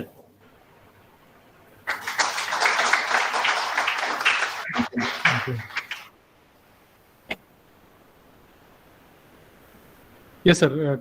Dharmadhikari sir, you can take that, sir. Thank you very much for the beautiful introduction, Raghaven.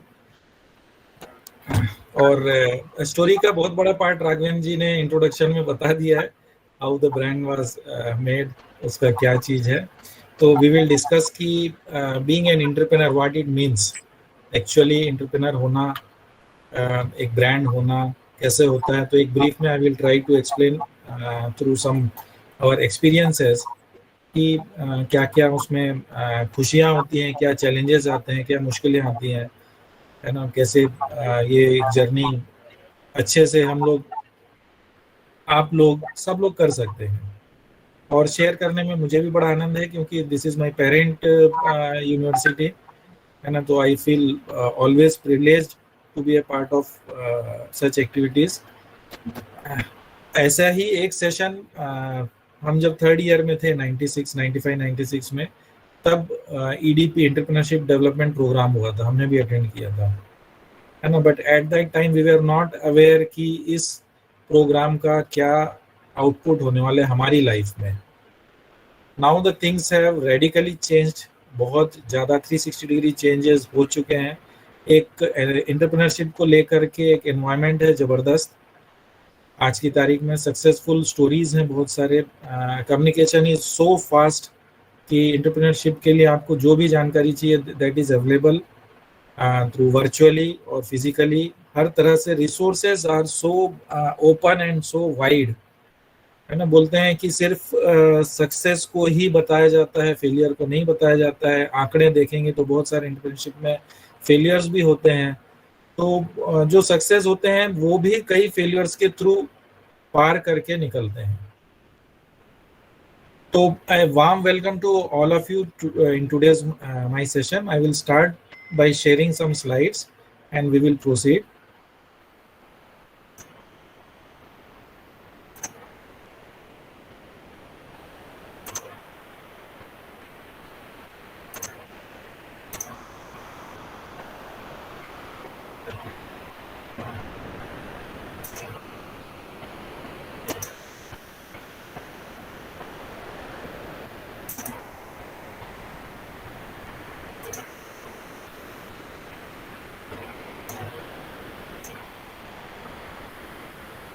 So is it visible to you, all of you? Yes, sir, it's visible. Visible. Okay.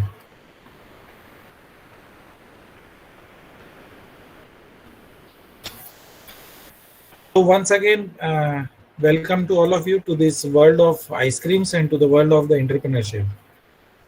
So what is it all about? Anna, the very basic theory of conducting this programme, जो भी organisers हैं, है ना, आप लोग यहाँ पे आए हैं, सब चीज़ है. तो एक एजुकेशन के बाद, बेसिक एजुकेशन, आप ग्रेजुएट हो रहे हैं, पोस्ट ग्रेजुएट होंगे, है ना, हायर स्टडीज़ करेंगे, तो what are the opportunities and what are the आपके पास और क्या ऑप्शंस होते हैं कि आगे क्या करें कैरियर में आपके. एंड सिंस 2001 जब से हमने स्टार्ट किया है, ये ऑलवेज से entrepreneurship is a career option होता है. इसको एक कुछ नहीं कर पा रहे हैं तो ऐसा है कि कैरियर एंटरप्रेन्योरशिप कर लें, वैसी वाली चीज़ नहीं है. और ये आज के तारीख में सबसे हॉट कैरियर है एंटरप्रेन्योरशिप के लिए, जो इकोसिस्टम बन गया है ना. तो एंटरप्रेन्योर होता कौन है, let us understand first of all entrepreneur कौन होता है ना. आप लोग कुछ is it possible to be interactive, Deepak? कुछ can students give some answers? Yes, sir, of course. है ना. तो I will be putting some questions, तो you feel free to give your answers. क्योंकि लंच के बाद का सेशन है, थोड़ा सा खाने के बाद भारी होता है, तो लेट्स बी वेरी इंटरेक्टिव. आप लोग जो क्वेश्चंस भी हैं, कीप योर क्वेश्चंस जैसे आपके माइंड में आते हैं, डू आस्क इट. ओके. तो एंटरप्रेन्योर बोलने से एक विजुअलाइजेशन होता है, एक शख्सियत चेहरे में आती है कि बहुत सारा काम करता है, टेंशन में रहता है, हर प्रकार के काम करने होते हैं. वही मैनेजर होता है, he is also the motivator of himself. उसको फाइनेंस भी जुगाड़ना होता है, सारा चीज करना होता है ना. तो this is one of the definitions. Entrepreneur को हम जिस तरह से प्रोनाउंस कई तरीके से करते हैं, है ना. कोई एंटरप्रेन्योर बोलते हैं, एंटरप्रेन्योर बोलते हैं, तो वैसे इसके डेफिनेशन भी बहुत वाइड है. So it is one of the closest to my heart definition. Someone who jumps off a cliff and builds a plane on the way down. इसका मीनिंग क्या हुआ कि इसमें क्या चीज छुपी हुई है कि एक तो जंप करना है. नॉर्मली आप चल सकते हैं रोड पे, है ना, आप वॉक कर सकते हैं, रन कर सकते हैं और जंप भी कर सकते हैं और फिर फ्लाई भी कर सकते हैं. ज़्यादा स्पीड हुई, है ना, आपने ज़्यादा बैकअप लिया तो एक ऐसे क्लिफ से, पहाड़ की चोटी से आपको ऐसा जंप करना है. और नीचे क्या है पता नहीं, नीचे समुंदर है कि कोई आपको बचाने के लिए नेट लगा के खड़े हैं कि कुछ नहीं मालूम है. This is the uncertainty and the risk which is associated with entrepreneur, और जो लोगों को एंटरप्रेन्योर बनने से रोकती भी है कि इस रिस्क को मैं कैसे लूं. ये रिस्क तो मेरा कैरियर खत्म कर देगा, ये रिस्क तो मेरी लाइफ बेकार कर देगा, ये रिस्क मेरे जिंदगी के कुछ इंपॉर्टेंट ईयर्स, जब कॉलेज के ईयर्स, कॉलेज के बाद के ईयर्स हैं, 2 साल 3 साल 5 साल शायद मेरे खराब कर दे। ये रिस्क जो है हो सकता है आज मैं जिस मुकाम पे उससे मुझे नीचे ले जाए। ये रिस्क वर्ड बड़ा खतरनाक होता है और ये अनसर्टेनिटी होती है, अनसर्टेनिटी इस डेफिनेशन में है। तो डेफिनेटली जब भी एंटरप्रेन्योर की बात होती है तो सबसे पहले maximum time of the times when I ask to the audience they say कि सर एंटरप्रेन्योर मतलब रिस्क होता है। तो how to fight that risk, how to assess that risk, है ना, ये बहुत इंपॉर्टेंट चीजें हैं। How we did it, I will share some of the stories कि कैसे हम रिस्क को लेकर के आगे बढ़े and how we find that risk as an opportunity. And the most beautiful example जो कोरिलेट कर सकते हैं आप 2001 में शायद उस टाइम के सिस्टम को आप ना समझें, कोरिलेट ना कर पाए, बट यदि if we will look for the last 2 years के जो सिनेरियो था, है ना, that was also a very big challenge हर बिजनेस के लिए, हर इंडस्ट्री के लिए, हर कैरियर के लिए, हर जगह, हर लाइफ के लिए it was A biggest challenge. And how everyone of us have fought that and came through that। तो ऐसा ही एक फॉर्मूला हमको अपनी जिंदगी काटने के लिए बनाना पड़ता है एज एन एंटरप्रेन्योर, जैसे हमने लास्ट 2 years में फाइट करके किया है कोरोना पीरियड में। एज आई सेड, तो what comes to your mind, है ना, तो व्हेन वी स्टार्टेड, जब हमारे कहीं हमारे जहन में कहीं बैक ऑफ द माइंड आया कि we should also try our career in entrepreneurship, तो लोगों से हमने बात करनी शुरू की, क्योंकि we all of us are from the एक सामान्य मिडिल क्लास फैमिली से हैं, जो जिनके मतलब as far as I know कि मेरे फोर फादर्स में किसी ने बिजनेस किया हो, they were all settled as in services, jobs में ही थे वो। तो एक उस इकोसिस्टम से उठ करके आना और एंटरप्रेन्योरशिप को बिना जाने समझे काम करना, तो it was one of the biggest learning और चैलेंज था हमारे लिए। तो what we did, we started talking about to people जो कोई एंटरप्रेन्योरशिप से जुड़े हैं, है ना। तो फर्स्ट ऑफ ऑल आप कोई भी काम करते हैं तो you have to find the resources. तो we started talking about this entrepreneurship to our friends, some of our seniors, कुछ ऐसे लोग थे जो बिजनेस कर रहे थे, है ना। तो बहुत मजेदार रिस्पॉन्सेज आते थे कि एंटरप्रेन्योर क्या होता है, ये तो डीएनए में होता है ना। You are not born in Tata and Ambani family, है ना। आप पैदा हुए हो किस लिए, जॉब करने के लिए। Be fit into that, make yourself better to be fit into that. कई लोग थोड़े अच्छे थे, हमारे वेल विशर थे, बोले कि आपके पास आइडिया क्या है। बोलते हैं एंटरप्रेन्योरशिप है, कुछ बिजनेस करना है तो आइडिया होना चाहिए।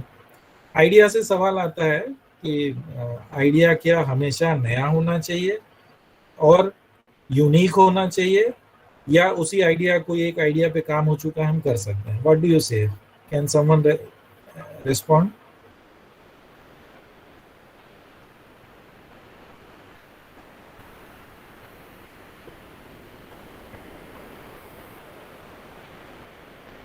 किसी को एक अपना एंटरप्रेन्योरशिप स्टार्ट करना है तो आइडिया क्या यूनिक होना चाहिए, अलग होना चाहिए, न्यू होना चाहिए, या किसी एग्जिस्टिंग आइडिया पे भी हम एंटरप्रेन्योरशिप कर सकते हैं?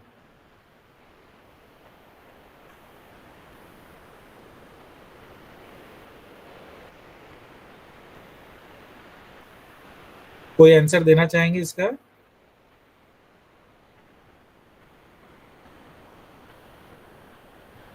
दीपक? सर पुराने आइडिया से भी न्यू तरीके से कर सकते हैं। Pardon, can you repeat? Sir पुराने आइडिया से हम लोग न्यू तरीके से कर सकते हैं इसको। पुराने आइडिया पे भी कर सकते हैं, एग्जैक्टली। यस सर, सर उसको न्यू तरीके से। Okay Deepak, can you help me, क्या बोल रहे हैं मुझे क्लियर नहीं आ रहा है। एक्चुअली हमारे यहाँ भी सर थोड़ा इंटरनेट इशू था, तो हम लोग भी सुन नहीं पाए, तो I request to repeat the question please. While we are discussing about कि एंटरप्रेन्योरशिप के बारे में बात कर रहे हैं, तो हम लोग ने जब बात की तो हमको कई लोगों ने पूछा कि आपके पास आइडिया क्या है, what is the idea on which you are going to work, आप किस पे काम करना चाहते हो। तो मुझे एक सवाल है आप लोगों से कि आइडिया, कोई भी काम करना है तो आइडिया नया और यूनिक होना चाहिए कि किसी पुराने आइडिया पे भी काम कर सकते हैं हम?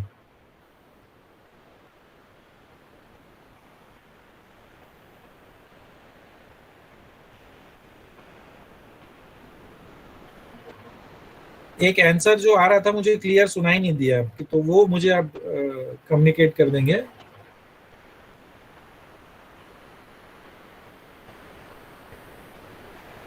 सर पुराने आइडियाज को तो यूनिक तरीके से ला सकते हैं।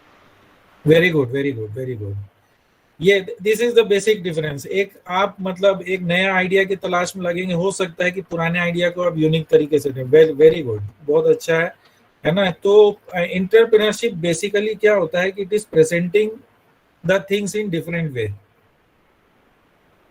है ना। आज बहुत सारे ऐसे एग्जांपल है, वी हैव लिमिटेड टाइम, है ना। आज आप लोगों के सामने ओला उबर आए हैं और ओला उबर का फेलियर भी आप लोग देख रहे होंगे, है ना। और उसके बदले लोकलाइज्ड टैक्सी सर्विस प्रोवाइडर्स भी आ गए हैं। तो recently I have been touring, कल ही मैं वापस आया हूँ, तो कुछ प्लेसेस पे गया तो वहाँ के लोकल एप्स और उनकी सर्विसेज बहुत अच्छी हैं, और ओला से करो तो वो उनके प्रॉब्लम्स बहुत ज़्यादा हैं।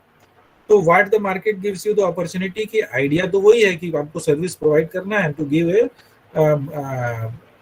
Taxi service, cab service provide करना। हाउ डिफरेंटली कर सकते हैं, and what means the difference in this consumer world. Consumer का परसेप्शन, उसके नब्स को पकड़ना, उसके सेटिस्फेक्शन को क्रिएट करना, है ना। तो this is the basic core things हैं कि वो आइडिया के अराउंड में आप उसको उतना यूनिक कर सकते हैं। वैल्यू फॉर मनी कैसे कर सकें, उसका प्रेजेंटेशन कैसे अच्छा कर सकें। तो ये इसलिए मैंने डिस्कस किया क्योंकि बहुत सारे जो शुरुआत होती है आइडिया से शुरू होती है ना। And maximum of the ideas क्या होता है कि हम गॉसिपिंग करते होते हैं, उसी टाइम वो आइडिया आते हैं। हम लोग चाय के ठेले पे कहीं पे बैठ के हम लोग बात करते रहेंगे, अनकॉन्शियसली हमको मालूम नहीं होता है, और अचानक कुछ दिमाग में आता है और एक आइडिया आ जाता है। तो उसको कैसे ग्रैस्प करना, उस पर ब्रेनस्टॉर्मिंग करना, उसके प्रोज एंड कॉन्स देखना, उसको रिजेक्ट करने के पहले 100 बार आप उसको फिल्टर आउट करो, सिर्फ इस डिसीजन पे, क्योंकि maximum of the ideas die at their initial level कि इसमें तो नया कुछ नहीं है। मैक्सिमम आइडियाज यहीं पे दफना दिए जाते हैं कि इसमें नया कुछ नहीं। तो be very clear, because we also face that. ऐसा नहीं कि हमने आइसक्रीम बनाना शुरू किया तो हमसे पहले कोई आइसक्रीम नहीं बनाता था, there were lots of brand before that also, है ना। तो वो आप उसको यूनिक तरीके से कैसे कर सकते हैं, एंड बिलीव मी कि आपका जो यूनिकनेस होगा that can not be copied, that's why it is called unique. Then we earlier discuss कि entrepreneurship is always associated with risk, है ना। तो इसको रिस्क को हटा के अलग कर दें ना, दैट इज द चैलेंज। यदि रिस्क नहीं है तो क्या है लाइफ में फिर? Every day we take risk. आज आप सुबह सिग्नल से आ रहे होंगे, रोड खाली मिली होगी, सिग्नल रेड होगा, फिर भी आपने देखा कि रोड खाली है तो निकल जाते हैं, that is also a risk.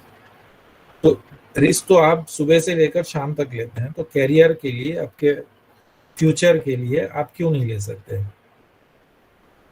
तो रिस्क में भी बहुत सारी चीजें होती हैं, calculated, uncalculated risk, how to minimise risk, how to take better decisions with risk. इसको आप स्टडी करके, रिस्क तो लेना ही है ना। आपने ग्रेजुएशन में एडमिशन लिया, दैट वाज रिस्क, आपका इंटरेस्ट नहीं था, आप सोचे कि यहाँ से ग्रेजुएट कर लेता हूँ, इसके बाद में और कुछ MBA कर लेंगे, PhD कर लेंगे। पता चला यहाँ उस रिस्क कैसे हुआ कि during this 3 years 4 years graduation में आपका माइंडसेट चेंज हो गया, आपका जो विजन था चेंज हो गया। तो that is also a risk. तो उसको कैसे आप कोप करते हैं? आप उसके लिए प्रिपरेशन करते हैं, आपके फोकस रखते हैं, आप विजन को लिख के रखते हैं कि मुझे ये करना है, इतने साल में ये करना है। The same way you can do also in entrepreneurship. Of course as I said earlier, it is a career, और इससे अच्छा नहीं है समय आज की तारीख में जो इकोसिस्टम मिला हुआ है। हमारी कंट्री की लीडरशिप जिस हिसाब से एंटरप्रेन्योरशिप को प्रमोट करते हैं, they share the success stories. Internet के बाद जिस स्पीड से हम लोग कम्युनिकेशन हमारा हुआ है, तो अराउंड द वर्ल्ड क्या चीज़ें अच्छी हो रही है वो आपको मालूम है। आप जिस आइडिया पे वर्क कर रहे हैं आप फटाफट ढूंढ सकते हैं इस पे और कुछ काम हो रहा है, क्या स्टेटस है, कैसा चल रहा है करके। तो इससे अच्छा कैरियर के बारे में, कैरियर बनाने के लिए कोई ऑप्शन नहीं हो सकता। Of course it is money making. लोग बोलते हैं क्यों करना चाह रहे हैं कि इसमें पैसा ज्यादा है ना। It is a big topic of discussion, but of course ये हर कोई यहाँ एग्री करेगा कि एंटरप्रेन्योरशिप में you can make money as per your choice and capability. ठीक है, हमको बहुत से लोगों ने बोला इट इज टाइम किलिंग, आपका समय बर्बाद होगा, है ना। Of course it is an identity, why I am here, why I am talking to you, ये एक पहचान है, और इससे अच्छी पहचान और क्या हो सकती है कि आपके काम के लिए आपको जाना जाए। तो there are lot of things entrepreneurship के आएंगे, but we will if we will sum up to understand the story, I have coined this definition कि हमारी स्टोरी को समझने के लिए या हम कोई भी काम करते हैं तो इन दो वर्ड्स के अराउंड में वेरियस रिसोर्सेज एंड आइडियाज, है ना, इसको समझ के आप कोई भी काम करेंगे तो आप निश्चित तौर पे उसको बहुत अच्छे तरीके से अंजाम दे सकते हैं। तो how we can redefine it, entrepreneurship is set of activities undertaken by an individual in order to bring together various resources and ideas and combine them to process a commercially acceptable product. In simple words, entrepreneurship is the process of changing one's ideas into a successful business venture.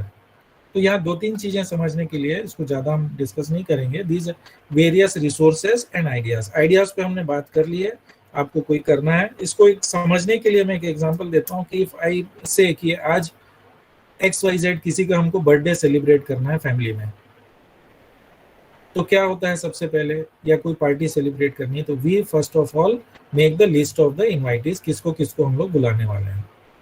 That is a resource. Resource क्या है, आप host हो, आपके guest कौन रहेंगे, है ना। Host is a resource, guest are a resource. Why resource? They are resource because why you are celebrating birthday party और any other party, to have some fun, some enjoyment, some happiness. So that is the resource. Those persons will share their happiness with you, share their fun with you, share their enjoyment, and you will arrange a party for them. फिर second क्या लगेगा कि cake कौन लाएगा, balloons कौन करेगा, decoration कौन करेगा। You identify people around you. फिर बात करते हैं आपके पहचान में कोई है क्या, या आजकल नेट से ढूंढ लेते हैं कि ये सर्विस प्रोवाइडर कोई है क्या। This way you identify the resource, है ना। तो वैसा ही एंटरप्रेन्योरशिप में होता है। यहाँ रिस्क लेवल कम है। एक बर्थडे पार्टी के अरेंज करने में रिस्क क्या है, कोई भी रिस्क नहीं है। पीपल विल टर्न आउट की नहीं, 100 को बुलाएंगे, 30 आएंगे, 20 आएंगे। तो ये ऐसे आप उसको भी वर्किंग करते हैं, वैसे एंटरप्रेन्योरशिप में होता है। The scale gets larger. एक बर्थडे पार्टी का स्केल और एक एंटरप्राइज चलाने का स्केल डिफर हो जाता है, बट यही रिस्क के पैरामीटर को बदल देता है यहाँ पे। ठीक है, तो ऐसे रिसोर्स को आइडेंटिफाई करना, आइडिया को लेना, उस आइडिया के अराउंड जो रिसोर्सेज हैं उनको क्लब करना, यही काम एंटरप्रेन्योर का है। बहुत कोई दूसरी दुनिया का काम नहीं करना पड़ता है। And combine them to process a commercially acceptable product. Why commercially acceptable product? Birthday और एक एंटरप्रेन्योरशिप में यही फर्क है। कमर्शियली एक्सेप्टेबल मतलब द प्रोडक्ट और service which you are giving वो एक रुपए में बदल पा रहा है कि नहीं, whether you are getting a economic, उसका मानक आपका कुछ तय हुआ कि नहीं। आइडिया बहुत अच्छा था, मैंने भी ऐसे सोचा था, मैंने भी किया था, बट क्या हुआ, वो मार्केट में सेल ही नहीं हुआ, तो साइकिल आपकी कंप्लीट नहीं हुई। इसलिए हमेशा ध्यान रखना कि वो साइकिल कंप्लीट होना है। Once this cycle gets completed, आपका वो साइकिल फिर रनिंग में आ जाता है और वो आपके हाथ में उस साइकिल को कितना बड़ा करते जाए। ठीक है, एनी क्वेश्चंस हियर?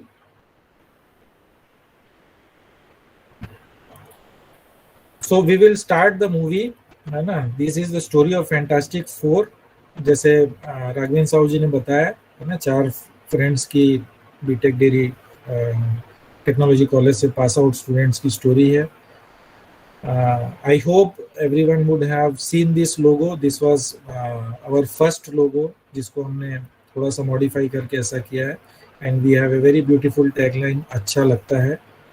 ओके, और यही आइडेंटिटी है जो मैं आज यहाँ बैठा हूँ, है ना। इसको किसी को पूछें इसमें क्या दिखता है, what do you see, some of would you say कि ये ब्रांड है, sir this is ice cream brand, group of 4 friends हैं, है ना। दिस इज फॉर, हमसे पूछेंगे ये this is my identity. So these people are the pioneer, जैसे राघवेंद्र ने बताया, this is the first industry, ice cream industry in Chhattisgarh, and this was the journey started 21 years back. So we will come briefly to the idea. Of course जैसे idea पे focus इतना हमने किया, emphasise किया, तो what was the idea? Normally पूछा जाता है हमसे कि सर ये कैसे स्टार्ट हुआ। तो 4 हम लोग KAPS, मैं और Ekanand K&A, we are working with Cadbury's Malanpur plant में, उनके हम प्रोडक्शन में वर्क करते थे। एंड ग्रेजुएशन के बाद में एक MNC में जॉब मिलना was like a dream coming true. एक MNC में डायरेक्ट जॉब मिल जाना बहुत अच्छा था। We are very happy and we are working very hard, और फैसिलिटीज भी थी तो मजा भी आता था सीखने में।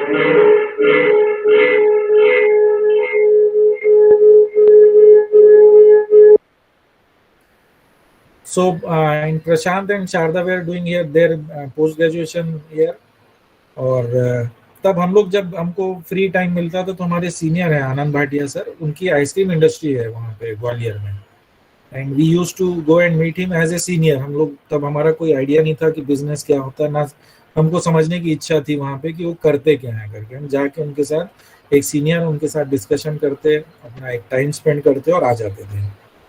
बट होता क्या है कि आपका सबकॉन्शियस माइंड में कुछ ना कुछ चीजें चलती रहती हैं। तो जब बैठते थे तो ऑटोमेटिकली देखते थे कि यार हम लोग इतने बड़े प्लांट में काम करते हैं, लोड इतना रहता है, काम चलता है, सर यहाँ बैठे हैं आराम से बैठे हैं, इनका काम बड़ा स्मूथली, पीछे क्या चल रहा है सामने कुछ पता ही नहीं है अंदर। ये तो बड़े आराम से हमारे साथ आधे घंटे बैठो, 2 घंटे बैठो, बीच में उठ के जाएंगे, 10 मिनट देख के आ जाएंगे, किसी को इंस्ट्रक्शन दे देते थे, आ जाते थे करके। तो यार है क्या चीज, मतलब वी हैव सम क्यूरियोसिटी, है ना। तो क्यूरियोसिटी होना बहुत जरूरी है लाइफ में। अदरवाइज भी आपको एंटरप्रेन्योरशिप नहीं भी करना है तो भी क्यूरियोसिटी ही आपको एक ग्रोथ दिला सकती है। तो वो वी यूज्ड टू, हमारे जो डिस्कशन के टॉपिक थोड़े चेंज होने लगे कि कंपैरिजन में आ गए। फिर सर कैसे करते हो आप, क्या करते हो, तो बेसिक क्वेश्चंस हम पूछते थे। तो हमको बिजनेस का बहुत टेक्निकल नॉलेज नहीं था, आज भी नहीं है। Whatever we have learn through experience only. एक कोई मैनेजमेंट का स्टूडेंट होगा, कोई होगा, he would be knowing much better, but हम अपने तरह से क्वेश्चन थ्रो करते थे। एट द सेम टाइम हमारे कलीग थे, he was from Haryana and they were involve, उनके फैमिली बिजनेस में डेयरी होती थी। ही यूज्ड टू आस्क, यार हमारे पास इतना दूध होता है, इसका कुछ बताओ, आप लोग डेयरी टेक्नोलॉजिस्ट हो तो इसका क्या कर सकते हैं, हम क्या बना सकते हैं, कुछ बताओ करके। और तीसरा होता है कि जब जॉब में होते हैं तो वर्क प्रेशर बहुत होता है, दो वी एंजॉयड इट, बट कभी कभी ऐसा लगता था कि यार इतना मेहनत करें, व्हाट वी आर गेटिंग, बोलते हैं ना रोटी कपड़ा मकान के बाद एक पहचान, एक रिकॉग्निशन का होता है। We were making records there, और हमारी एक्सपेक्टेशन होती थी कि रिकॉर्ड हो गया है तो बढ़िया हमको रिकॉग्निशन हो। तो वो तो बाद में होता है, पहले बोलते हैं आपको 3 घंटे और रुकना है भी, और जितना आपने एक्स्ट्रा प्रोडक्शन कर दिया है रिकॉर्ड का उसको पूरा वेयर हाउस में शिफ्ट करके जाना पड़ेगा। तो ऐसे कुछ इंसिडेंसेस होते हैं हर किसी के लाइफ में कि where you start think of some alternative. इधर आप सोचेंगे कि मैं जॉब चेंज करूं या कैरियर चेंज करूं, लाइन चेंज करूं, कुछ भी हो सकता है। तो ये क्योंकि पैरेलली चीजें चल रही थी तो obvious thing came to our mind कि क्यों ना अपना काम किया जाए, है ना। फॉर अस एंटरप्रेन्योरशिप इज हमारा अपना काम, हमारे लिए यही था। हमने उनसे भी पूछते थे, किसी से भी बात होती थी कि सर अपना काम करना चाहते हैं हम लोग, हमको बताइए, हम लोग अपना काम क्या होता है, कैसे होता है, बताइए। This was the story during 1999 के आसपास है, and we were not aware कि छत्तीसगढ़ कोई अलग स्टेट बनने वाला है ना। हम लोग को कोई मतलब नहीं था, वहाँ अपनी जॉब कर रहे थे बढ़िया से। One day I and Ekanand were discussing कि क्या कर सकते हैं हम लोग, अपने काम में क्या कर सकते हैं। तो बड़ा ही साधारण से था, क्योंकि हम डेयरी फील्ड से हैं तो क्यों ना इस पे सोचा जाए करके। और एक हमारे सीनियर हैं वहाँ पे अतुल दत्त सर, उनका सॉसेस का बिजनेस था, तो वी आस्क्ड हिम आल्सो। तो उन्होंने हमको एक ऑफर किया कि यार तुम लोग करना चाहते हो तो मेरे प्रोडक्ट्स का वहाँ पे डिस्ट्रीब्यूशन कर लो रायपुर में करके। हम लोग बोले सर हम लोग तो नहीं कर पाएंगे, but we will definitely find some link for you.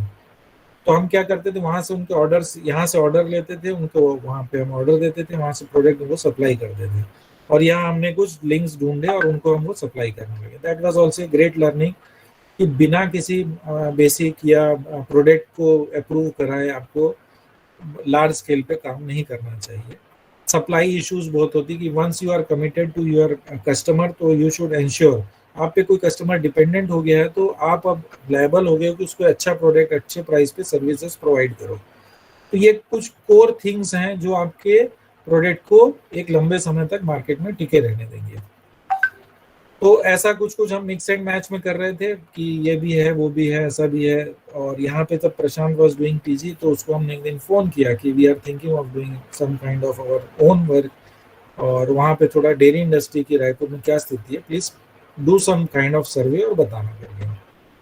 तो उसने पूछा कि व्हाट इज योर आइडिया, क्या प्रोडक्ट सोच रहे हो, कौन कौन सोच रहे हो, है ना। तो ही वाज आल्सो, अभी एक पीजी हो जाता तो उसके बाद उनको भी था कि मैं he was preparing to go for some academic teaching line में जाऊं करके। तो ही आल्सो आस्क्ड कि नहीं मैं भी ज्वाइन करना चाहता हूँ। बोले वेल एंड गुड, कोई प्रॉब्लम नहीं है, अभी तो कुछ है नहीं करके। और थोड़े दिन बाद, because Sharda and we both used to come together to the college, तो शारदा ने भी बाद में प्रपोज किया कि I would also like to join. तो वी असेस्ड आवर सिचुएशन कि चलो ठीक है, हमको तो करना ही है, टीम तो चाहिए ही है करके। तो this way the team was form, है ना। आइडिया यही था, डेयरी फील्ड में कुछ करना है, अपना काम करना है, क्या करना है, कैसे करना है। We left it to all to Prashant कि हाँ सर्वे करके बताएं। तो the surprising thing came out of survey की जो रॉ मटेरियल है मिल्क, वो तो स्कार्सिटी है यहाँ पे छत्तीसगढ़ में, कैसे करेंगे, मतलब रायपुर एंड सराउंडिंग में इतनी बड़ी इंडस्ट्री आपको सेटअप करना। Though we thought of very smaller scale में हमने स्टार्ट किया था, 200 लीटर्स पर डे के 400 या 200 का हॉल था स्क्वायर फीट का, एक बहुत छोटे स्केल पे हमने कैपेसिटी का प्लान किया था, वॉट एवर इट में भी। बट रॉ मटेरियल तो बहुत मस्ट है, बहुत जरूरी है कि जहाँ पे उसका एबुंडेंसी हो, रॉ मटेरियल हो, तो वहाँ काम करना आसान है। And this was the challenge कि वहाँ जहाँ हमारी ये आइडिया हम रिजेक्ट कर सकते थे, but we identified this as a challenge कि यदि रॉ मटेरियल का प्रॉब्लम है तो इसको हमको कोप अप तो करना होगा। And at that time of our thought level हमने ये भी सोचा कि जिस रॉ मटेरियल की स्कैर्सिटी, तो उस आइडिया की कॉपी भी बड़ी इजीली नहीं होगी, है ना। हम लोग की थॉट प्रोसेस होती है ना, अपने आप को हम लोग कन्विंस करते हैं और सेफर साइड में ले जाते हैं।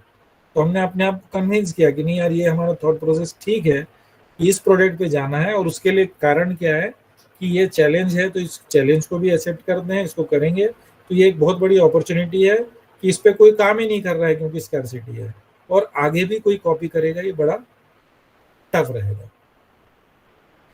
तो ऐसे और कुछ डिस्कशंस और कुछ इंसिडेंसेस सब चीज करते करते वी फाइनलाइज कि नहीं ठीक है, अब हम करेंगे इसको करके। The next thing what came to our challenge बोलिए या जो बोलिए कि मैं और एकानंद जॉब कर रहे थे। It was a time to take decision कि जॉब करें कि अपने यहाँ आ जाएं करके। We talk to different people, अपने पेरेंट्स को, ना अपने फ्रेंड्स को पूछे यार ऐसा ऐसा है, क्या करें। तो बड़ा ओबियस सा होता था। Even one of our bosses, I took him into very confidence कि सर हम लोग ऐसा सोच रहे हैं और आप थोड़ा गाइड करिए कि जॉब छोड़ दें कि हम लोग जॉब करते रहें और उसको भी पैरेलली करें। ये हर किसी के कैरियर में ऐसे मोड आते हैं when you have to take a bold decision, and we were not able to take the decision. Time ने हमको बोला आपको डिसीजन हमको लेके दे दिया टाइम ने। कैसे हुआ? Me and Ekanand we are working with Cadbury's, and जैसे सबका सजेशन आया एंड बड़ा अच्छा लगा कि ऐसा करते हैं, 2 लोग वहाँ रायपुर में स्टार्ट कर देंगे और हम यहाँ जॉब कर देंगे, तो बड़ा सेफर भी रहेगा और ये भी हो जाएगा। जॉब में कुछ अर्निंग्स भी होती रहेगी, तो एक फंड भी हमारे पास रहेगा करके। During this was the story during Diwali के आसपास की बात थी, 99 में, होली के आसपास की बात थी। उसके बाद for some my health issues I have to take some medical leave, और मैंने वहाँ से मेडिकल लीव लेके यहाँ रायपुर में आ गया था। And I was very happy कि चलो मैं भी कुछ कंट्रीब्यूट कर पाऊंगा यहाँ पे, और जब तक मेरी मेडिकल लीव है तो आई विल बी हियर करके।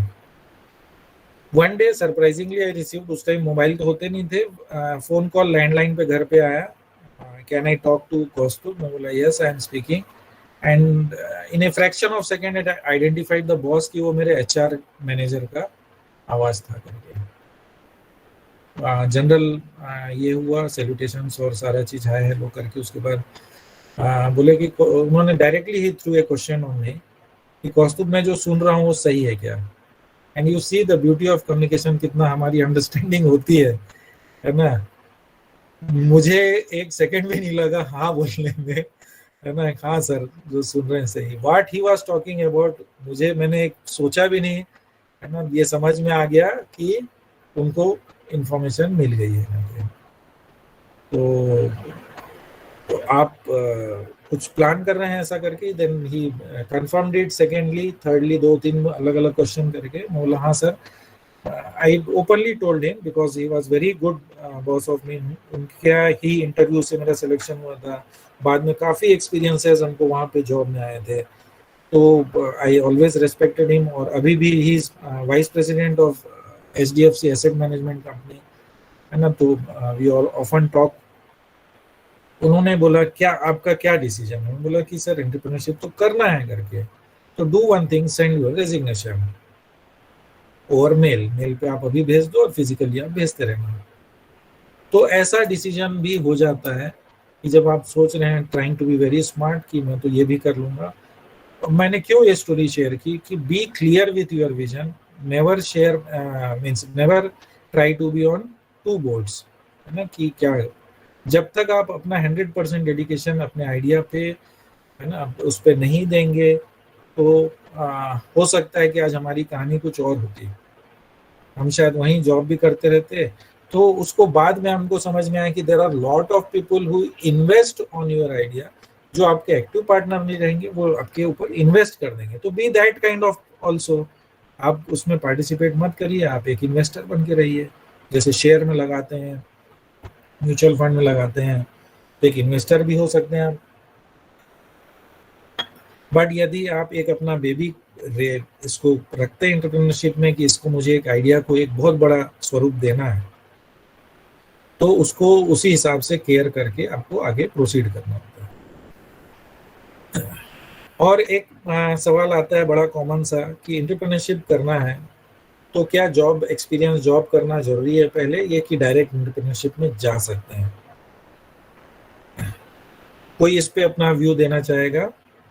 I will repeat my question कि मेरे पास एक आइडिया है एंटरप्रेन्योरशिप का and I M in the final year, ठीक है। तो मुझे क्या डायरेक्ट एंटरप्रेन्योरशिप में जाना चाहिए, क्या जॉब का एक्सपीरियंस लेकर के मुझे एंटरप्रेन्योरशिप में जाना चाहिए?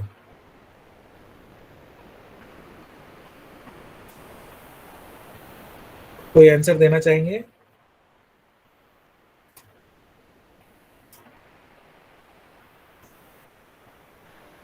सर उस आइडिया से रिलेटेड एक्सपीरियंस ले लेना चाहिए। पार्डन?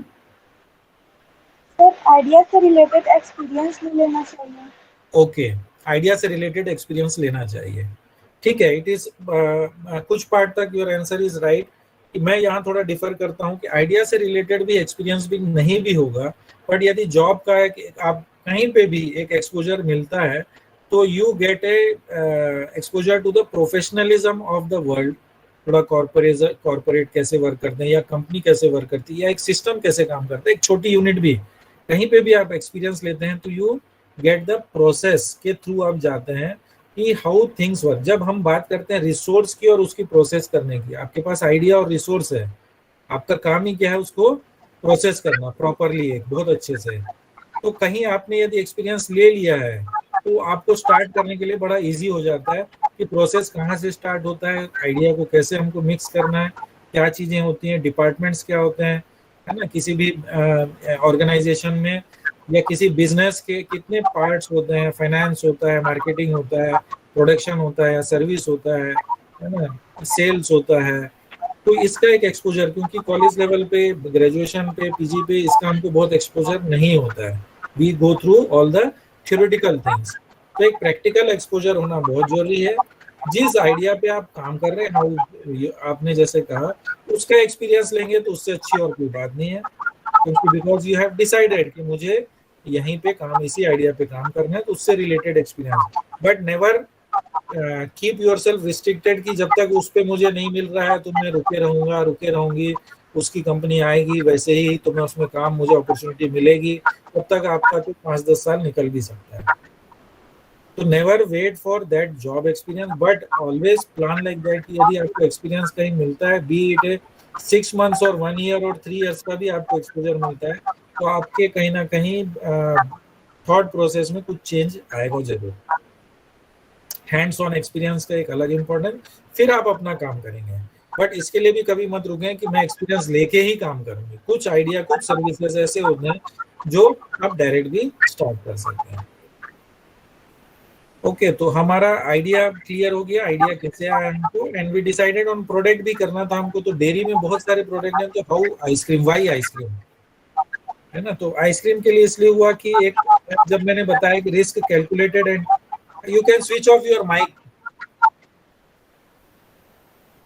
है ना। तो हमको जब आया तो एक रिस्क को हमको असेस करना था। तो हमको उस टाइम के हमारे थॉट प्रोसेस जो समझ में आया कि आइसक्रीम एक ऐसा प्रोडक्ट है जिसकी शेल्फ लाइफ भी ज्यादा है ना, जिसको एक प्रीमियम टच भी उस प्रोडक्ट को, है ना, एक्सेप्टेबिलिटी। यहाँ पे उसके प्लेयर्स भी नहीं थे, कोई मैन्युफैक्चरर भी नहीं थे, और काफी ऐसे हमने अपने उसमें से पॉइंट निकाल के उसको रिस्क अपना असेस करके एक आइसक्रीम को हमने फाइनलाइज किया था। दूसरा एक कारण था कि बहुत सारे रिसोर्सेज की अवेलेबिलिटी हमको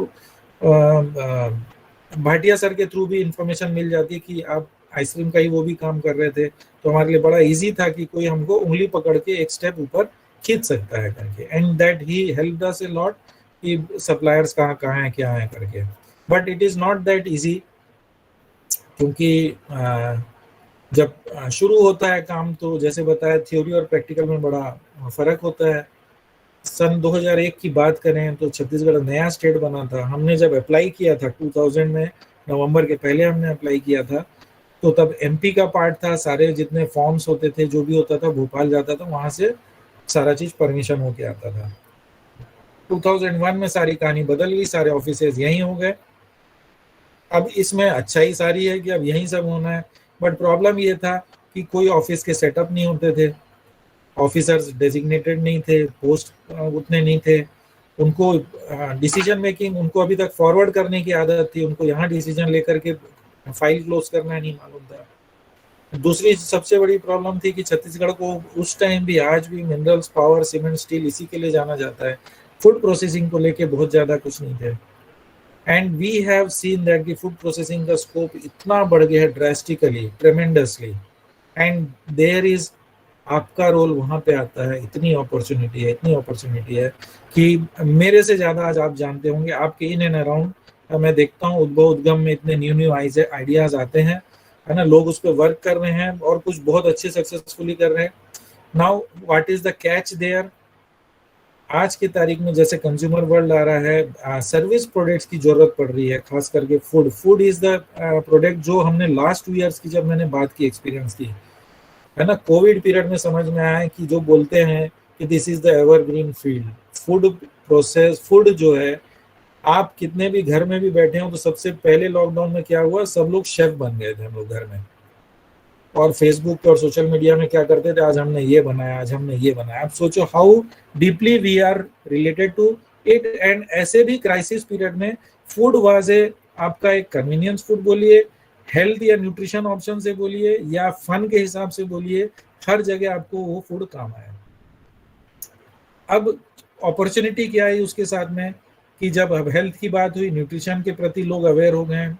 जो चीज 10 साल में अवेयरनेस आती वो 2 साल में आ गई है।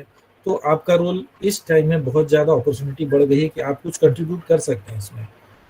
हाउ कन्वीनियंस फूड चाहिए लोगों को, इजी टू यूज फूड चाहिए, है ना। जितना आप उनकी न्यूट्रिशन सेपरेट करके, या प्रोटीन रिच हो गया, है ना, इस तरह से डिवाइड करके दें। Now millet is in the hot pipe है, मिलेट पे बहुत काम चल रहा है। और आई बिलीव कि जो रिसर्च और जो डेवलपमेंट्स हमारे आईजीकेवी में होते हैं, तो इसका एक एडेड एडवांटेज है आपको। आप सोचिए, जब हमसे बात होती है तो बोलते हैं आप तो सर डेयरी टेक्नोलॉजिस्ट, आपके लिए बड़ा इजी था ये करना, काम करना। भाई मेरे पास सिर्फ टेक्निकल नॉलेज था, थ्योरेटिकल नॉलेज था, है ना, किसी आइसक्रीम इंडस्ट्री में काम नहीं किया था। प्लस यदि इन एंड अराउंड देखेंगे आप, जितने कंपनी आइसक्रीम के जानते होंगे, try to search their owners, कोई भी डेयरी टेक्नोलॉजिस्ट नहीं है। When they can do it, हमको उसमें क्या समझ में आया कि जब वो कर सकते हैं तो हम तो उनसे और अच्छा कर सकते हैं। Why because we have the awareness of, understanding of hygiene है, प्रोसेस कैसा होता है, what is the standard procedure कैसा होता है। तो एक अच्छा क्वालिटी प्रोडक्ट देने के लिए आपके पास बेसिक क्वालिफिकेशन बहुत ज्यादा है। एक रिसर्च प्रोडक्ट देने के लिए आपके पास एक बहुत अच्छी अपॉर्चुनिटी है। आप देखते होंगे अपने प्रोफेसर्स को पूछिएगा कि लोग उनके पास पूछने आते हैं, वी यूज्ड टू डिस्कस, हम बात करते हैं सर अभी क्या चल रहा है रिसर्च में, क्या नया हो रहा है करके। People from industry they have CFTRI Mysore से ऐसे कई लोग आपको मिलेंगे कि जो वहाँ के कभी स्टूडेंट नहीं रहे, कुछ नहीं रहे, वहाँ के आसपास के इंडस्ट्रियलिस्ट रहे, जा करके उन्होंने वहाँ अपने क्यूरियोसिटी रखी, अपने आइडियाज रखे और अपने प्रोडक्ट डेवलप कराए। तो जब अदर देन दिस फील्ड के people can go and do this thing, तो आप क्यों नहीं कर सकते? इज इट पॉसिबल और नॉट?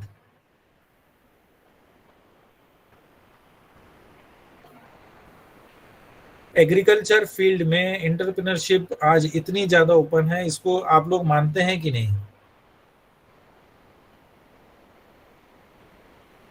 फूड प्रोसेसिंग में पोस्ट हार्वेस्ट की आज ये टॉपिक है, बात चल रहा है ना, because there is another challenge कि जो फूड प्रोड्यूस होता है उसको हम कैसे सेव करें, उसमें से जो लॉसेस है उसको कैसे कम करें। वो उसके साथ में आपको ये भी अब अपॉर्चुनिटी मिल गई कि उसको सेव करके आप एक ऐसा कंज्यूमर माइंडसेट वाला मार्केट भी डेवलप हो गया है कि आप जो आज दोगे, आज people are ready to try it also. पहले तो ट्राई भी नहीं करते थे। आप कभी सोया बड़ी की स्टोरी सुनना, तो सोया बड़ी वाज फीडेड टू एनिमल्स, है ना, आज उसकी क्या प्लेस है आप समझिए। तो आप लोगों के पास अपॉर्चुनिटी बहुत है and lot of things are happening, ठीक है। उस टाइम में 2001 में छत्तीसगढ़ बना, डेवलपमेंट स्टार्ट हुआ, आप लोग हम वी आर द विटनेस, मतलब कि छत्तीसगढ़ का ग्रोथ किस लेवल से कहाँ गया है and how good infrastructure helps in business, ये भी हमने देखा है, उसका बेनिफिट भी हुआ है। तो ये जो पॉजिटिव चीजें हैं, प्लस हमारी जैसे इंडस्ट्री है, पावर चाहिए रहता है, तो पावर सरप्लस स्टेट है। तो ऐसे कई स्टेट हैं जहाँ पे आइसक्रीम लोग बना रहे हैं, वो 10 घंटे काम करते हैं, बाकी टाइम बंद रहते हैं। तो ऐसा ये सारा एडवांटेज छत्तीसगढ़ में एडिशनल है अदर स्टेट के कंपैरिजन में, कि भाई you should not do in Chhattisgarh only. आप बाहर भी जाके कर सकते हैं, कोई दिक्कत नहीं है, पर यहाँ पे भी अच्छी सुविधाएं हैं। हमने जब किया द बेसिक थिंग, जब हम कोई भी बिजनेस या एंटरप्रेन्योरशिप स्टार्ट करते हैं, तो I will limit to 5 things जो स्टोरी को समझने में इजी होगी। ये जो चैलेंजेस आए है ना, उसको मैं थोड़ा सा ब्रीफली एक्सप्लेन कर दूंगा, है ना। 5 M होते हैं, man power, money, market, material and machine. इसके इन अराउंड जो रिसोर्सेज मैंने डेफिनेशन में बोला, ये रिसोर्स को हमने अगेन 5 उसमें ब्रेकअप में कर दिया, man power, money, market, material and machine. Man power की बात करें, we 4 were the first 4 employees of the company. Why employees? Because still we are employees of the company, though we are directors of the company, but we withdraw a salary, first thing. Second thing, जब start किया तो झाड़ू पोछा लेकर के जो भी करना है ना, हम लोग सुनते हैं बहुत सारे लोगों की स्टोरी, गैरेज से स्टार्ट किए, है ना। The same kind of story we have, कि एक छोटे से जगह से हमने स्टार्ट किया, 200 स्क्वायर फीट का एक हॉल, उसके पीछे 2-3 स्क्वायर फीट की कुछ ओपन जगह, और 4 हम लोग, शटर खोलना हो, शटर बंद करना हो, प्रोडक्शन करना हो, सब चीज करना हो। ये level came in 2 to 3 months की हमको लोगों की जरूरत थी। तो हमने जो पार्टनर है देवांगन जी, उनके गांव पास में ही है, वहां से कुछ लड़के हम बुला के लाए। वाई आई एम एम्फेसाइजिंग कि मैन पावर हायर करना, मैन पावर को रियर ट्रेन करना, मैन पावर को सस्टेन करना, उसको रिटेन करके रखना, ये आपके day to day life challenges रहेंगे। हमारे साथ सबसे बड़ा चैलेंज था कि यहाँ पे डेयरी फील्ड में क्योंकि कुछ काम होता ही नहीं था, तो उसके स्किल्ड लोग मिलना बड़ा मुश्किल था। तो व्हाट वी से कि हमारी एक ट्रेनिंग ऑर्गेनाइजेशन है, वी प्रिपेयर पीपल, हम अपने हिसाब से लोगों को तैयार करते हैं। तो मैन पावर में ऐसी बहुत सारी चीजें हैं, we can discuss, if you have some question you can ask, है ना। तो मैन पावर में जो बेसिक चैलेंज था, लोगों की जरूरत, तो हमारे पास ऐसा कुछ एक्सपोजर नहीं था कि एजेंसी से बुला ले या किसी को बहुत ज्यादा हाई फाई बुलाएं, पैसा ज्यादा लेगा, that was also A limitation, हमारी वहाँ माइंडसेट रहती थी। तो बहुत जगह ये भी लर्निंग हुई कि money is always not an expense, आप खर्चा करते हैं, ये एक्सपेंस नहीं है हमेशा, दैट इज ऑल्सो इन्वेस्टमेंट। किसी आप अच्छे एम्प्लॉय को लाते हैं, दैट इज योर इन्वेस्टमेंट। जो हमारे साथ शुरू में 3 लड़के जुड़े थे, उसमें से 2 आज भी है हमारे साथ 20 ईयर से last, and 1 is production incharge and 1 is hotel और रेस्टोरेंट सेगमेंट का पूरा मार्केटिंग इंचार्ज है। तो we train them like that, उनको सिखाते गए एंड उनके नीचे वो they are able to handle the team. And how can you develop manpower के साथ बहुत सारी चीजें होती हैं। कुछ हमारे साथ 10th पास ज्वाइन हुए, दे आर नाउ ग्रेजुएट, वो भी हमने पैरेलली उनको ऑप्शन दिया कि you can continue your studies. Now they are member of our core team. तो मैन पावर पे बड़ा स्किलफुली काम करना पड़ता है। बहुत लास्ट 2 इयर्स हमारे लिए बहुत चैलेंजिंग था कि उनको हम कैसे सस्टेन करें, अपनी टीम को कैसे इंटैक्ट रखें। That was the biggest challenge, क्योंकि इतने दिन से, इतने साल से हमारे साथ काम कर रहे हैं। तो बहुत सारी चीजें हैं मैन पावर के लिए। एक लेवल हो सकता है ऐसा है कि मैन पावर मैनेजमेंट के लिए आपको कोई स्पेशलाइज्ड बंदा भी रखना पड़े, that depends on the scale of your business. तो we have our own style of handling this things, है ना, और एक तरीके से अपना डेवलप किया and that becomes the culture of your company. ये बहुत जरूरी है। जब मैंने कहा कि आपको जॉब का एक्सपोजर भी क्यों होना चाहिए, कि आपकी ऑर्गेनाइजेशन का कल्चर क्या होने वाला है वो डे 1 से डिसाइड हो जाता है और वो उसी साइज में बढ़ते जाता है फिर। तो जब भी आप काम करें, do be very aware of the culture, what kind of culture you are developing. अपने भले ही 2 लोग काम कर रहे हो उसका एक कल्चर होगा, 4 लोग काम करेंगे एक कल्चर होगा, एक सिस्टम होगा, एक ऑर्गेनाइजेशन का एक नेचर होगा कि इस टाइप का ऑर्गेनाइजेशन है। बोलते हैं ना, फला कंपनी का नाम लेंगे तो बोलेंगे अरे यहाँ तो ऐसा है, इसमें तो ओवर बिलिंग करते हैं, इसमें तो ऐसा करते हैं। That becomes the culture of that company, उसकी आइडेंटिटी बन जाती है। तो आपको सारा जब भी काम करना है तो पैरेलली आप एक कल्चर डेवलप सबकॉन्शियसली होता रहता है। तो be somehow aware of it and try to develop the, ये कल्चर ही होता है जो हमको समझ में है। मैन पावर मेरे पास रिटेन क्यों होगा, हर बार तो हम उनको फाइनेंशियली ग्रोथ नहीं दे सकते। तो समटाइम्स पीपल सी कि यहाँ का कल्चर बहुत अच्छा है, I will stay here only. एक लेवल के बाद हमको पहले लगता था कि शायद सैलरी ज्यादा दे देने से ये रुक जाएगा, है ना, या इसको कुछ फैसिलिटीज दे दें तो शायद इसको अच्छा लगे, लुक्रेटिव लगे। तो और दूसरी चीज है manpower training is very important. आपको अपग्रेड होना बहुत जरूरी। This is the fast changing time है आज की तारीख में। तो you have to be very aware of your surroundings कि आपके फील्ड में और क्या चल रहा है, उसको अपडेट कैसे करें। These are some of the points regarding manpower. Then comes money. जैसे हमने बात किया कि काम सारा कुछ हो रहा है पैसा के लिए। आप कोई कैरियर चॉइस भी करते हैं तो money is a big factor, है ना। डिसाइड करते हैं अरे ये कर लूंगा तो इसमें पैसा अच्छा मिलेगा, इसमें सैलरी इनिशियल अच्छी मिलती है, इसकी स्टार्टिंग बहुत अच्छी होती है, इस कैरियर में जाए तो ये है, इस कैरियर में जाए तो ये है। कहीं ना कहीं मनी एक फैक्टर रहता है। तो मैंने तो बताया क्योंकि बिजनेस करते ही पैसे के लिए, पैसा कमाने के लिए। यू आर लिबरल, आप अपने हिसाब से कमा सकते हैं, क्या कमाना नहीं कमाना, आप क्या खर्चा करना नहीं करना है। You are independent. तो इससे अच्छा मनी हैंडलिंग के लिए आपके पास और क्या होगा करिए। इससे अच्छा और क्या सोचोगे कि आप नहीं तो कहीं जॉब करेंगे तो पेट्रोल भी पास कराना है तो साइन लेना है, कहीं कुछ करना है। तो इतनी लिबर्टी तो यही मिलने वाली है, पैसे को हैंडल करने। घर में नहीं मिलती है इतनी लिबर्टी। तो होता है ना, हमको घर से पैसे लिए हैं तो हिसाब तो देना ही पड़ता है क्या किए। जब दोबारा मांगने जाते हैं अपने पेरेंट्स से तो नहीं बोलती है मम्मी अरे पिछले हफ्ते तो दी थी तेरे को, कहाँ हुआ क्या किए। तो this is the liberty. Money को हैंडल करना, डिसिप्लिन होना बहुत जरूरी। व्हाट वी हैव लर्न, ये लिबर्टी तो आती है बट बहुत बड़ी रिस्पॉन्सिबिलिटी के साथ आ रही है। तो how you will handle money, हमको तो कुछ समझ नहीं आता था। हमारा मनी का इंटरेक्शन इस बिजनेस में जब आया तो कैसे स्टार्ट हुआ, from loan. And we have lot of stories. आप पूछेंगे लोन कैसे हुआ, क्या हुआ, कैसा है, ये पूरा सेशन में अलग से हो सकता है मनी हैंडलिंग में। एक छोटी उसमें मैं एक इंसिडेंस बताना चाहूँगा। पैसे के लिए हमारी अंडरस्टैंडिंग इतनी होती थी कि फादर को मंथ एंड के बाद सैलरी आती है और लगभग फर्स्ट मंथ में जो कुछ होता है उसके बाद फिर सारा चीज आपका स्क्वीज हो जाता है। हमारा फाइनेंशियल अंडरस्टैंडिंग यही था। लोन से मिडिल क्लास फैमिली बहुत दूर रहती थी एट दैट टाइम। आज चेंज हो गया है, आज पूरा परसेप्शन चेंज हो गया है। लोन कोई लिया हुआ है तो उससे तो और लोग दूर रहते थे कि इसके ऊपर तो कर्जा भी है।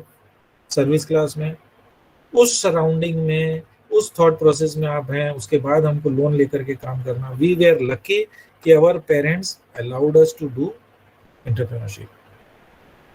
उनको हमने कन्विंस किया and they gave a certain time. मेरे फादर रिटायर हुए थे, शारदा के फादर रिटायर होने वाले थे, हुए नहीं थे तब. तो रिटायरमेंट के टाइम में जब वो अपने एक सेटल्ड लाइफ देख रहे हैं तो हमने उनको एक ये दिया कि भाई आपका कुछ हमको पैसा चाहिए, जो हम बैंक से लोन ले रहे हैं तो उसको कोलेटरल देना पड़ेगा. इसके पहले हमने कोलेटरल वर्ड नहीं जाना था. हम सोचते थे कि आप जाओगे बैंक में अप्लाई करोगे और लोन मिल जाएगा आपको. सबसे पहले बोला आप इसके बदले में कोलेटरल गिरवी क्या रखोगे. This way we started learning about money, है ना. ऑफ कोर्स एक बहुत अच्छी चीज होती है कि मिडिल क्लास फैमिलीज बिलोंग करते थे तो मनी मैनेजमेंट में जब ये जो बेसिक चीजें, एक डिसीजन भी लेना होता है घर में, टीवी भी खरीदना होता था, तो सारा ब्रेन वॉशिंग होता था, ब्रेनस्टॉर्मिंग होता था कि कैसे करें, क्या लें, कौन सा ब्रांड अच्छा है, किसका सर्विस अच्छा है, पोस्ट सेल सर्विस किसका अच्छा है.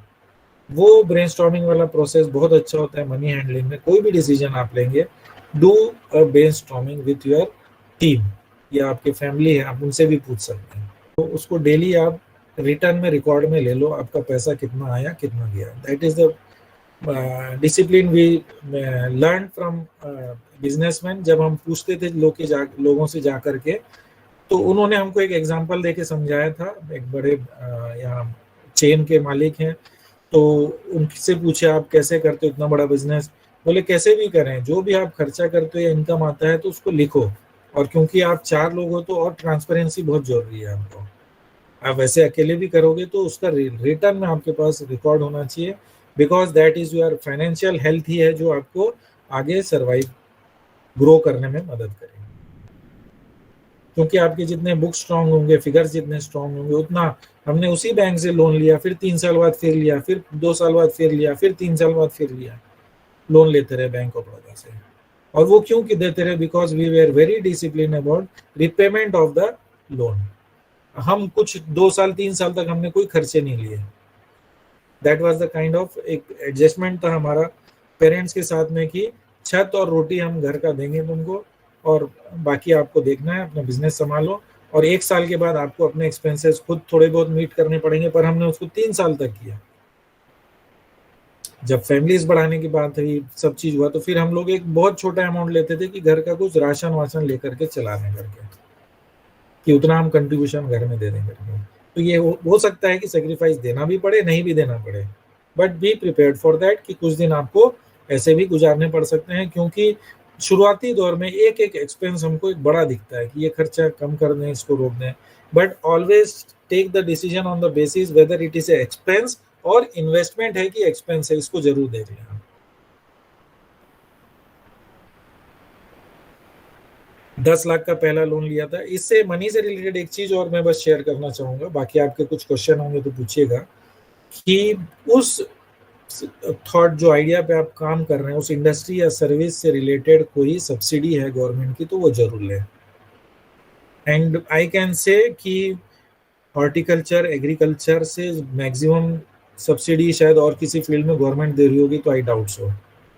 इस फील्ड में सबसे ज्यादा आज की तारीख में सब्सिडी भी है.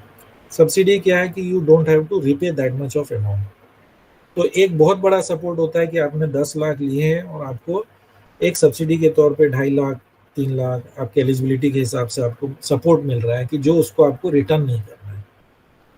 तो always see for that scheme. जैसे हमने लिया था KVIC REGP rural employment generation programme में, जो अभी प्रधानमंत्री रोजगार योजना है, वैसे ही REGP स्कीम होती थी.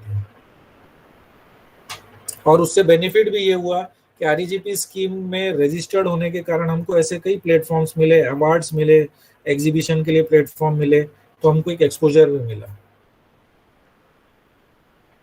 कोई क्वेश्चन है मनी से रिलेटेड?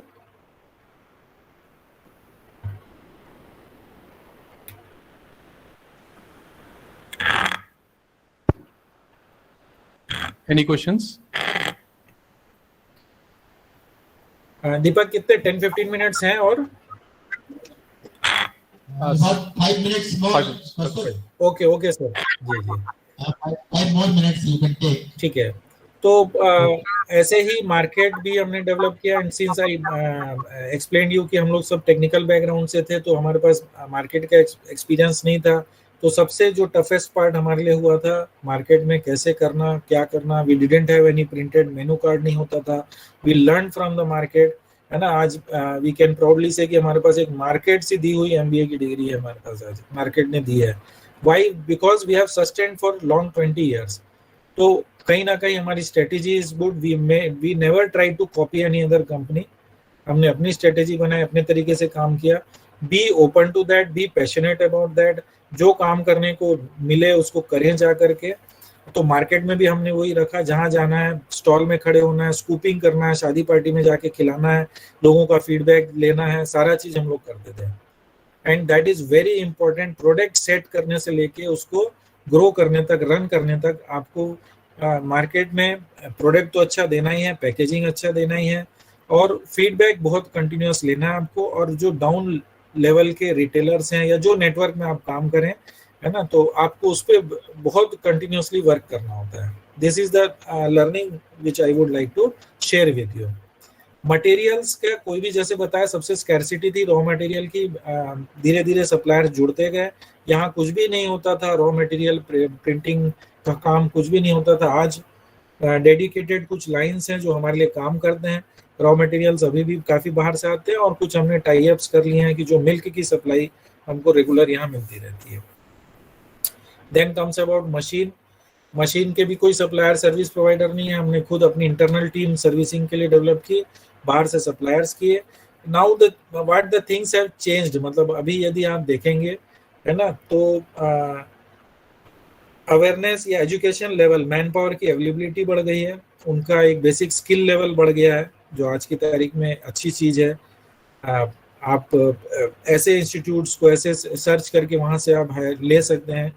हमने 4 लोगों से स्टार्ट किया था, 100 के ऊपर हमारे पास डेडिकेटेड टीम है।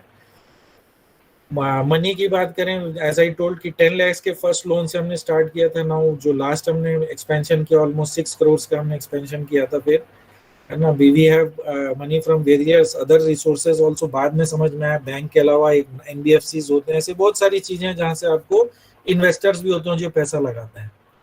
मार्केट आज पूरा कस्टमर ओरिएंटेड सेंट्रिक हो गया है। कस्टमर को क्या चाहिए उसके हिसाब से हमको वर्क करना होता है ना। बहुत सारे फायदे हैं आजकल। डेडिकेटेड लॉजिस्टिक पार्टनर मिलेंगे आपको, डेडिकेटेड मार्केटिंग मतलब प्रमोशनल पार्टनर्स मिल जाएंगे। हमारे टाइम में ये सब फैसिलिटी नहीं होती जब हमने स्टार्ट किया था।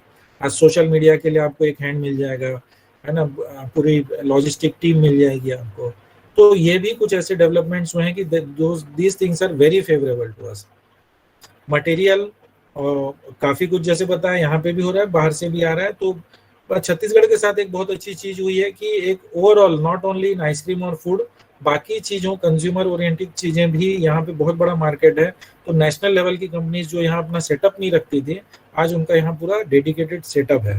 That is also very and they help us in developing new products and all that. Machine last expansion में हमने पूरी इम्पोर्टेड मशीन्स लगाई हैं, है ना। तो we have state of the art plant around 1 acre में टोटल स्पेस में है। कुछ 3,500 स्क्वायर फीट में पूरा प्रोडक्शन कैपेसिटी हमने डेवलप किया हुआ है ना। आइसक्रीम के अलावा we are into non dairy whip top also, जो केक के ऊपर क्रीम लगती है उसमें भी है ना। We are ISO 22000 HACCP certified units. Man power we have discussed. We have all the ice cream ranges, special ranges भी हैं। I invite all of you to please visit our cafe in New Rajendra Nagar ice cream parlour है, कभी भी आइए, range देखिए। We are into almost 3 states में, Chhattisgarh, Orissa and Vidarbha में हम कर रहे हैं, और MP के भी कुछ पार्ट में हमने कर रहे हैं। होलसेल एंड रिटेल फॉर्मेट में है। ऑलमोस्ट 16 crores के टर्नओवर को क्रॉस कर चुके हैं हम लोग प्री कोविड में। And this year also we are hopeful to have a very good market in terms of turnover. Orissa बहुत अच्छा हम कर रहे हैं। फाइनेंस के बारे में almost we have discussed. These are some glimpses. I will take another 1 minute to share this slide. Why this is very important कि ये हमारा फ्यूल बोलते हैं ना, बीच बीच में जब चार्ज कम हो जाता है तो चार्ज करते हैं, तो रिकॉग्निशन जो होता है वो भी बहुत जरूरी है। और ये भी हमको बताता है कि आप राइट पाथ पे चल रहे हो करके, and it gives additional responsibility कि इसके नीचे अब आप काम नहीं कर सकते, this standard you have achieve, इसके ऊपर आपको काम करना है। तो ऐसा ही पहला अवार्ड हमको बेस्ट आरईजीपी यूनिट ऑफ छत्तीसगढ़ करके अटल बिहारी वाजपेयी जी के प्रेजेंस में 2003 में मिला था। तब हमको समझ में आया कि हम और कुछ अब बड़ा हमको करना चाहिए करके। टिल 2007-8 हम एक कॉलेज पास आउट की तरह बिहेव करते थे कि अब अपना काम चल रहा है, करना चाहिए। फिर कुछ अवार्ड्स 9-10 में नेशनल लेवल पे बेस्ट आइसक्रीम का जब अवार्ड मिला, वी बिकेम मोर सीरियस कि भाई हमारा तो प्रोडक्ट बहुत अच्छा है, नेशनल लेवल पे हमको प्रोडक्ट मिल रहा है, तो वी शुड एक्सपैंड मोर। तो ऐसे सुपर ब्रांड के, बेस्ट ब्रांड के बहुत सारे एक्सपीरियंसेस आए हैं। दूरदर्शन में हमारा शूट हुआ था सारा प्रोग्राम पूरा 2019 में, just before this lockdown corona period. Best brand एक इंटरनेशनल ऑर्गेनाइजेशन है, EO एंटरप्रेन्योर्स ऑर्गेनाइजेशन, उनके थ्रू रिकॉग्निशन हुआ हमारा।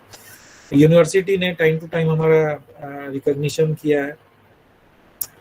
तो this way we came out of this, we are going through this journey, है ना। एक छोटा सा मेरा मंत्र है HIBP, high BP, hard work, there is no replacement to hard work. यदि आप सोचते हैं कि बिना हार्ड वर्क के कोई काम हो जाएगा तो I doubt so.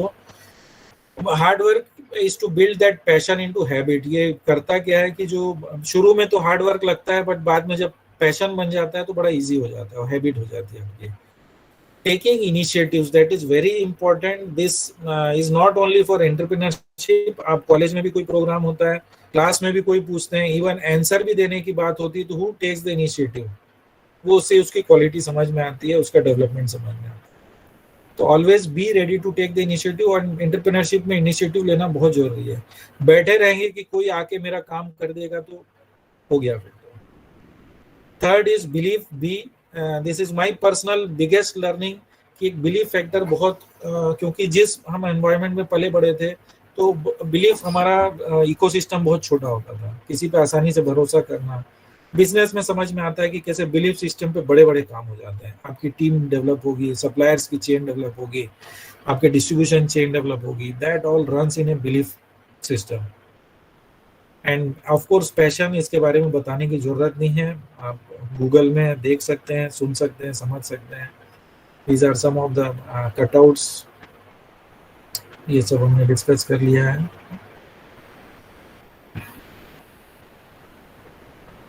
So this is the career option which you have to choose, है ना, कि आपको कहाँ जाना है, एम्प्लॉय या एंटरप्रेन्योर क्या बनना है। So this is all which I had today to share with you.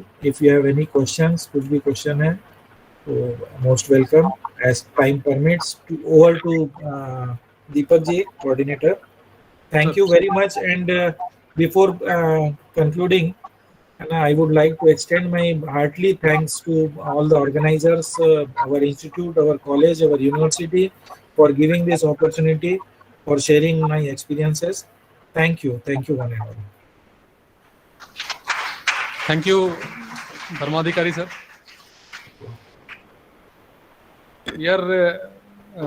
Really means heartfelt thanks to you for extracting time from your busy schedule.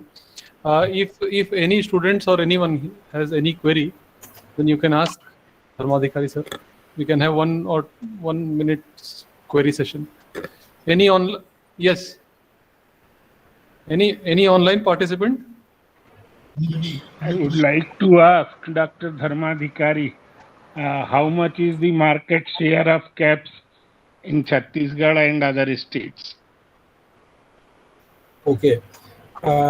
It is very difficult to calculate because we don't have the exact figures of other companies, but very superficially, if we say we have almost 20% of share of the total market, means we have a general, as per the thumb rule we calculate 20%. Congratulations from my side. I'm Dr. A.K. Sahu, Dean, College of Agricultural Engineering, Mungeli. I wish to congratulate you and your entire team for this much market cap at present. I wish that you should achieve much higher than this. Thank you very much, sir. Thank you. Okay. Yes. Like to interact. Anybody else would like to interact with Mr. Dhanandikari? You are welcome. Good afternoon, sir. Am I audible? Yes, Mr. Ji. Generally, sir, for ice cream business based on ice cream, sir, we generally sell in summer season. What we do in after that the summer? Pardon, can you let me, what I have listened, understood. Sir, You are asking, generally- this is a seasonal business, how do you cope with Yes, this? yes. Okay. Yes. Okay, that is a very common question and beautiful question. And this is the thing we have been fighting for 20 years. Ki we have the business of almost 100 to 120 days. Sometimes it's squeezed to 90 days only. And we have to survive on that 90 days income or say whatever activities to throughout the year. Okay, first thing, what we understood through all the business activities, every product, every service or every business activity has some peak of the season and some decline in the season. This is the very basic nature of any kind of business. If you will see, whether it be a cloth textile business, be it a electronics business, they have some peak period, boom period and declining phase also. First thing. Second thing, how we cope with this? First, we have to do all the things in 120 days, do maximum of the business in 120 days, and rest of the time we are also finding some searching for the products which can we do for the next 4 to 6 months to keep our team busy and our infrastructure. The biggest challenge is that keep our retailers or say our distribution channel is also dependent on us. So making him profitable for 12 months is also one of the vision which we have taken, and we have been working for it in some bakery segment, in non-dairy whip tops, and we are searching for that products also. If any one of you has some kind of idea for coping with this, you are most welcome. And but most of the industry runs on means 4 to 5 months of business. And third thing is that this trend is also changing. Last year we found during August, September, October, the consumption of ice creams has drastically changed. You can say almost 360-degree change. कि उस time में people used to not to have ice cream, but last year का trend जो है eating habit है after particularly after COVID काफी change हुआ है. People are more aware to good products, hygienic products, nutritious food की तरफ. तो eating habit में भी एक बड़ी तेजी से बदलाव आ रहा है. तो hopefully ये almost as per the weather conditions of Chhattisgarh we can say. कुछ स्टेट के वेदर कंडीशन लाइक से उड़ीसा, तो उड़ीसा में आफ्टर में जात्रास होते हैं तो वो पूरे ऑफ सीजन में काफी बिजनेस होता है. तो ज्योग्राफिकली और टेरिटरीली भी हमको बाद में समझ में आया कि हर जगह का एक अलग ट्रेंड है कि वहाँ पे हमारे यहाँ पे छत्तीसगढ़ में कुछ पार्ट हैं जनवरी में जहाँ पे काफी कंजम्पशन अच्छा होता है. तो वो भी एक part we are trying to understand कि what kind of culture they have, as per their culture how can we do better business in that season also. Thank you, sir.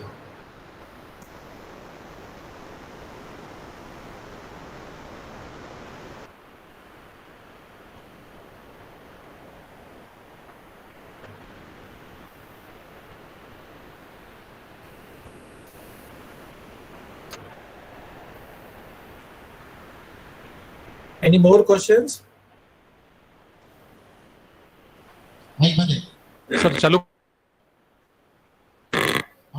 तो कौस्तुभ जी आपको बहुत बहुत धन्यवाद. आपने सब और स्टूडेंट्स को और जो दूसरे कनेक्टेड हैं एंटरप्रेन्योर्स उनके लिए, but it was this year was needed for the benefit of the students and for upcoming entrepreneurs and other for the skill development also. And I wish this is the real story of the CAPS. CAPS जो 4 लोगों का इन्होंने नाम बताया आपने देखा, ये real story है और इन्होंने बहुत कुछ नहीं बताया। इन लोगों ने तो बहुत मतलब हार्डशिप से स्टेब्लिश किया, बहुत हार्डशिप से स्टेब्लिश किया और स्टेब्लिश करके आज इस जगह पे पहुंचे हैं। And I wish you good luck the caps. गर्भाधिकारी नहीं कहूंगा, I wish you good luck the caps. कहाँ है बाकी तीन हमारे? और प्रशांत तो दिखता नहीं है, कहाँ रहता है प्रशांत? है सर, अभी तो लास्ट 2 ईयर से finance was the biggest challenge and he looks after the finance.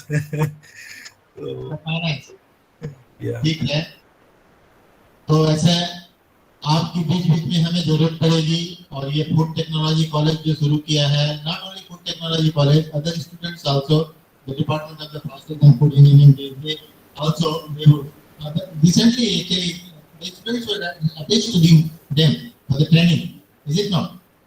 तो बहुत सपोर्ट आपसे मिलता रहता है। नाउ मैं कौस्तुभ में आपसे एक रिक्वेस्ट करूंगा कि हमारे स्टूडेंट्स को विजिट के लिए आप अलाउ करो। विजिट के लिए? हाँ, विजिट के लिए सीजन में जब आपका मैन्युफैक्चरिंग चलता रहता है या प्रोसेस कंटिन्यू रहता है, उस समय कभी मतलब they will take the time from you and उस स्लॉट निकाल देना आप थोड़ा सा। और ऐसा है आधा घंटा 1 घंटे का अगर आप उनको एक्सपोजर विजिट दे दोगे स्टूडेंट्स को, so they will come to know what actually are. Maybe ice cream, not only ice cream, other food industries are very much related. तो इनको एक एक्सपोजर मिल जाएगा। और दूसरा एक on time knowledge to the students and to the learners is very much essential. Surely, sir, that can be done, sir. That can be done. That can be arranged by our friends. Sure. The students, they will take the students to your factory and they will take some time from you. दूसरा ये है कि ये कहना चाहूंगा कि आई wish you good luck, very good luck. आप अभी आपने कहा कि 3 स्टेट की बात, मैं चाहता हूँ कि पूरे इंडिया में आपका प्रोडक्ट चल सके। Thank you. इंडिया में प्रोडक्ट जाए और ये बहुत बड़ा चैलेंजिंग है और आप करके दिखाए उसको। Because we know the story and we know the history. These people they have come today, but we know the story, complete story. At least I know where from the cat started and today where it is. Thank you once again. Thank you very much. And again, I wish you good luck for all. Thank you. Thank you very much, sir. Thank you.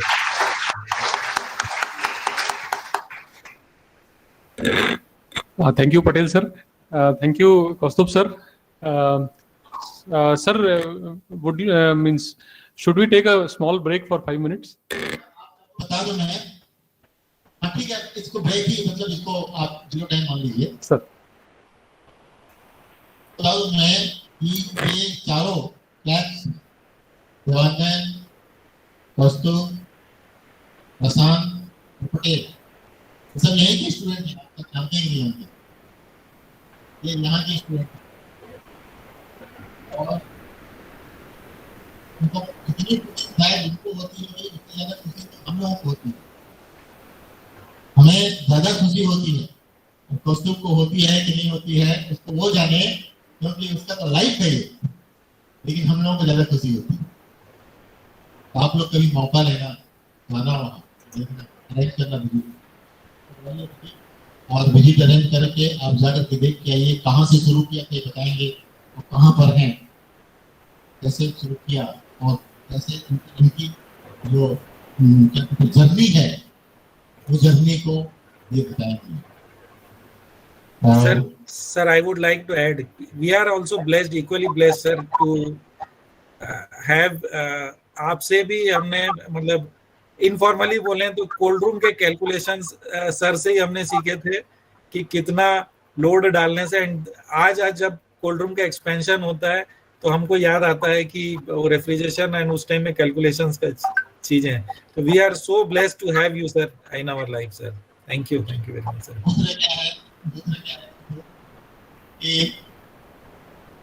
Business, कोई business जो आपने बताया अनटायरिंग feeling, पहले feeling, उसके बाद में आप करोगे।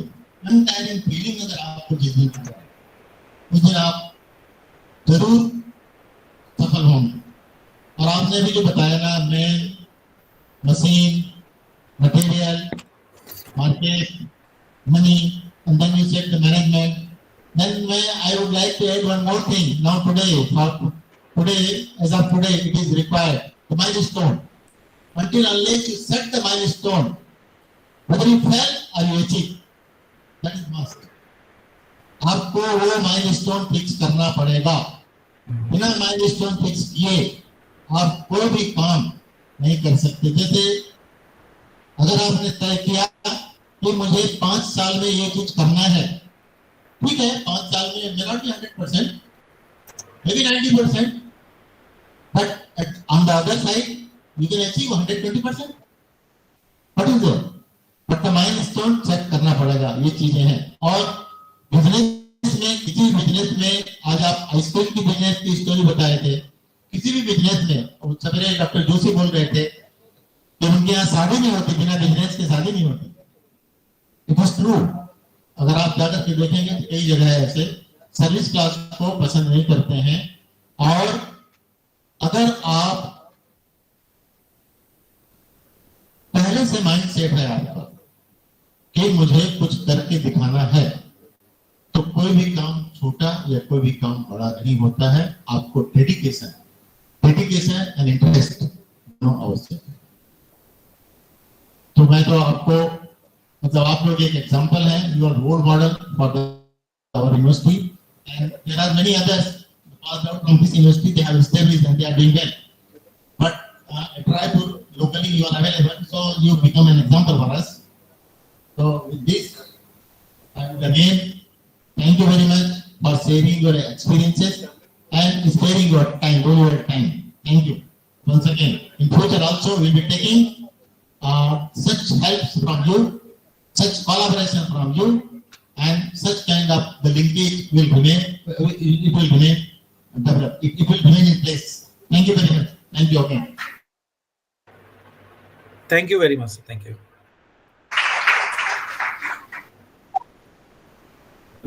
Thank you, sir, for your words of wisdom. Thank you. Our next speaker will be joining us. Yes, sir. Yes, sir. Sir. We'll take a short break, very short break.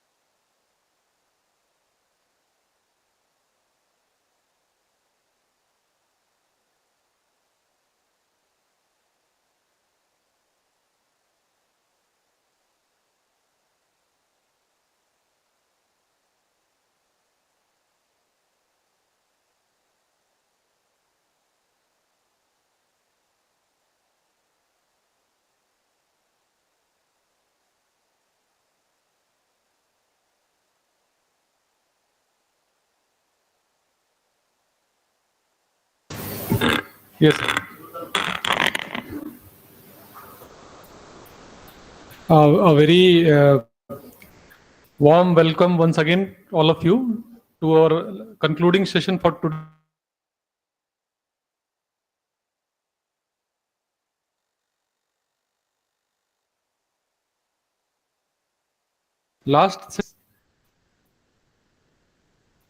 Our lead speaker is Razia Sheikh ma'am, presenting on livelihood on tribal foods, one of the challenging topics. And I would like to ask respected Dr. Patel sir to give a small introduction about Razia ma'am. Sir, please. Madam, namaste. Hello. Ma'am, Madam Razia. Ma'am, please unmute your mic. Namaste, sir.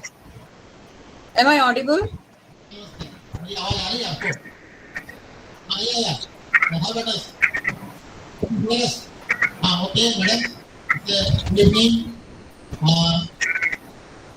We welcome you to this webinar on post-Ramadan and evolution of gurus. I am very happy to welcome you as a speaker to this event, to webinar. Personally, video में organized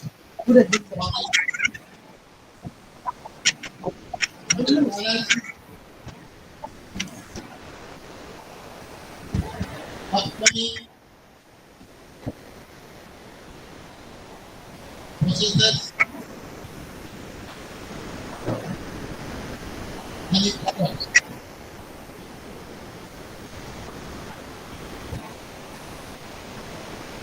Right, Madam Razia is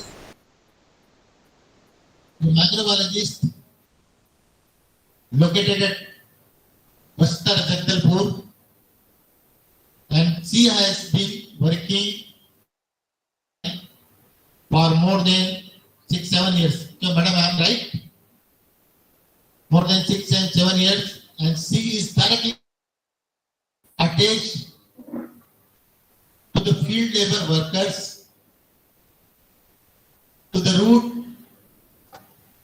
workers in the villages, and she has brought many of the innovations for the tribal farmers, forest dwellers, and I am very happy to share with you all that because of our interventions, many of the farm families, many of the tribal families, they are very happy as not only income, he has been able to create jobs for them, he has been able to create employment generation. Today is one of the great challenges, and particularly in the area where belong to. And going to such areas, remote areas, where it is very difficult to manage the things. Say, it is one of the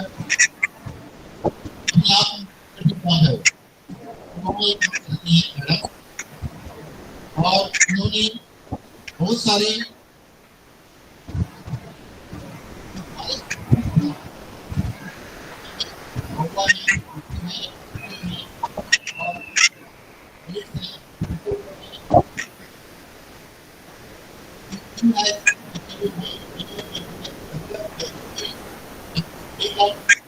Patel sir, your voice is not coming. Hello. Patel sir, your Hello? voice is not coming. Sir, am I audible, sir? Mahapatra ji, you are audible, but Dr. Patel is not audible. Sir एक Patel minute साहब, आपकी आवाज नहीं आ रही है। महापात्रा जी की आ रही है, उनका mic, kindly use his mic.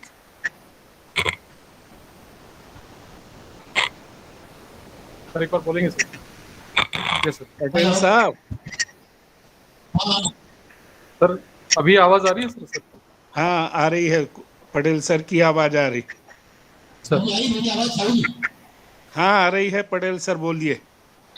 मैं ये बोल रहा था कि मैडम भजिया उन्होंने उतने कठिन एरिया में जाकर के पर्टिकुलरली ट्राइबल जो हमारे बस्तर क्षेत्र के रहने वाले हैं उनके लिए काम कर रहे हैं और बहुत सारे intervention to improve their livelihood and to bring them and to make them join with the mainstream. And many of them, based on the quality available at Boston, Madam has even gone to abroad also because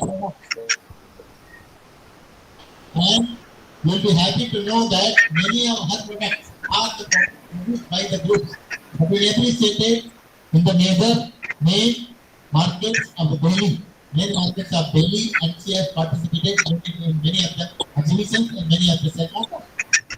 So with these remarks, Madam, once again I welcome you to this webinar, and I am sure the talk will be very much beneficial to our students, to the participants, to the teachers, to the KVK scientists, and to the entrepreneurs and all other stakeholders. With this, I would request you to please start your talk. Yes, ma'am. Kindly start, madam, your presentation. Thank you so much, sir, for briefing about my work and like what we are doing here at Bastar. And in this virtual sessions, may I सारे eminent professors, students, and like all the other faculty members, सबको मैं thank you कहती हूँ. And now it's like जो मुझे opportunity मिली है. So let's start with our presentation. Before going to present our work, let's start one small video. Is it visible? To serve us as the treasure Yeah, visible. Yes, ma'am. Radia madam, visible. has emerged as a friendly and reliable platform for native tribals to market their produce and make a respectable living out of it. Established as a startup in 2017, the Bastar Food Firm and Consultancy has made swift progress in preparing value-added food products from forest minor produces. Significantly, Bastar Food Firm has also introduced food tech for indigenous communities in their own dialects. The firm has designed more than 25 nutrition-based products and launched them in the open market. The firm has successfully launched a series of nutritious products with mahua as vital ingredient. All these products are available on online platforms. This transformation saga in the Naxal-affected South Chhattisgarh region has come to reality on the back of extensive manual and technological initiation. The Bastar Food Firm has created 8 food manufacturing units alongside an incubation center, a food lab, a food factory, and a machine designing segment. Today, the firm has trained more than 2,000 women and generated livelihood for more than 700 families. The noble idea of serving indigenous communities has also attracted food technologists from various states. The startup that launched operations with a meager capital of rupees 200 has now scaled to rupees 50 lakhs on balance sheet. The real success lies in the realization of the vision to conserve the rich tradition of indigenous food, create local entrepreneurs at village level, and overcome issues like malnutrition, poverty, unemployment, and human migration.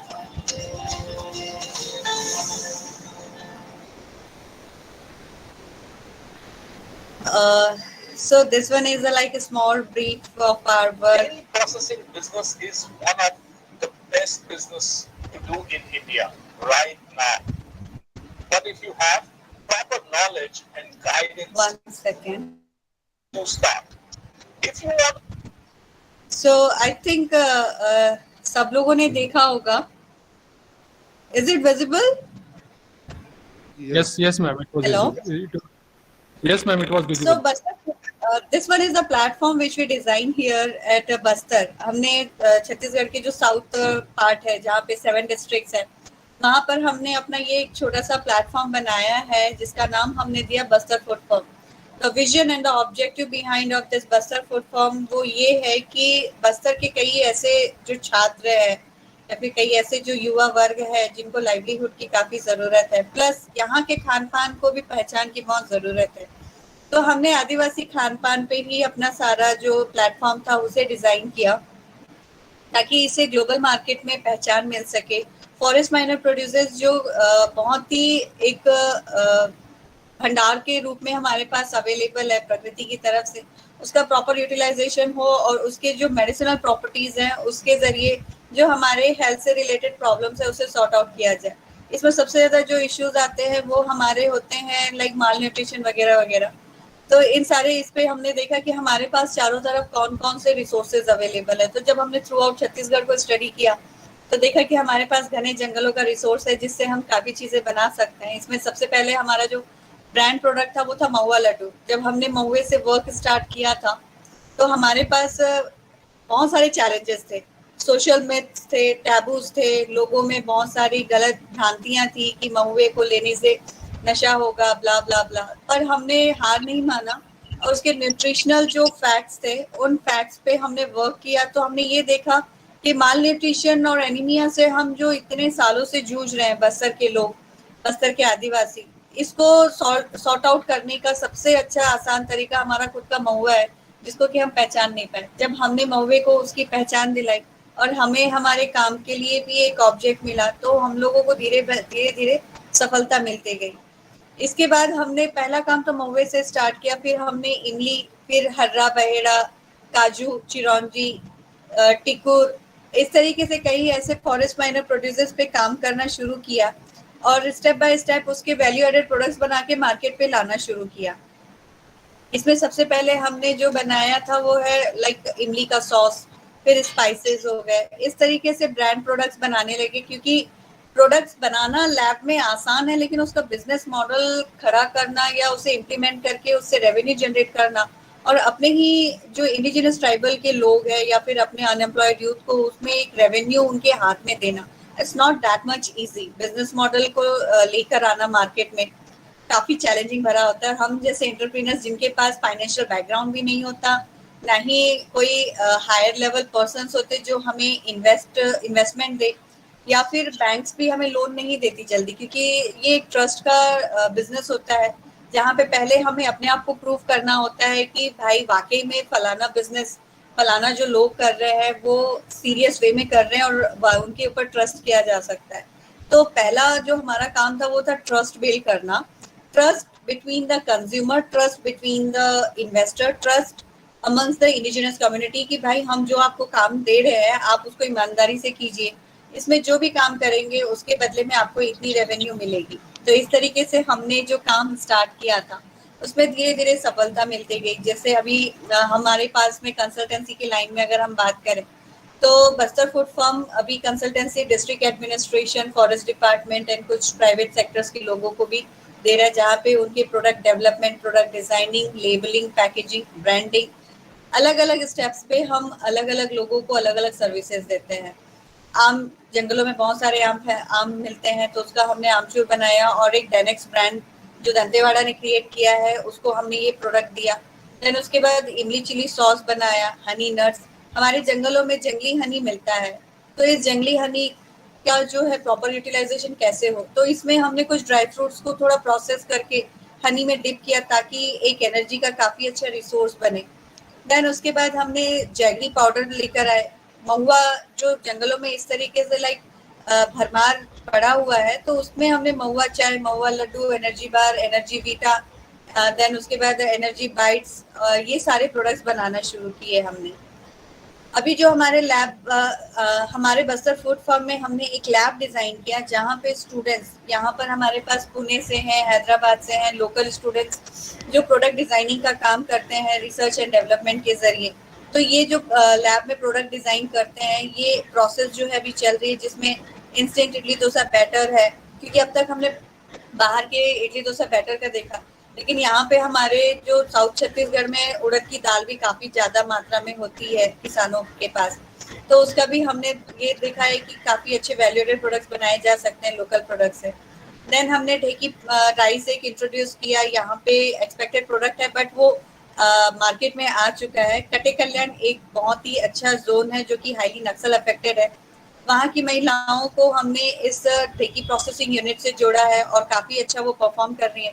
और rice का भी काफी अच्छा result आ रहा है कि जो diabetic patient है या फिर जो हेल्थ कॉन्शियस लोग है वो हैंड पाउंडेड ढेकी राइस खा रहे हैं, जिससे डायबिटीज, अगर शुगर की बात करें तो वो भी कंट्रोल में हो रहा है और लोगों को वही चावल मिल रहा है जो बचपन में वो अपनी दादी और नानी के घर में खाया करते थे। तो इस तरीके से हमने कुछ प्रोडक्ट्स को मार्केट में लेकर आए। ये हमारे काम का एक तरीका है कि सबसे पहले जो भी स्टूडेंट आए या फिर जो भी हमारे पास महिलाएं आती हैं, क्लाइंट्स आता है, हम उनको अपना एक वर्कफ्लो बताते हैं कि इसके अकॉर्डिंग ही काम होता है। कई बार ऐसा होता है कि सबसे पहले लोग मशीनें खरीदते हैं और बाद में प्रोडक्ट्स के बारे में सोचते हैं, जो कि सबसे बहुत बड़ी गलती होती है। पहले प्रोडक्ट डिजाइनिंग होती है कि प्रोडक्ट डिजाइनिंग के दौरान किस किस स्टेप पे कौन सी मशीनें लगेंगी, उस मशीनों का क्या आउटपुट होगा, ये बाद में होना चाहिए। लेकिन लोग पहले मशीनें खरीद लेते हैं और बाद में जब मशीनों का प्रॉपर यूज नहीं होता तो इसमें बिजनेस लॉस होता है। तो हम कस्टमर को ये भी बताते हैं कि आपको सही तरीका जो है पैसे इन्वेस्टमेंट का वो क्या होना चाहिए।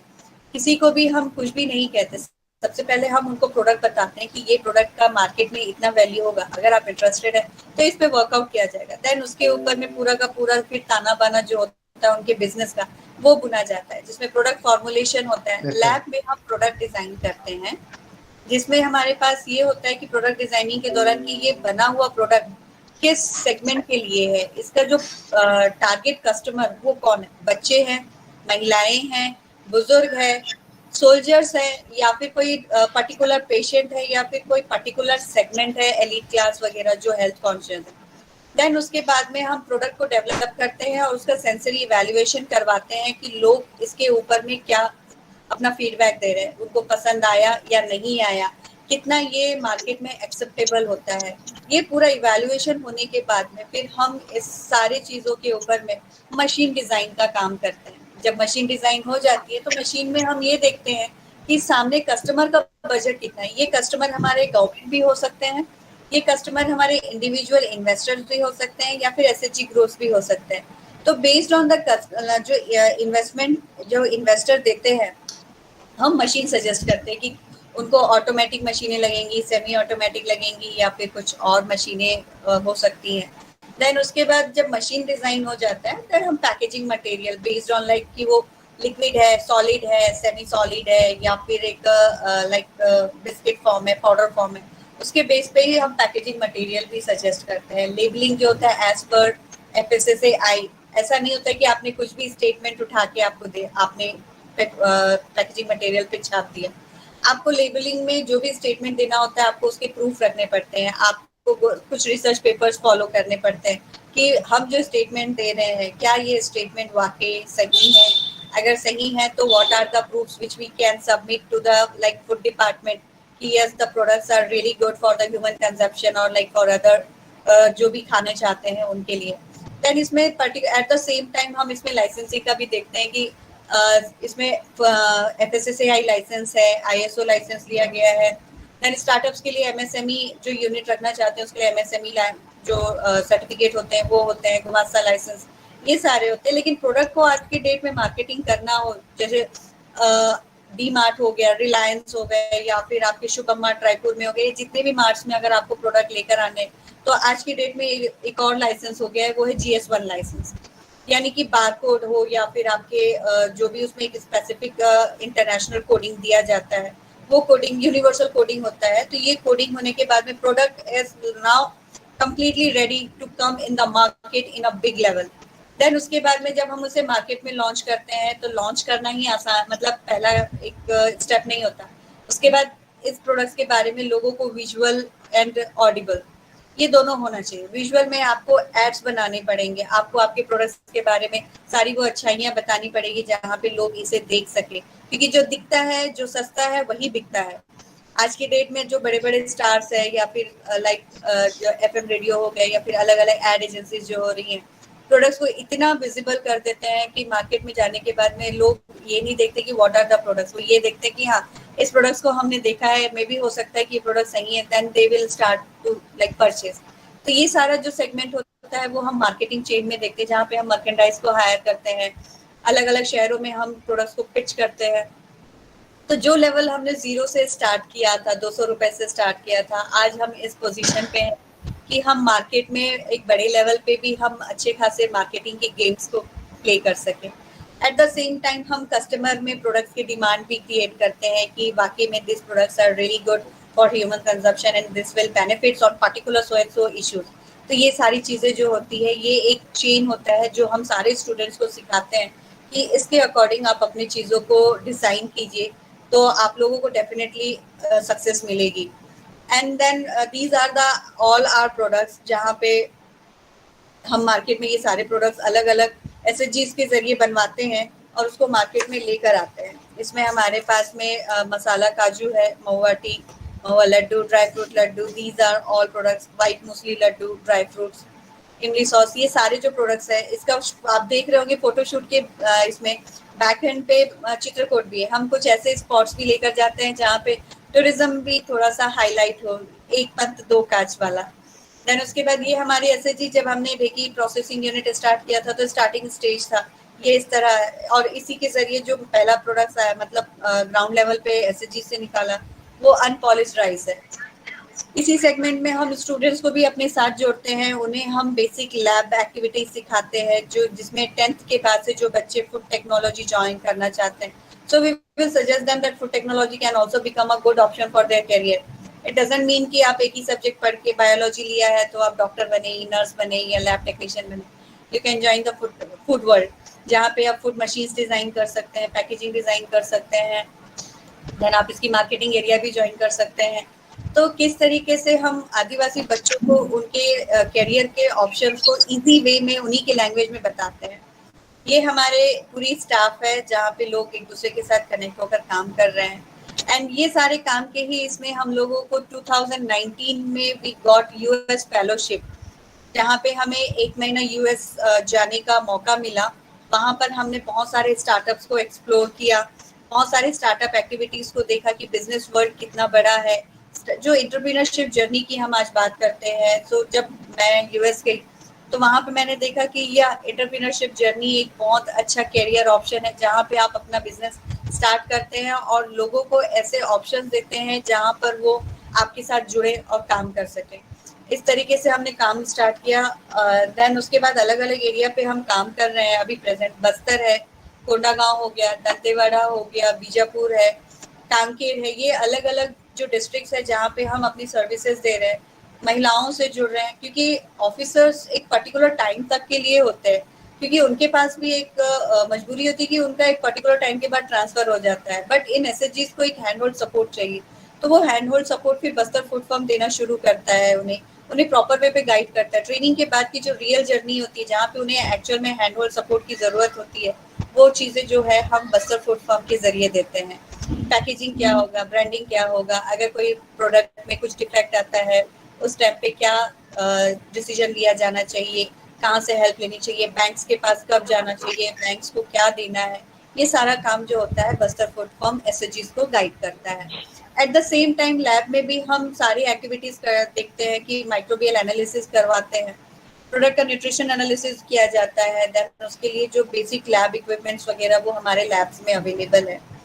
देन उसके बाद यहाँ पर अगर आप देखेंगे तो मशीन हैंडलिंग भी हम अपने SHGs के जो फीमेल्स हैं उनको हम दिखाते हैं कि आपको कैसे मशीन हैंडलिंग करनी है, कि कई लोग क्या होते हैं, आदिवासी बड़े ही शाय नेचर के होते हैं और कई बार थोड़ा सा मशीनों को देख के डर जाते हैं। तो इस कंडीशन पे हम उनको मशीनों पे धीरे धीरे यूज टू करवाते हैं और एक उनको दुकान भी खोल कर देते हैं जहाँ पे वो कस्टमर के साथ डील करते हैं कि कुछ कस्टमर आते हैं, क्योंकि कस्टमर सारे एक माइंडसेट के नहीं होते हैं। कुछ कस्टमर वाकई में खरीदने के उद्देश्य से आते हैं, तो कुछ कस्टमर सिर्फ क्वेरी पूछने आते हैं, तो कुछ कस्टमर कुछ ना कुछ लाइक हल्की सी बदमाश शरारत करने के लिए आते हैं।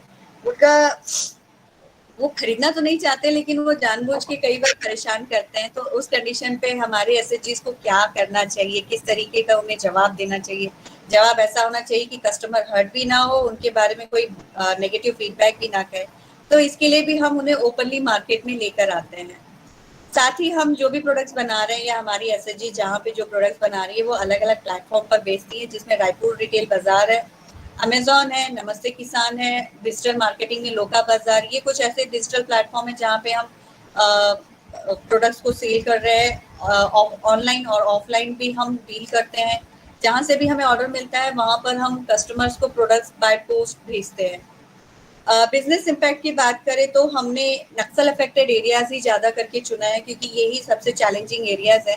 हम चाहें तो बाहर सिटीज़ में भी जाकर अपना बिजनेस स्टार्ट कर सकते हैं, बट हम चाहते हैं कि हमारा बिजनेस ऐसा हो जो सोशली भी स्ट्रांग हो, हमारे पीछे एक रिवोल्यूशन आए। तो हमने ये देखा कि नक्सल अफेक्टेड एरियाज में उन युवाओं को जोड़े जिनको वाकई में अपॉर्चुनिटी की ज़रूरत है। तो हो सकता है कि हमारा जो एक रहा है कि बस्तर नक्सल ग्रसित इलाका है, उसका शायद चेंज हो जाए ये टैबू लाइन। तो हम चाहते हैं कि ये प्रगतिशील बस्तर बने, यहाँ पर लोगों के बीच में एक सही धारणा आए।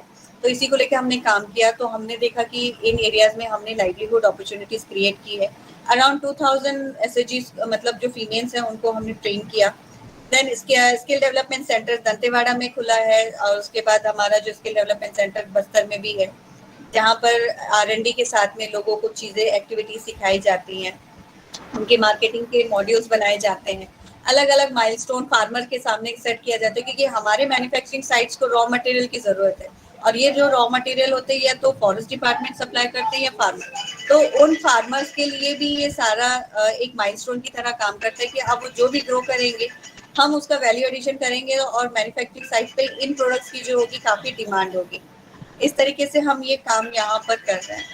और यहाँ पे अगर देखा जाए तो we are also in NITI Aayog top 30 women entrepreneurs इन 2020। तो इसमें हम लोगों को काफ़ी अच्छा एप्रिसिएशन मिला है। देन उसके बाद ग्रास रूट लेवल चैलेंजेस भी हमारे पास में है, जैसे कि फीमेल्स का शाय होना, उसका इलिटरेट होना।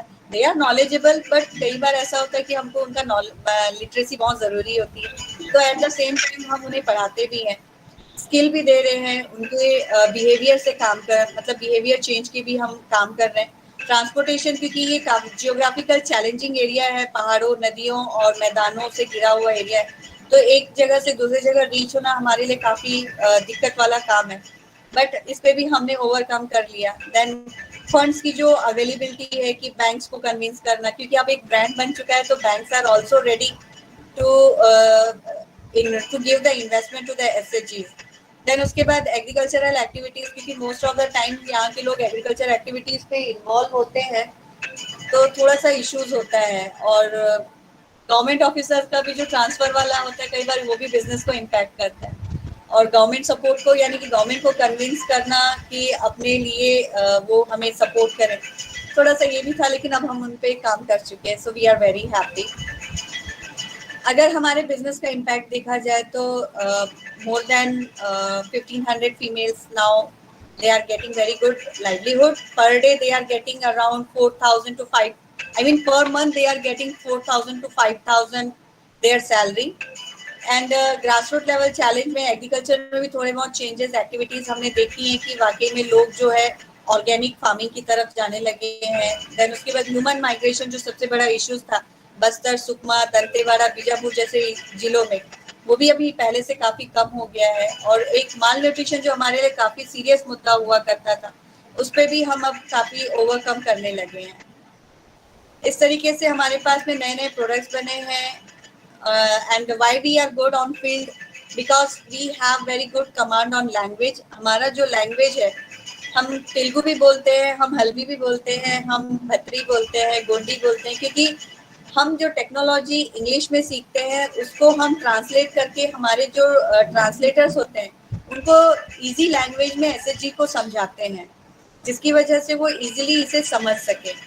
देन उसके बाद हमारा जो वर्क एक्सपीरियंस है, वो वर्क एक्सपीरियंस भी आज हमारे बहुत काफ़ी काम आ रहा है, जिससे एसएचजीज को उनकी एक्टिविटीज़ को समझने में हम लोगों को काफ़ी आसान हो रहा है। देन उसके बाद डिस्ट्रिक्ट एडमिनिस्ट्रेशन और फॉरेस्ट डिपार्टमेंट भी अब बढ़ चढ़ कर इन सारे एक्टिविटीज़ में पार्टिसिपेट करने लगे हैं, जिसकी वजह से काफ़ी जो एक्टिविटीज़ है वो ईजी हो गए हैं। और अगर हम हमारे प्रोडक्ट सप्लाई चेन की बात करें तो we are supplying to NMDC canteens, CRPF के जो कैंटीन्स है उसमें हम दे रहे हैं, ट्राइफेड में है, अमेजॉन है, तो इन अलग अलग प्लेटफॉर्म पर हम देने लगे हैं। आगे हम चाहते हैं कि ये धीरे धीरे पूरे छत्तीसगढ़ में फैले, जहाँ जहाँ पे जो भी लोकल इश्यूज है उन इश्यूज को हम सॉर्ट आउट करें। इसके लिए जो हमारा सबसे मेन इम्पॉर्टेंट टूल था वो है हमारा रिसर्च एंड डेवलपमेंट, क्योंकि मेरा जो सब्जेक्ट है वो माइक्रोबायोलॉजी है। I was very much interested in research and development, but unfortunately, I started this entrepreneurship where research and development tool को मैंने एक tool की तरह use किया, और आगे के जो भी hurdles आते थे तो I used to analyze कि इस problem को कैसे sort out करें। तो मुझे ज़्यादा करके help इसी microbiology subject से मिली, so I am really happy and मैं आगे और भी कंटिन्यू कर ही रही हूँ। इसीलिए आज हमारे पास एक लैब है। इस लैब में अराउंड 3 लोग काम करते हैं जो रिसर्च एंड डेवलपमेंट, जो फूड टेक्नोलॉजिस्ट है, पुणे से ये यहाँ पे आए हैं। इसमें हमारे पास में ग्राउंड लेवल पे गुलेश्वरी है जो कि हमारी ट्रांसलेटर हैं, प्लस ऑफिस मैनेजमेंट देखती है। मशीन डिजाइनर्स हैं हमारे पास फजल रहमान। तो इस काफ़ी सीनियर कंसल्टेंट भी जो हमसे जुड़े हुए हैं, जिसमें विनय ओसवाल है या फिर श्रीनिवास राव, इनका काफ़ी अच्छा एक्सपीरियंस है जो काम को लेके हमें गाइड करते हैं। इस तरीके से हमने जो एक यहाँ पे प्लेटफॉर्म बनाया जिसका कि गोल जो है वो टेक्नोलॉजी को सिंप्लीफाई करना according to the youth demand, ना कि उन्हें कॉम्प्लिकेट करना, क्योंकि ज़रूरत नहीं किसी चीज़ को समझने के लिए अंग्रेजी ही आपका एक माध्यम बने। आप हिंदी में भी उस चीज़ को समझ सकते हैं, आप हल्बी में भी उस चीज़ को समझ सकते हैं। ज़रूरत है सिर्फ उसे इम्प्लीमेंट करने की और बाहर अपनी क्रिएटिविटी दिखाने की। एंटरप्रेन्योरशिप एक ऐसा प्लेटफॉर्म है जहां आप तो काम कर ही रहे हैं, प्लस आप ऐसे लोगों को अपॉर्चुनिटीज़ दे रहे हैं जिन्हें वाकई में लाइवलीहुड की काफ़ी सख्त ज़रूरत है। सो इस तरीके से हमने इन सारी चीज़ों को समझते हुए काम किया, और हमारा एक और मिशन था कि save the jungles and jungle will save your life, क्योंकि ये जितने भी रिसोर्सेज है वो हमें जंगल से ही मिलते हैं। सो हमने इस जंगल की इम्पोर्टेंसी को समझा। पहले तो हम ये सोचते थे कि जंगल हमारे कैरियर के लिए या हमारे फ्यूचर के लिए हर्डल्स है, क्योंकि यहाँ पे बड़ी कंपनीज जो है एमएनसी हो गए, मल्टीनेशनल कंपनीज, सॉफ्टवेयर सेक्टर्स या रिसर्च एंड डेवलपमेंट के लैब्स वगैरह नहीं आते थे। तो हमें लगा कि शायद जंगल इसके सबसे बड़े जिम्मेदार है, क्योंकि घने जंगल है। लेकिन बाद में हमें लगा कि ये जंगल तो हमारे लिए काला सोना है, जो हमारे कैरियर को बहुत आसान करते हैं और हमें पोल्यूशन से बचाते हैं। बाहर सिटी में हम जाते हैं तो हमारा सांस लेना भी बहुत मुश्किल हो जाता है, क्योंकि इतना पोल्यूशन है, इतनी ट्रैफिक है और इतनी भागम भाग है। लेकिन जंगल एक ऐसा गिफ्ट है जो हमें यंग रखता है, हमें एनर्जी देता है, प्लस हमारे लिए काफ़ी ऐसे रिसोर्सेज देता है जिनको मार्केट से लेना बहुत कॉस्टली हो जाता है। तो इन सारे इम्पोर्टेंसेस को हमने समझा और लोकल रिसोर्सेज को जाना, और हमने अपना एक कैरियर जो है यही बस्तर में रह के डिज़ाइन किया। And right now we are very happy and we are very proud to be a part of this Bastar, and we want to take our Bastar at the global platform, जहाँ पर लोग इसे नक्सल affected area के नाम से नहीं बल्कि एक ऐसे एरिया के नाम से जाने जो नेचुरल रिसोर्सेज से भरा हुआ है। So this one is like our presentation today. If anyone have any kind of queries, so they can ask. We are here to give their answer. Yes, if there are any queries, online or offline, they are most welcome. Students, any online query? Ms. Radia ma'am, I would like to request you to throw some light on which products of Bastar Foods are gaining popularity in state, in national level and international level. Are they same product? Are they different product? And what are their ranges? And what are their scale of production? Buster food firm का जो main focus है वो forest minor producers है, जिसमें सबसे ज्यादा important है हमारा महुआ। तो महुआ जो आप चारों तरफ सुनते हैं, महुआ लड्डू, तो we are very happy that this mahua laddu has been start, मतलब ये जो महुआ लड्डू है वो हमने ही पहले स्टार्ट किया था 2016 में। एक साल हमें रिसर्च को लगे, तो सबसे पहला जो हमारा ब्रांड प्रोडक्ट है वो महुआ लड्डू है। तो आज महुआ लड्डू जो है थ्रू आउट इंडिया में सेल हो रहा है, ऑनलाइन ऑफलाइन। स्केल की बात करें तो लगभग अब तक हमने या अलग अलग जगह पे हमने जो महुआ लड्डू का है ये मोर देन 50 क्विंटल्स बन चुका है। और अलग अलग एसएचजीज जो है इसमें लगभग 3 एसएचजीज इसमें काम कर रही हैं। कांकेर में एक है, कांकेर की एसएचजीज का जो अगर हम बात करें तो वो एक एसएचजी ने ही लगभग 25 क्विंटल तक का बनाया है पिछले 1 साल में। और इनके जो प्रोडक्ट्स अगर हम देखें तो सीजी हर्बल में अवेलेबल है महुआ शॉप्स के नाम पे, और इनके अकाउंट में अराउंड 3.5 लाख तक का अमाउंट है, एंड रिमेनिंग जो 4 लाख है वो मतलब रिकरिंग मतलब जो एक इन्वेस्टमेंट है उस फॉर्म पे चल रहा है। एंड सेकंड जो हमारा था वो महुआ टी, सबसे ज्यादा जो सेकंड हमारा हाईएस्ट एक्सेप्टेबल प्रोडक्ट है वो है महुआ टी। मार्केट में ग्रीन टी सुना, ब्लैक टी सुना है, लेकिन महुआ टी क्योंकि महुए में बहुत ज्यादा लाइक न्यूट्रिशन है, आयरन है, इसमें विटामिन ए, विटामिन सी है, और इसके बेनिफिट्स भी हमने देखे जब हमने फील्ड ट्रायल किए थे। ये ब्रेन माइग्रेन जिनको है या फिर जिनको लाइक गैस्ट्रिक की प्रॉब्लम है या फिर टायर्डनेस की प्रॉब्लम है, irregular menstrual hygiene, irregular menstrual period का जिनको इश्यूज है, तो ये उनको काफी बेनिफिट दे रहा है। तो महुआ के जो टी है वो दिल्ली, मुंबई, कैलकाटा प्लस रायपुर, इन जगहों पर ये बहुत ही ज्यादा फॉर्म पे बिक रहे हैं। अब तक हमने लगभग जब ये टी अराउंड 1 ईयर हुआ है हमने महुआ टी शुरू किए हुए, और अब तक ये हमने 7 क्विंटल जो है वो 100 ग्राम के पैकेट्स के फॉर्म पे हमने बेच दिया अलग अलग इसमें। तो ये एक हमारे लिए अचीवमेंट है। सेकेंड इमली सॉस है, देन उसके बाद हमारे पास में महुआ के कुकीज है। ये अभी अभी लाइक 4 से 5 महीने पहले सेगमेंट से स्टार्ट किए, तो ये धीरे धीरे अभी जो है मार्केट में एंटर कर चुके हैं। इस तरीके से इनका जो सेल है पर डे बढ़ता जा रहा है, and we are very happy with the like एसएचजीज परफॉर्मेंस। जो हमने एसएचजीज को सिखाया काम कि सेफ्टी हाइजीन क्या होता है, कैसे प्रोडक्ट की क्वालिटी मेंटेन करना है, they are doing very well.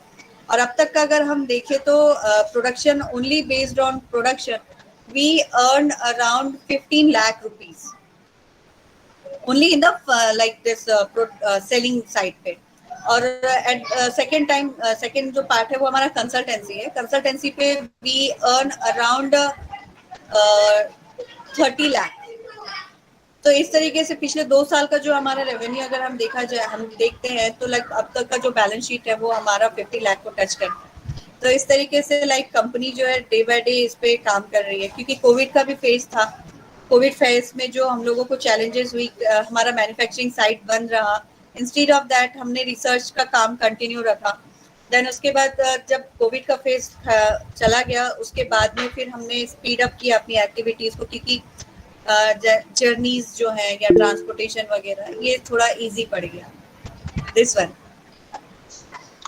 Thank you for enlightening us about your products and how do you proceeded with it.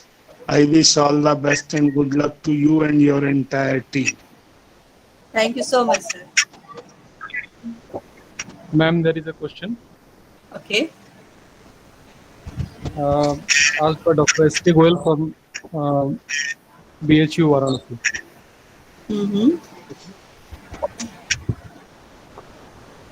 Just a second. Yeah.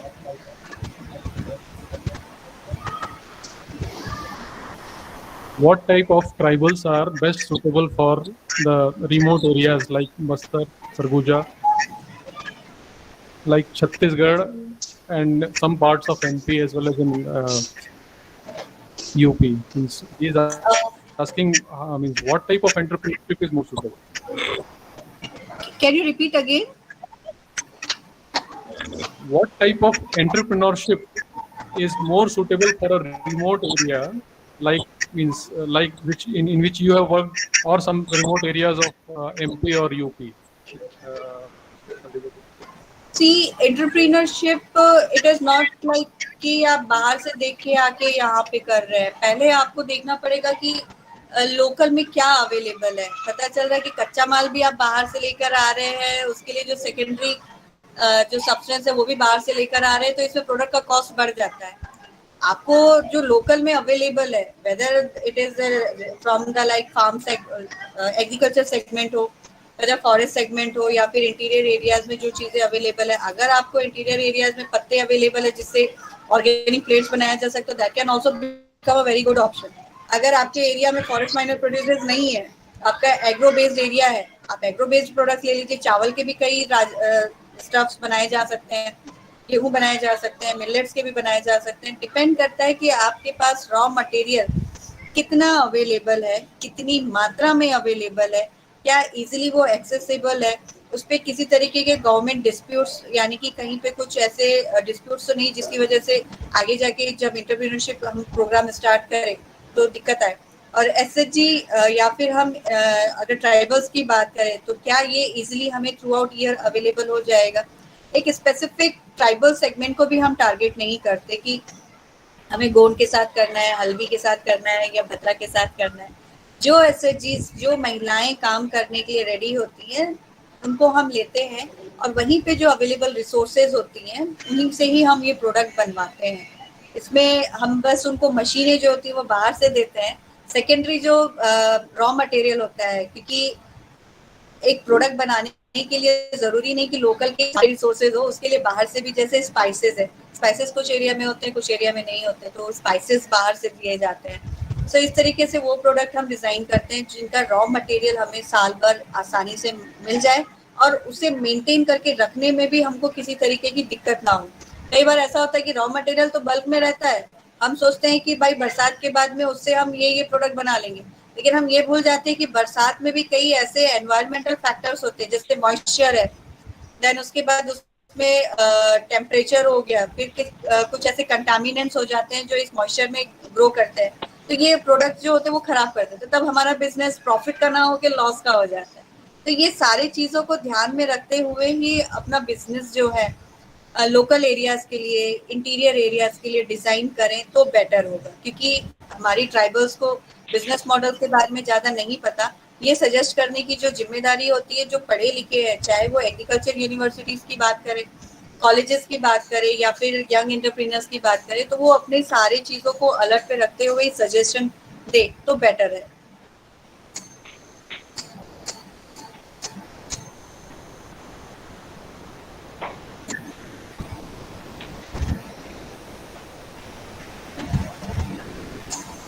Ma'am मेरी हाँ? तरफ से एक क्वेरी है, मेरी क्वेरी है एक्चुअली, बीइंग एन एंटरप्रेन्योर, आपने अभी महुआ का नाम सबसे ज्यादा लिया। बेसिकली मैंने जितना महुआ को सुना है वो नेगेटिव सेंस में हमने सुना है। नेगेटिव सेंस में मतलब वो शराब बनाने के काम आती है।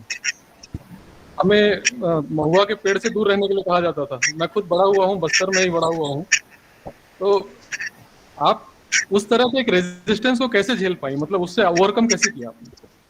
ये हमारे लिए काफी चैलेंजिंग रहा, क्योंकि जब मैंने पहली बार महुए को जब मेरे सामने लाया गया, that time it was a subject for me, तो मैं खुद डर गई थी। अरे महुआ, क्योंकि एक मुस्लिम लड़की हूँ और मुस्लिम कम्युनिटी में शराब और कई ऐसी चीजों को हराम माना जाता है, तो मुझे बोला गया कि अरे हराम है ये वो करके। फिर जब मैंने रिसर्च पार्ट वाला जो ये है कि मेरे जो उन्होंने बोला कभी कोई प्रकृति में नेगेटिव चीजें नहीं होती, जो भी होती वो पॉजिटिव होती हैं, हर एक का एक पॉजिटिव नेगेटिव पहलू होता है। तो फिर मैंने उसके रिसर्च पार्ट को देखा तो मुझे जो चीजें बाहर निकल के आई तो मुझे लगा कि सोसाइटी में शायद जानबूझ के इसके नाम को बिगाड़ा गया है।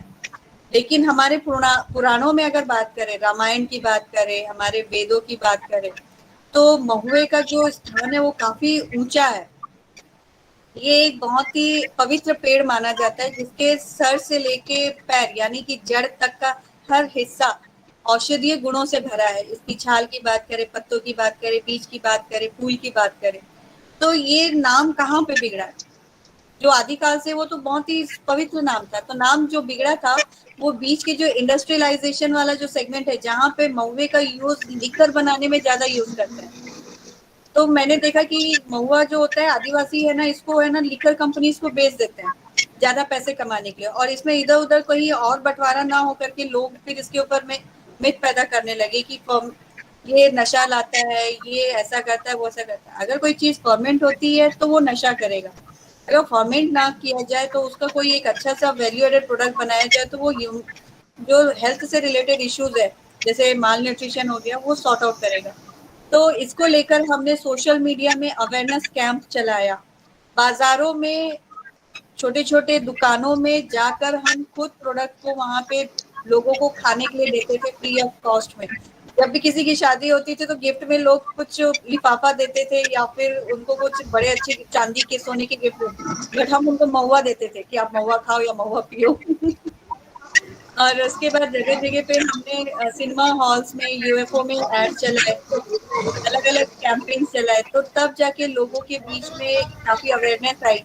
और लकी चीज ये रहा कि 2018 में जब गवर्नमेंट बदली तो उन्होंने महुए के इम्पोर्टेंस को भी देखा कि वाकई में महुआ जो है वो माल न्यूट्रिशन को सॉर्ट आउट करने का सबसे बड़ा हथियार छत्तीसगढ़ के लिए बन सकता है। तो उन्होंने डॉक्टर्स की टीम ने भी इसे ओपनली डिक्लेयर कर दिया। बैठो आप, नहीं जरूरत नहीं, मैं निकलता हूँ, मीटिंग चल ही रही तो है। इस तरीके से हमने इस मैं पे सोच काफी रहा था काम खत्म हो जाएगी, आप नहीं आए जो हम लोगों को चैलेंजेस थे हमारे लिए बहुत तकलीफदायक थे, लेकिन अब हम बहुत खुश हैं कि लोग इसे एक्सेप्ट करने लगे। लोग आकर अब महुआ लड्डू मांगते हैं, महुआ एनर्जी बार्स मांगते हैं, महुए की चाय पीना मांगते हैं। तो इस तरीके से काफी बेटर है।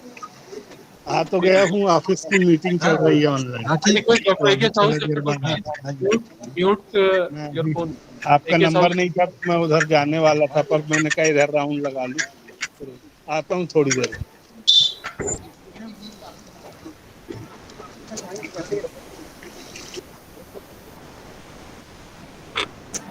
Any further queries? Any further queries? Especially girls, I think she has.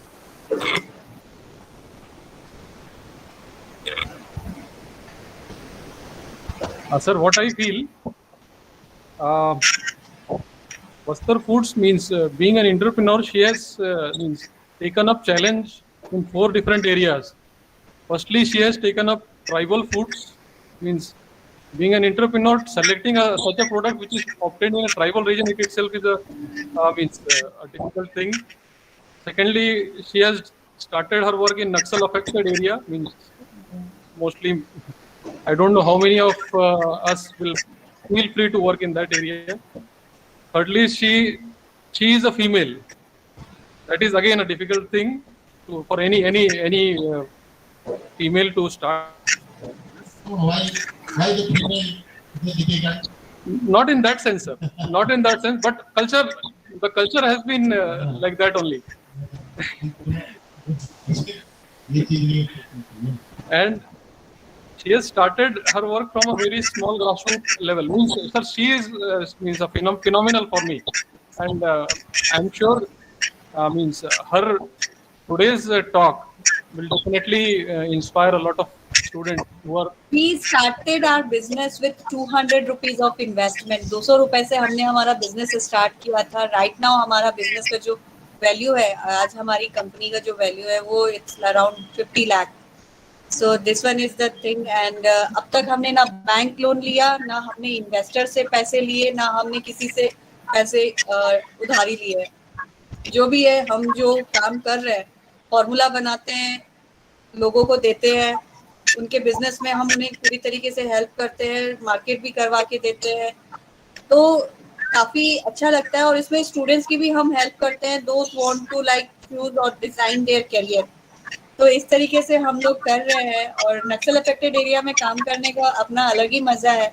जब कभी सामने आ जाते हैं तो बस एक सलाम दुआ होती है, क्योंकि हमारा टारगेट हमारे लोगों को फायदा पहुंचाना है. फायदा इन द सेंस हमारी औरतों को जो इन एरियाज में अपने बच्चों के करियर के लिए कुछ करना चाहती है. सो काफी अच्छा लगता है, बड़ा मजा आता है जब जंगलों में तारों भरे आसमान के तले सोए और जंगल के फॉरेस्ट माइनर प्रोड्यूसर्स की मैपिंग की जाती है. तो एक अलग मजा है. तो हम सारे स्टूडेंट को इनवाइट करते हैं, प्लीज कम और इन एसएचजीज के साथ आप मिलिए, इनसे बात कीजिए, इनकी समस्याओं को जानिए.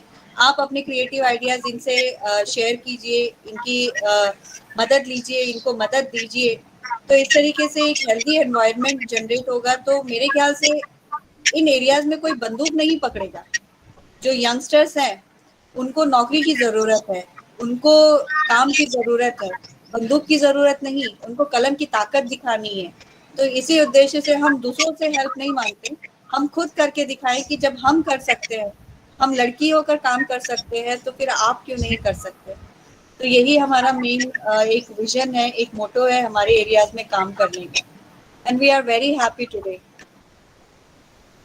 And thank you so much Patel sir आपका कि आपने हमें अपने आप को प्रेजेंट करने के लिए इतना अच्छा प्लेटफॉर्म दिया, जहाँ पे बहुत सारे देश के नामी वैज्ञानिक यहाँ पर हैं जो बहुत अच्छा काम कर रहे हैं अपने अपने सेगमेंट्स में। उनके सामने हमारे पक्ष को रखने का आपने हमें इतना अच्छा सुनहरा अवसर दिया। आप सारे प्रोफेसर्स को मैं नमन करती हूँ कि आपके ही सानिध्य में हमने जो सीखा आज हम अपनी सोसाइटी को दे पा रहे हैं। आज हमने जो किताबी ज्ञान लिया उसको हम प्रैक्टिकली कर रहे हैं। आप सबको मैं शत नमन करती हूँ।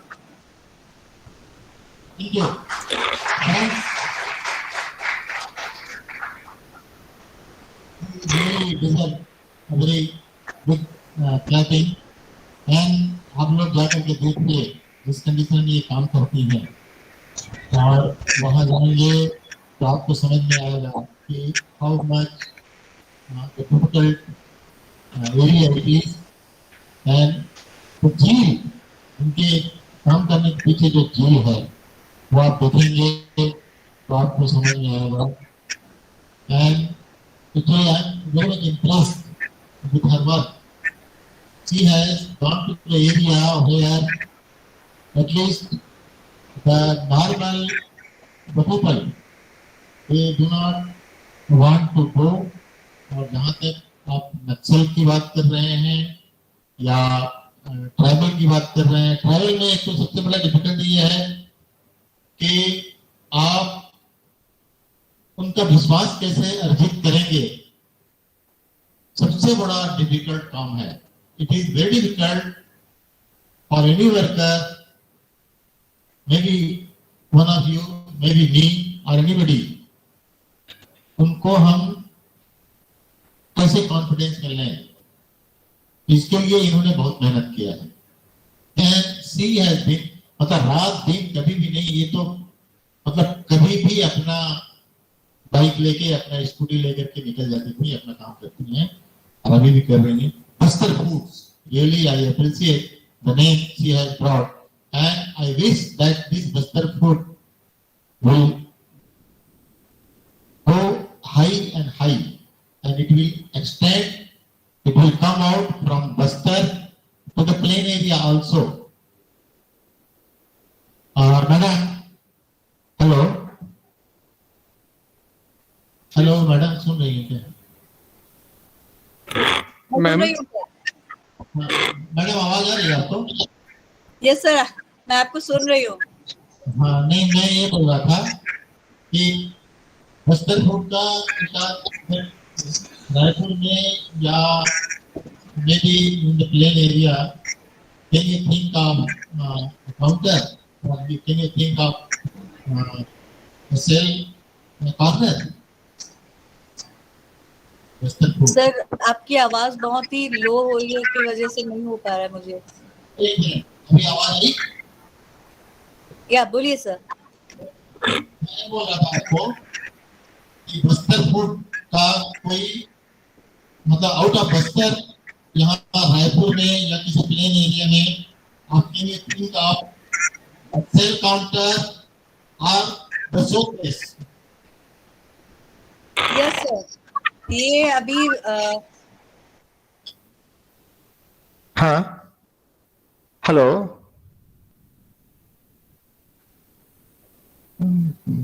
खत्म हो गया, उनका म्यूट हो गया। हेलो हेलो मैडम आवाज जा रही है? या एम आई ऑडिबल? हाँ यस बोलिए। रायपुर में जो वीआईपी रोड में नुक्कड़ है और एक और एरिया में नुक्कड़ है, यहाँ पे हमारे प्रोडक्ट्स अभी आ रहे हैं 2-3 वीक में ये वहां पे आ जाएंगे। हाँ। दूसरा जो ट्राइफेड है रायपुर में, जो जोनल ऑफिस, वहां पे भी हमारे प्रोडक्ट्स अवेलेबल है। और हम कोशिश करेंगे कि स्पेसिफिक बस्तर फूड्स के नाम पे वहां पे एक शोरूम बने, जहाँ पे हाँ। बस्तर के जो सभी 6 जो जिले हैं वहां से ये प्रोडक्ट्स जो है वो वहां पर रखे जाए, जहाँ से लोग आसानी से इसे ले सके। It's a good idea. Then one more thing, actually, I would like to suggest is कुछ और प्रोडक्ट या कुछ और कमोडिटी आप इंट्रोड्यूस करें, लाइक से फॉर एग्जांपल महुआ की बात कर रहे हैं अपन, तो महुआ से हट करके या जो दूसरा जैसे चिरौंजी है, चिरौंजी के लड्डू मैं सोच रहा था आपसे बात करने के लिए, और कभी मिलेंगे अपन तो इसको बात करेंगे। चिरौंजी की लड्डू, चिरौंजी जो है ना कुछ लिमिटेड डेज के लिए उपलब्ध होता है हमको। हेलो या हाँ, लिमिटेड डेज के लिए, and the keeping quality of the chironji as a dry fruit is very, it's not very good. The keeping quality is very poor because of the high oil content. So can we convert this into a measurable product, a high value product, so that its consumption will be, will enhance, and the and the produce will get its a very good price. चिरौंजी के ऊपर में हम काम कर रहे हैं। इसमें अभी मेन जो है इसका हम पैनिंग मेथोडोलॉजी एक होता है, जिसमें चिरौंजी की रेसिडिटी प्रोसेस को पहले हम रोकते हैं, एक उसे ट्रीटमेंट देके, देन उसके बाद हम उस पर चॉकलेट कोट करते हैं। चॉकलेट कोट करने के बाद इसकी जो शेल्फ लाइफ होती है वो बढ़ जाती है, और काफी हाई वैल्यू प्रोडक्ट जिसमें कि बच्चे खा सकते हैं, क्योंकि आज के डेट में सबसे बड़ा मार्केट तो बच्चों के प्रोडक्ट्स का है। वो देख लीजिए आप, वो देख लीजिए। दूसरा और दूसरे बहुत सारे कमोडिटीज हैं, उन कमोडिटीज को लेकर के एक दूसरा वेरी गुड, बहुत ज्यादा पोटेंशियल प्रोडक्ट है आपके पास, प्रोड्यूस है, not the product, potential produce है आपके पास में। आमा हल्दी, आमा हल्दी, ब्लैक हल्दी जो है, आमा हल्दी एक बहुत पोटेंशियल प्रोडक्ट है आपके पास में। उसके ऊपर में कुछ इंटरवेंशन या इनोवेशन कुछ कीजिए, so that it can come to the regular market with its the value, the known value, and for that you need to explore first yourself for its the medicinal values, और उसके बाद आप उसको इसके corner ढूंढने पड़ेंगे। इसी प्रकार से और भी कुछ धीरे धीरे बढ़ाते चले जाएं, और आप बस्तर फूड का एक परमानेंट कॉर्नर या परमानेंट क्या कहना चाहिए साथ आप रायपुर में अगर इस्टेब्लिश करते हैं, तो आपको और आपके ग्रुप को और आपके एसएचजीज को और आपके जो आपके साथ में डॉलर्स हैं लगे हुए हैं, उन सबको डायरेक्ट बेनिफिट होगा इसको, क्योंकि यहाँ से इसका मार्केटिंग बहुत आसान हो जाएगा। हो सकता है it can lead to expansion of the supply orders. Okay, definitely sure. तो मैं आपको बहुत ज़्यादा I wish you a good, the life and a very good success in your future life, and I wish that this venture will succeed in a way which will come to the true beyond imagination. और आप हमारे साथ में जुड़ करके आपने समय लगाया, और आपने हमारे स्टूडेंट्स को, हमारे एंटरप्रेन्योर्स को, और हमारे जो जितने दूसरे स्टेक होल्डर्स हैं उनके लिए आपने आपका जो डिलीवरेशन था, it was very much beneficial for them, and I extend our sincere thanks from the organisers and from the university as well. Thank you much, thank you very much, madam. Thank you. Thank you so much to all of you. Thank you. Thank you.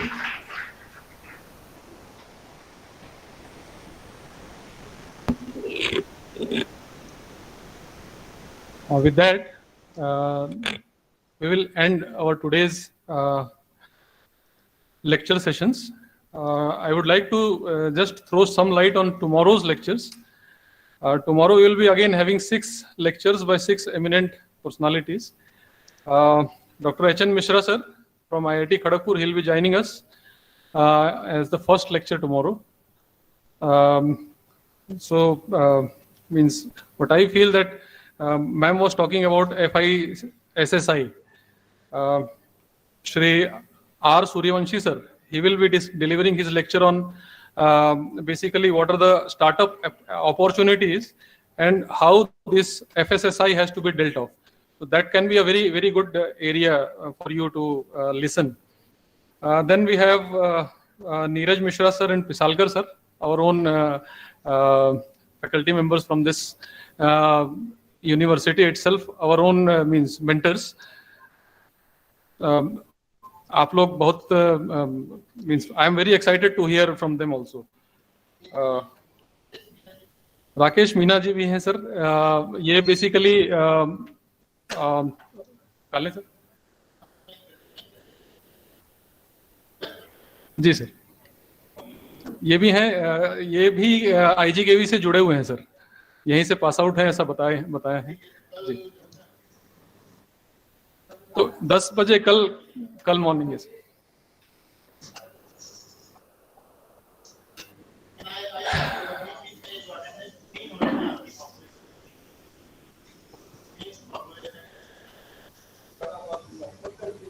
Sir, thank you all the online participants. We will be meeting tomorrow at 10 a.m. sharp.